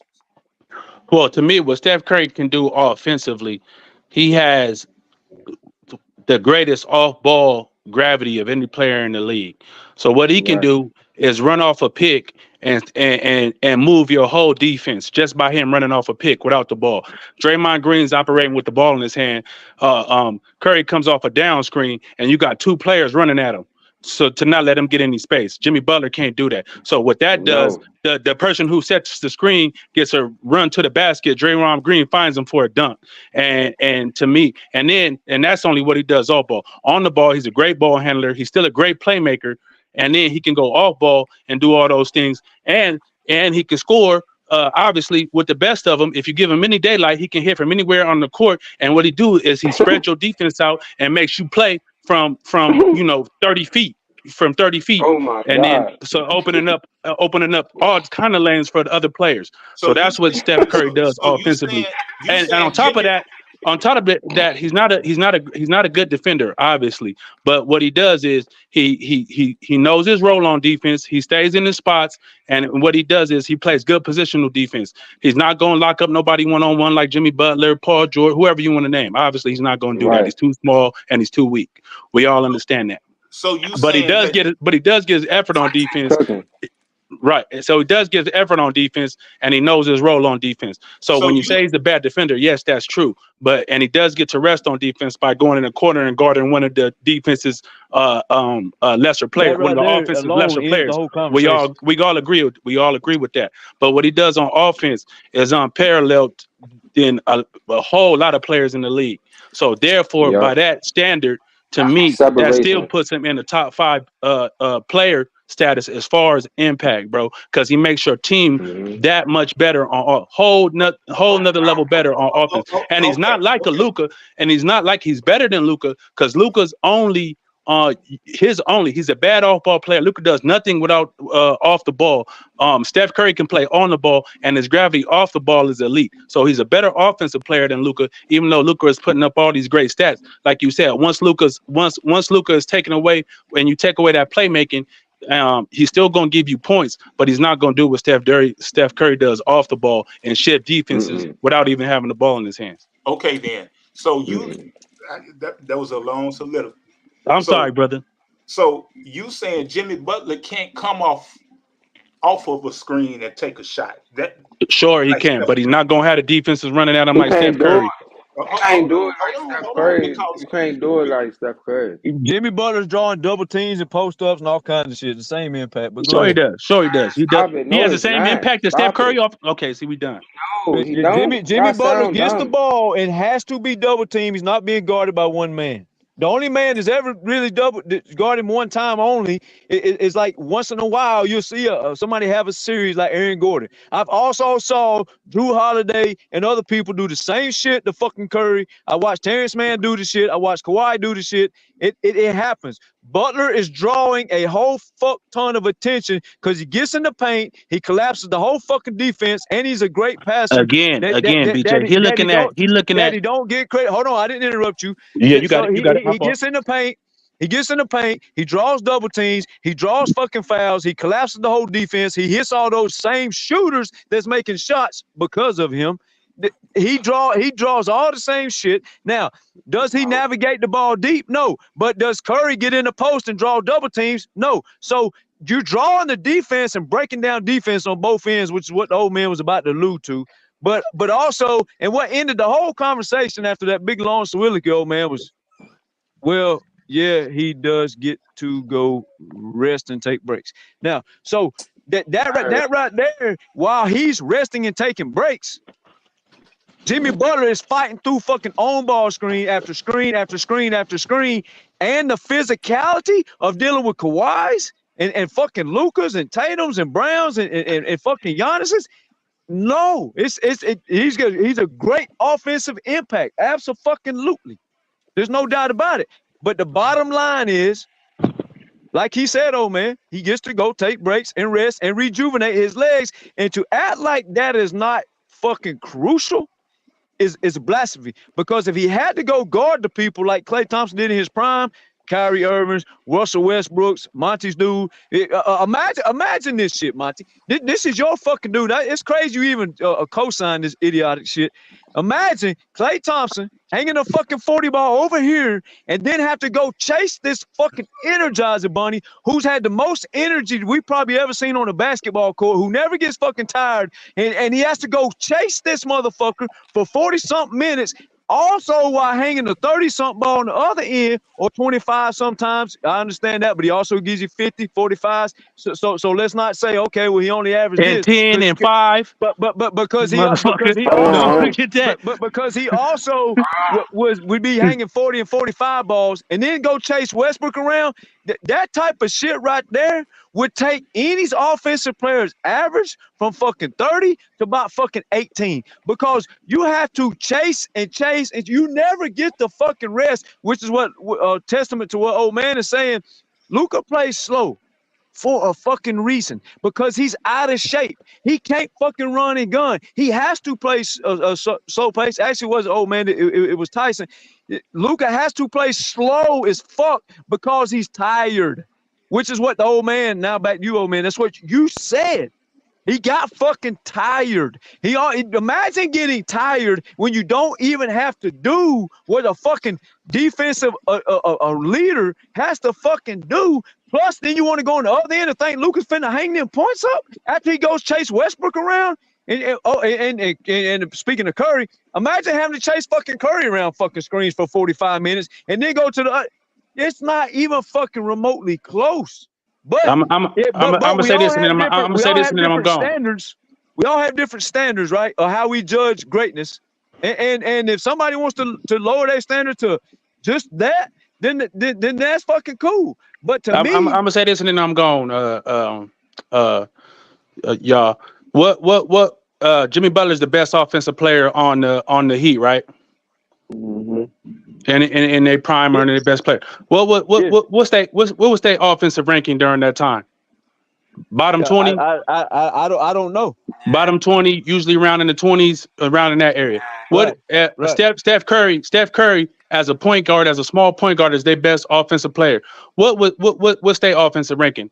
And what's their offensive ranking throughout his prime? 1, 2, 3.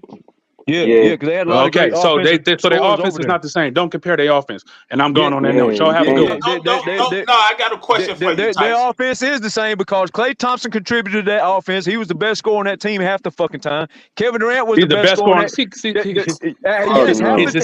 just going to scoring. Again, he's just going to scoring, bro. Half the time. And you talking about stretching the defense? He stretched the fucking defense because they chased this motherfucker for 48 fucking minutes. He never stopped running. And then on top of that, then you had fucking KD over there. That take energy too, right? Elevating that elite offense. But again, it comes. They was the elite offense before that. They was the elite offense before that. Time, you have to. They had a 73 and 9 record before KD got there. Don't do that. Right. The one they blew a 3-1 lead and choked. They fucking choked. And they won a championship before that too. Don't do that. But it don't matter. But it don't matter. If you want to hype it up, then hype up the choke too. But listen, to chase Jimmy Butler ain't won shit, nigga. What are you talking about? Yeah, that's what I'm saying. That don't Steph matter. Curry got The 40. point Now that don't is, It matter. do But now you matter. want to talk about a point choke? is they What the still. fuck? If you want to hype up the That shit record, you can matter. still fucking lose. So Jimmy Butler took an 8 seed team. Since you want to use record, let's take an 8 seed called a bum, and he took it to the finals. So I can use the same damn dumbass shit if that's how you That's want to not do it. dumbass shit, nigga. That's a fact that Kyrie, that Steph Curry led a number one offense and Jimmy Butler, but you trying to compare them offensively. They are not the same offensively, bro. And carries them to the fucking finals. They are He not never the same has. He never fucking offensively. will.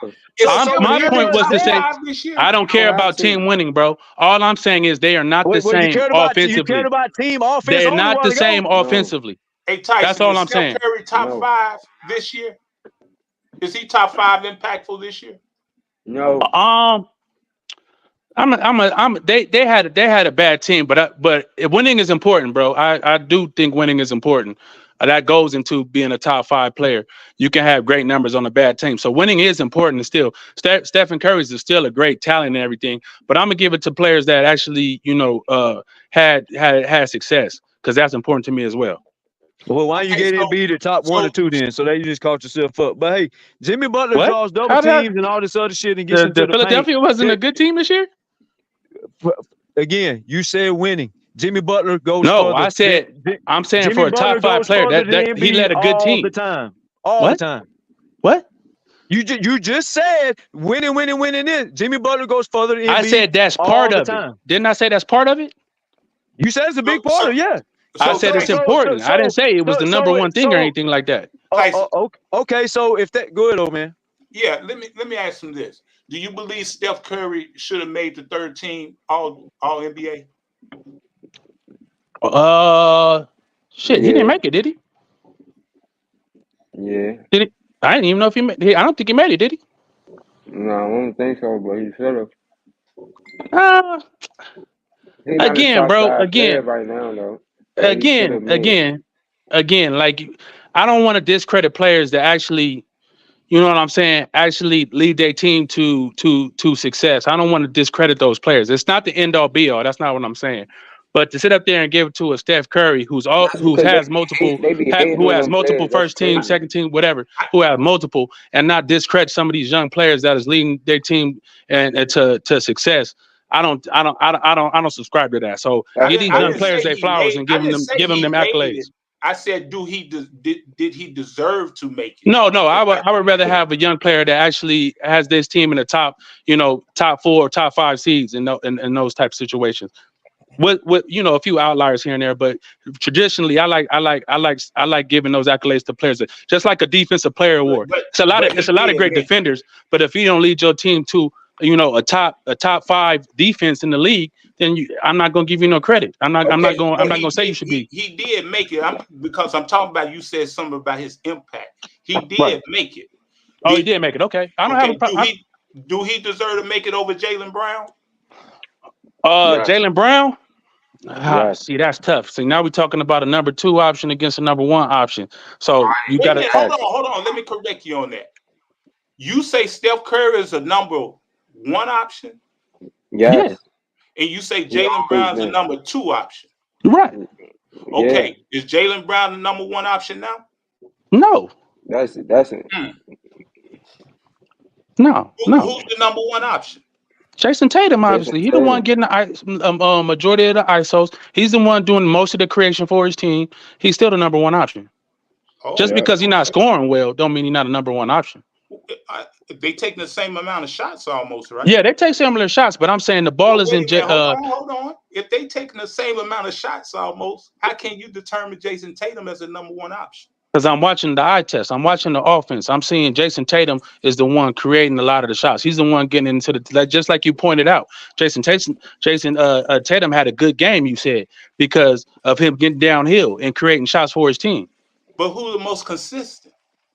Consistent as far as what? Just scoring? Jaylen Brown, because he's a better player. Who's the most Jaylen Brown, because he's a better player.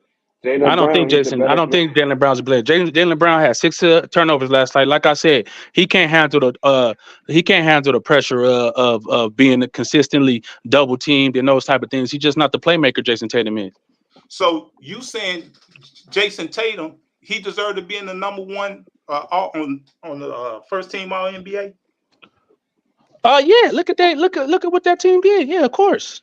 Well, I'm confused because you keep saying Jason Tatum is the reason, but Jaylen Brown has proven to be the reason. Jaylen Brown had a great game for them. He's a great player. If he made a third team again, I'm not mad at it. When you have a top team like that, again, you nitpicking to me. Like if you want to put Jason Tatum in there, I'm not gonna say Jason Tatum don't deserve nothing. I'm not saying that. If you want to put him in there, bro. No, what I'm saying is you saying he's the number one option.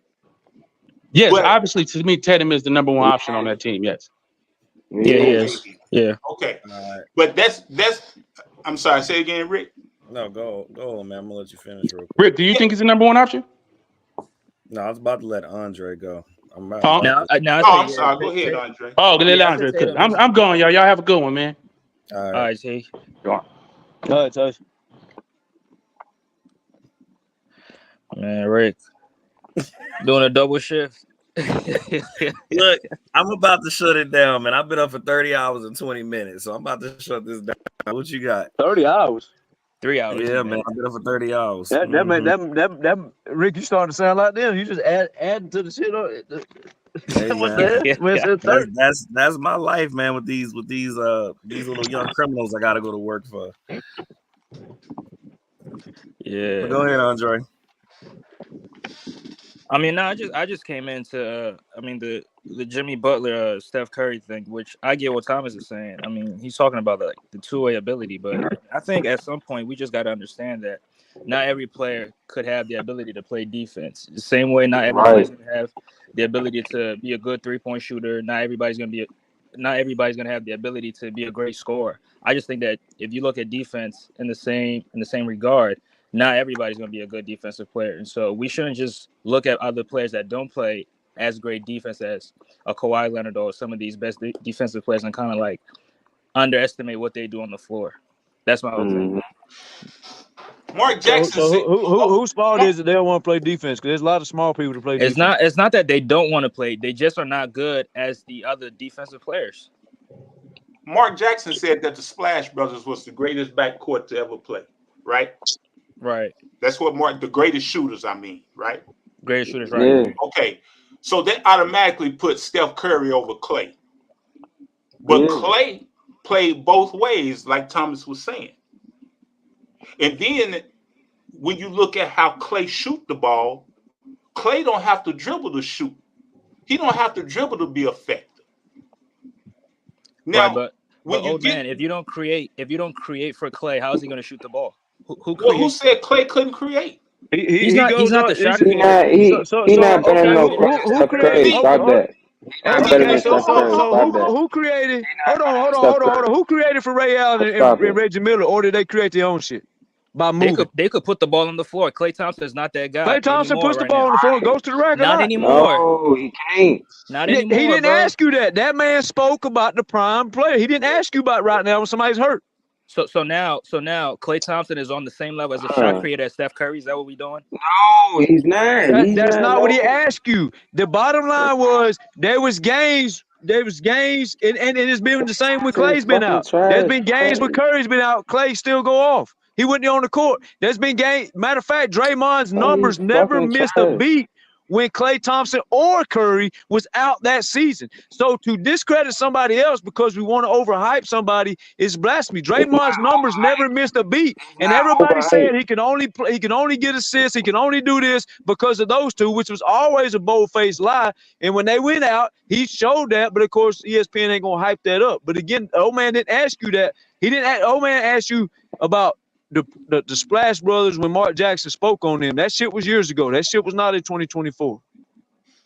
My thing is this. You got shooters and you have playmakers, right? Right. Now, you can classify Steph as a shooter. He's the greatest shooter ever. He's the greatest. Okay, Monty says he's the greatest shooter ever. Mm-hmm. No, it's not just me saying that. It's the whole world. Okay, that's the consensus then. That's what the consensus say. It's the whole world. He's the greatest shooter ever. But at one point, not no shooter better than him. Why would Mark Jackson lump them together? Why would what? Because Say that again. Why would Clay, Mark he's a Jackson great. lump them together if Clay Clay is a wasn't compliment. as He's good? a great compliment. He's a great compliment, but he would He's a never be great better compliment. than no. Yeah, he's not. He's a Jaylen Brown. He would never be better than no fucking Steph Curry. You know what I'm saying? But Why? Jaylen Brown, he So, can so, create his so, own so shot. he's not better than Steph Curry, even though he's having to guard all Steph Curry's guys because Curry couldn't guard him. No, he's not better than Steph Curry. No. Steph Curry, he impacts. This is what Tyson was saying. He impacts the game so much offensively. The defensive shit, it don't matter. Klay Thompson Right. can't do that.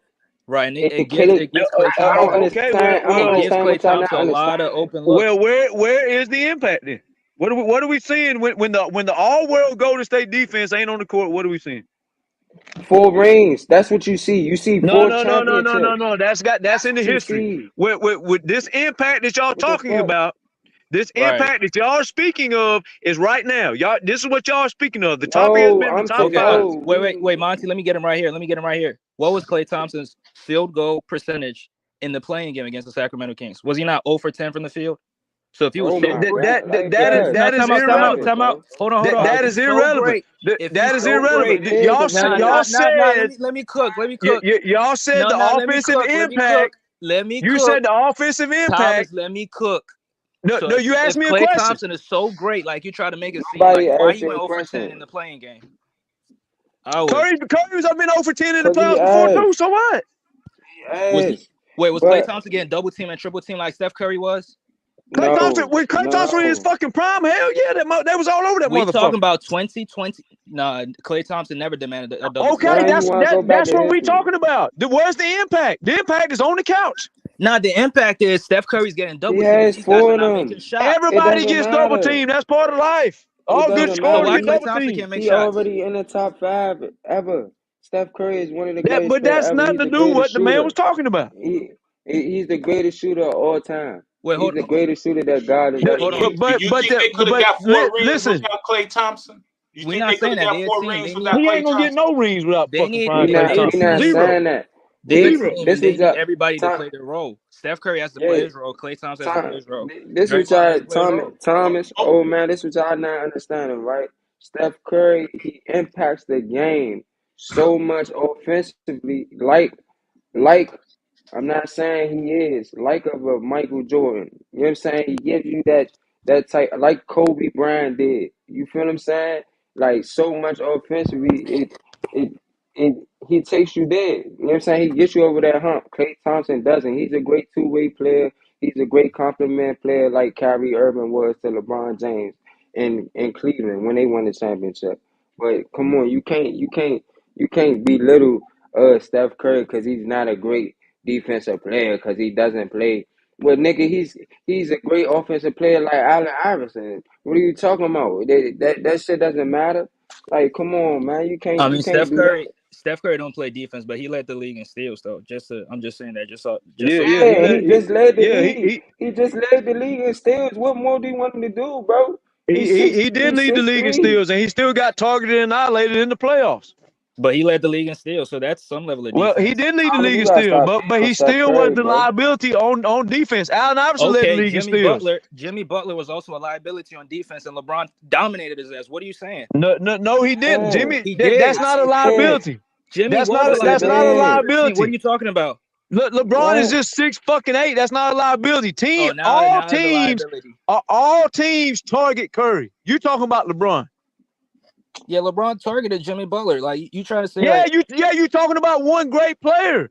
Curry gets I can go targeted to by every other fucking players. team. I can go to other Don't get me players. wrong. Kawhi Leonard Don't get me destroyed. wrong. Kawhi Leonard Jimmy destroyed Butler Jimmy is Butler in great, 2019. You want me to but keep going? don't get me wrong. I Jimmy understand it. Butler That's is great. Kawhi Leonard. You're speaking on Butler's great. greatness. We're speaking on average, everyday teams targeting dude.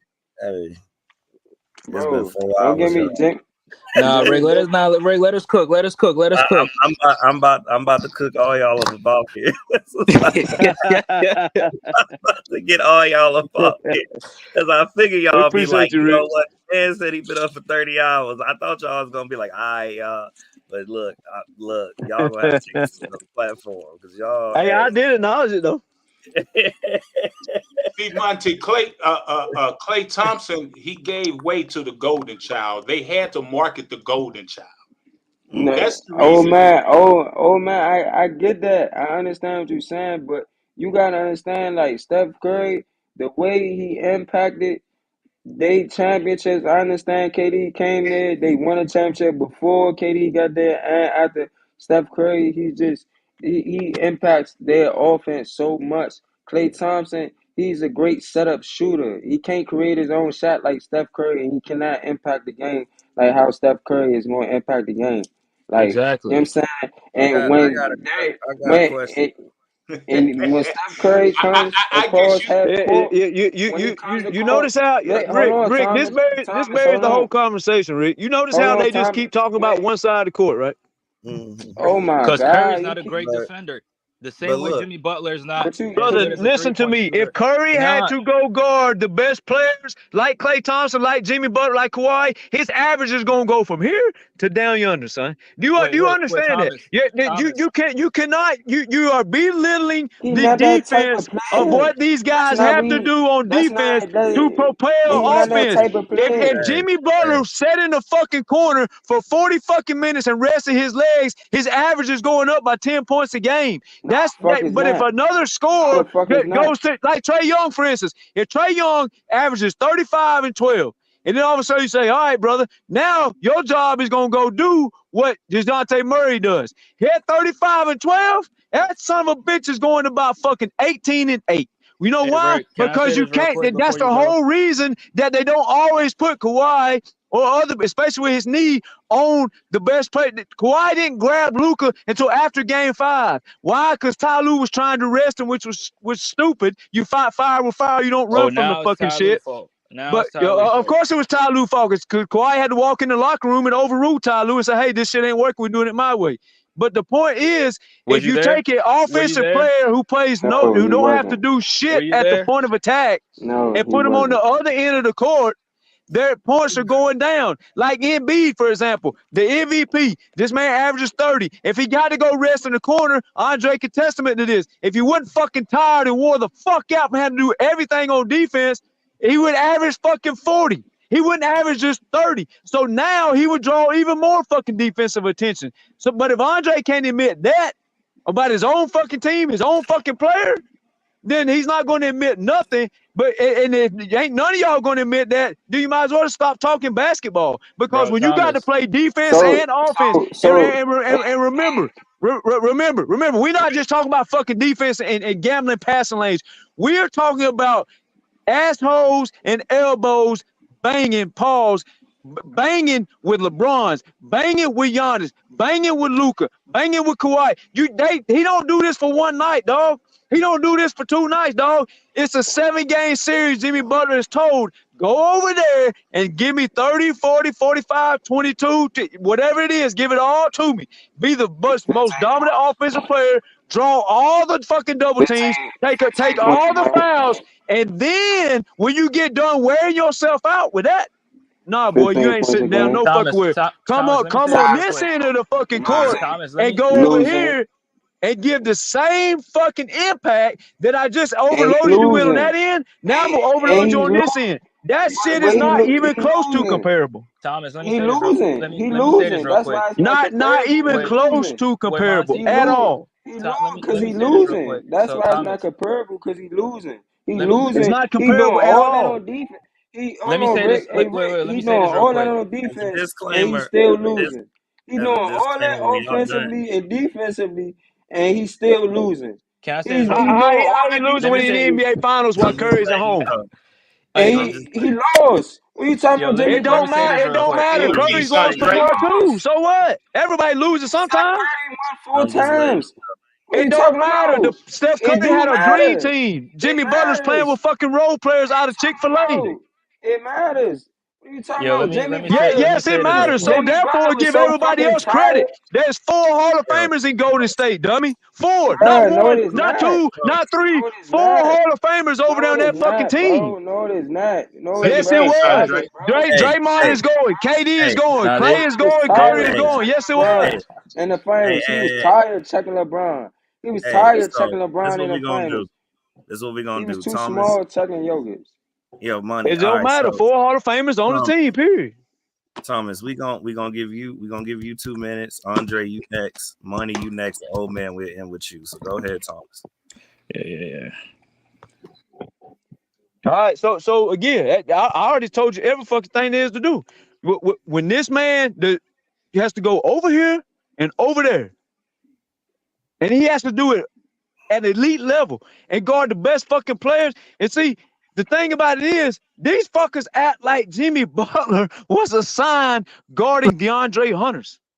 They act like Jimmy Butler was assigned guarding PJ Tuckers. That's what they acting like, because they don't want to face the reality of Jimmy Butler guarding Hall of Famers night in and night the fuck out, right? He's not guarding fucking bums. And when he gets done doing that, then he goes on this fucking end and he's told to be the lead scorer, draw all the attention. And points per game don't make you this fucking huge impact, right? If Jimmy gets the ball and he's drawing doubles or triples out of the post, but Curry's running around the court drawing doubles and triples, the bottom line is you're leaving the team in a vulnerable position. So just because you drawing it over here, but I'm drawing it down here, I'm still fucking drawing the attention. And Jimmy Butler is asked to draw the attention and then go over here and guard Hall of Famers. Again, not DeAndre Hunters, not PJ Tuckers, not even a fucking Tobias Harris, who's a good scorer. He's not asked to guard these motherfuckers. He is asked to, and that's why you see this man at the end of the game with his hands on his knees looking like a dead man walking. He's asked to do, if Curry was asked to do what DeJounte Murray does, what Kawhi does, no, he's not fucking averaging all that, and he's not running around like that. He's going to be fucking tired. And the fact, if you even think he wouldn't be tired, just co-signs the fact that you ain't never fucking played ball. Because if you play ball and you say you ain't tired after doing all that, because if your coach, your high school coach or your college coach comes to you and says, Monty, Andre, oh man, why the fuck you so tired, man? Get your ass out there and play. Coach, do you fucking understand I got to go over here and guard this dude? And then you want me to come over here and score all this? Everything's through me. Everything on both ends. Everything's through him on one end. I get that. But everything's through me on both ends on my team. I'm fucking exhausted. That's why he's leaning on the fucking bubble against the wall, 2 hands on his fucking head, trying to guard LeBron, trying to fucking score 40 on LeBron, which he did, by the way. They want to talk about he's scoring this. He was cooking LeBron half the fucking time. He's too fucking tired, man. You can't fucking do it. And Curry wouldn't do this shit either. And that's it. All right. So, Andre.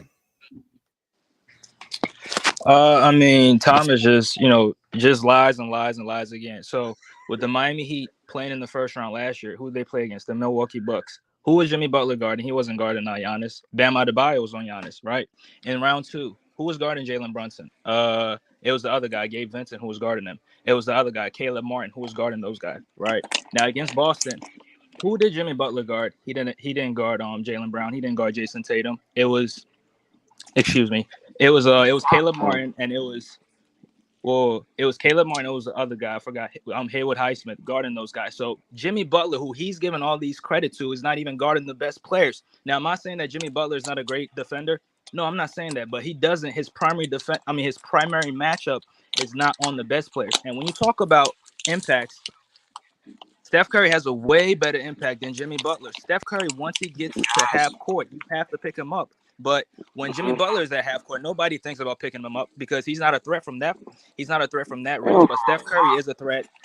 Wait, Monty, it's my time, bro.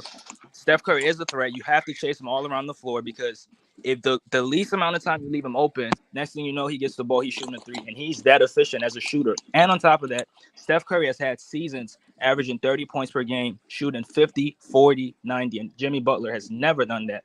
Right. So if you talk about impact, Steph Curry has a way better impact than Jimmy Butler. And lastly, Thomas wants to talk about, Steph Curry missed the playoffs. I mean, you got to put things into perspective, though. When they were in the playing game, when Steph Curry was getting double teamed and triple teamed, and they were denying him the ball, Klay Thompson, who he's giving all these props to, couldn't even make a fucking shot. All these other guys couldn't make a fucking shot. And one last question: if you put Jimmy Butler on that Golden State Warriors team, do they make the playoffs? That's my question, bro.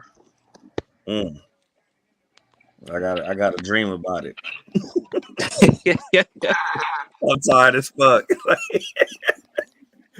Hey, I appreciate you, right?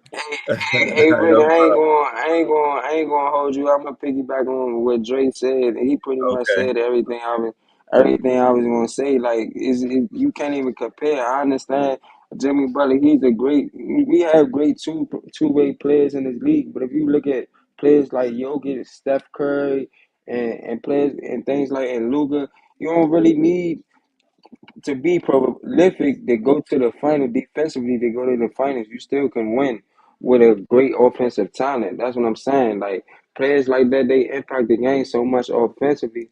The defense, it doesn't matter at that point. But you can't compare Jimmy Butler to no fucking Steph Curry. This Steph Curry, he got 4 rings that he could put in Jimmy Butler's face that Jimmy Butler can't even think about. And Jimmy Butler been playing so hard on defense, but where has it got him? You know what I'm saying? That's all I'm saying. I feel you. But You got about another minute. Well, you know, I'm a two-way man, so you know, Jimmy Butler, he's one of the best in the league. You know, he's just as injured as everybody else, though. But you know, we can cater to the offense and think that you know this game is much better because it's all offense. But in truth, we seeing what defense is doing. You know, we seeing what defense so far is doing against Dallas. So, you know, you got to have two-way players in order to be just as effective as a championship team should be. Look at all the championship teams; they had an effective two-way player, if not more. So even Golden State, when they won a championship a couple years ago against Boston, look at the two-way players that they had. They had Klay Thompson, they had Draymond Green, they had Andrew Wiggins. You know, they had guys that played defense. So, and Steph Curry wasn't really that effective. He wasn't efficient, I should say.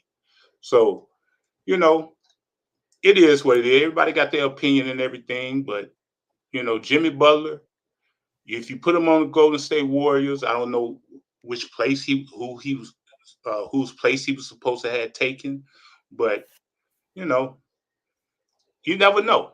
You never know if they would have won against Boston. You know, you never know if they would have won against the Cleveland Cavaliers, against LeBron and Kyrie. You never know. You know, so it is what it is. You know, so you have yourself a good night, brother. I appreciate you, old man. Man, and till the next time, brother. All right, man. You be safe. All right, brother. All right, y'all. Well, now I'm gonna give my 2 minutes, okay? All right. So, right at 4:20, perfect. So, we all know that basketball talk and this channel itself that me and BJ created, it's a barbershop. So, we all know that basketball is subjective, right?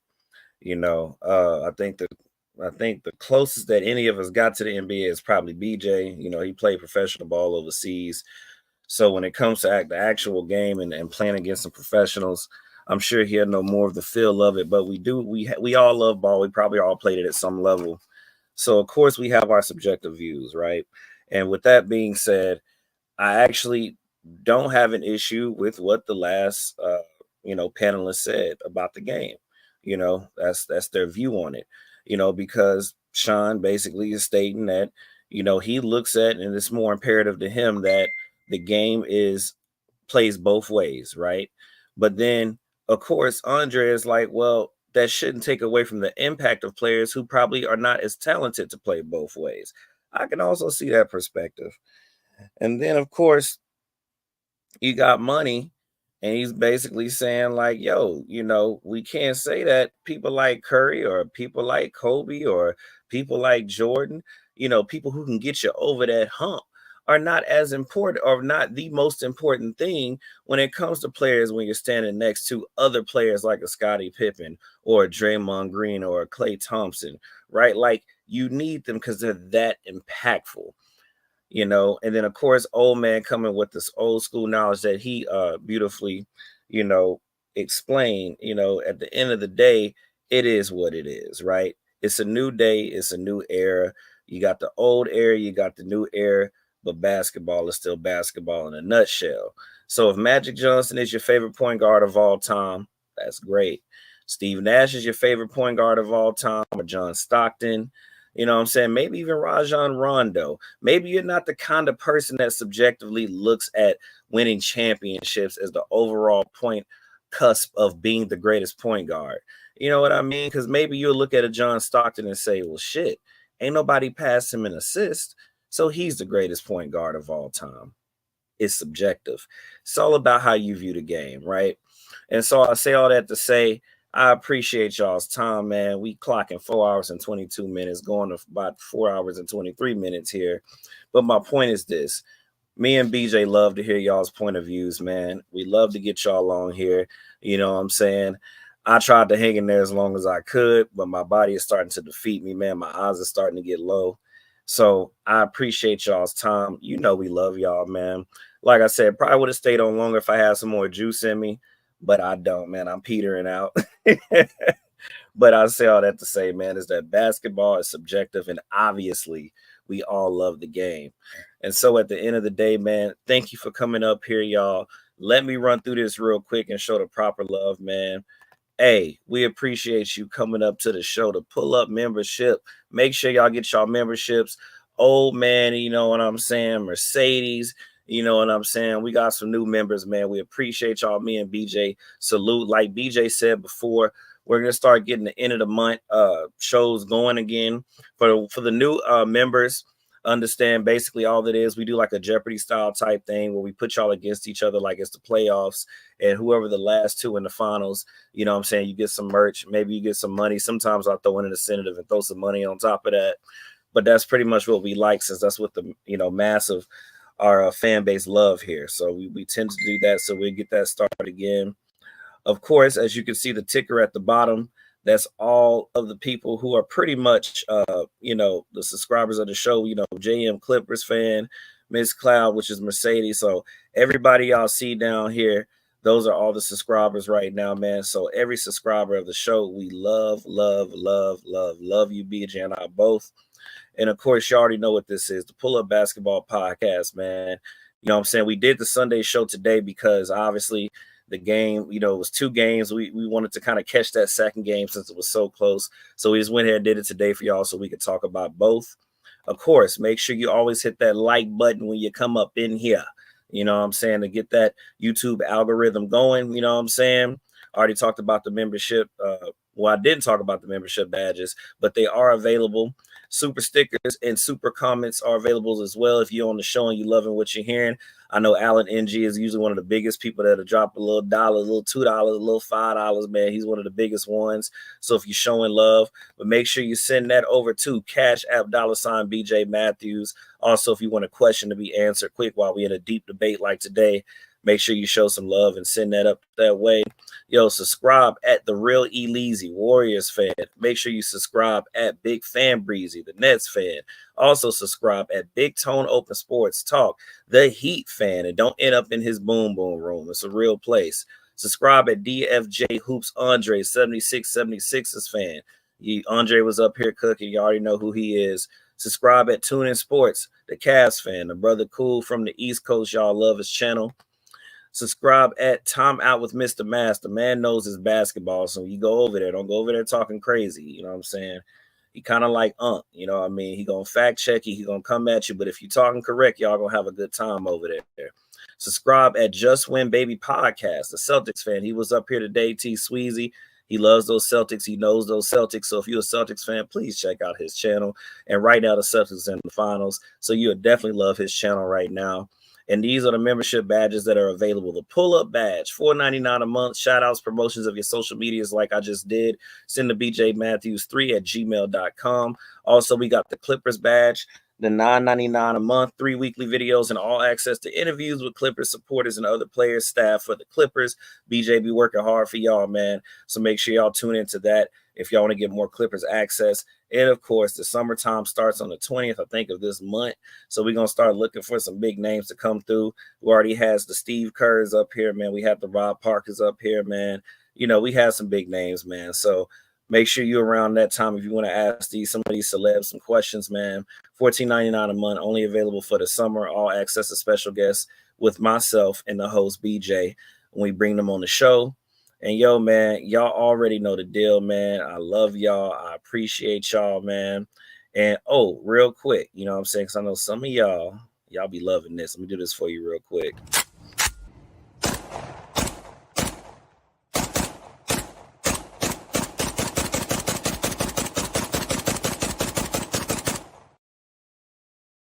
Hey, man, I know some of y'all love that, so I have to play that for y'all. But yo, man, it's your co-host at RickMasters23 or Mr. Lee. Make sure you check out the merch, red, black, or white, man. Help me be just on our DMs, man. We'll get that going for you, tell you the prices, man, and get that shipped off to you. But with nothing else being said, man, pull up a seat, pull up a chair, pull up out of there like swimwear, baby. And make sure you're loving your friends, your neighbors, your enemies. You just love, love, love. And most importantly, make sure you're loving yourself. Peace. I'm feeling good, feeling alright tonight. I'm feeling good now. Yeah, it's all good in the neighborhood, homie. Yeah, feeling right. I feel good, I feel alright. Cruising through my neighborhood on a warm summer night. I feel good. That's right, I feel good now. Summer night. Summer days just sitting around, but when the sun goes down, I'll be ready to party. Like them summer nights, keep the top on drop. All the girls looking hot, hit the photo and we just don't stop. Party until the morning light. Ain't nothing like them summer nights. I just kicked it at home. I polished up the chrome, called the Ruka on the phone, let her know I'm home alone. It's 7:30 and the sun's going down. It's a summer night and the fun's going down. I pick her up and she looks all dolled up, sitting passenger in my rag and Paula. Yeah, I let her know that she looks beautiful to me. The world's an ugly place, but she is such a sight to see. The kind of woman that would put up a fight for me. The kind that wants to spend the summer nights with me. The temp was 80 and I'm cruising with my lady, playing some Rafi Bagan, ooh baby, baby. I see my homeboys and the cruising in the ride, with their ladies sitting by their side. People think we look crazy, but I think we look classy. But then again, that's only if you ask me. Summer days just sitting around, but when the sun goes down, I'll be ready to party. Ain't nothing like them summer nights. Keep the top on drop, all the girls looking hot, hit the photo and we just don't stop. Party until the morning light. Ain't nothing like them summer nights. My homeboys throwing the backyard boogie, so everybody gets together to unwind, relax, and have a fun time. The DJ spinning, so I grab the mic and be like, ain't nothing like them summer nights. The party's packed with beautiful women and the gang of the homies that wanna get with them. And they'll say anything just to hit them, and it's usually a nice summer night when they did them. I don't know, it must be something in the air. Can't help but have a good time because the feeling is there. To some people, the feeling is rare. They're at the past saying, God damn, I wish I was there. To have a drink, have a token, hook up with someone fine, but the kind that looks up. Gotta keep some pisto in the cup. Party until the sun comes up, but we give up. Summer days just sitting around, but when the sun goes down, I'll be ready to party. Ain't nothing like them summer nights. Keep the top on drop, all the girls looking hot, hit the photo and we just don't stop. Party until the morning light. Like them summer nights. Them summer nights can keep a smile on your face. Gotta try to have a good time with your life, otherwise it's just a waste. Either way, I'm gonna party just in case. Like Prince party like it was 99 and 87, 88. I couldn't ask for no better weather. I'm right next to the Pacific, to be specific. The candy paint job flows under the moonlight as I close out my summer night and say goodnight. Time to put the top up and park it, drop it, unplug the ground, roll up the windows and lock it. Fucking the pad and fall into bed as she lays on my chest to rest her sleepy head. And we do this all night long, from dusk till dawn. But it's not quite the same when summer nights are gone. But even when they're gone, it won't be long. 8 more months and once again it's on.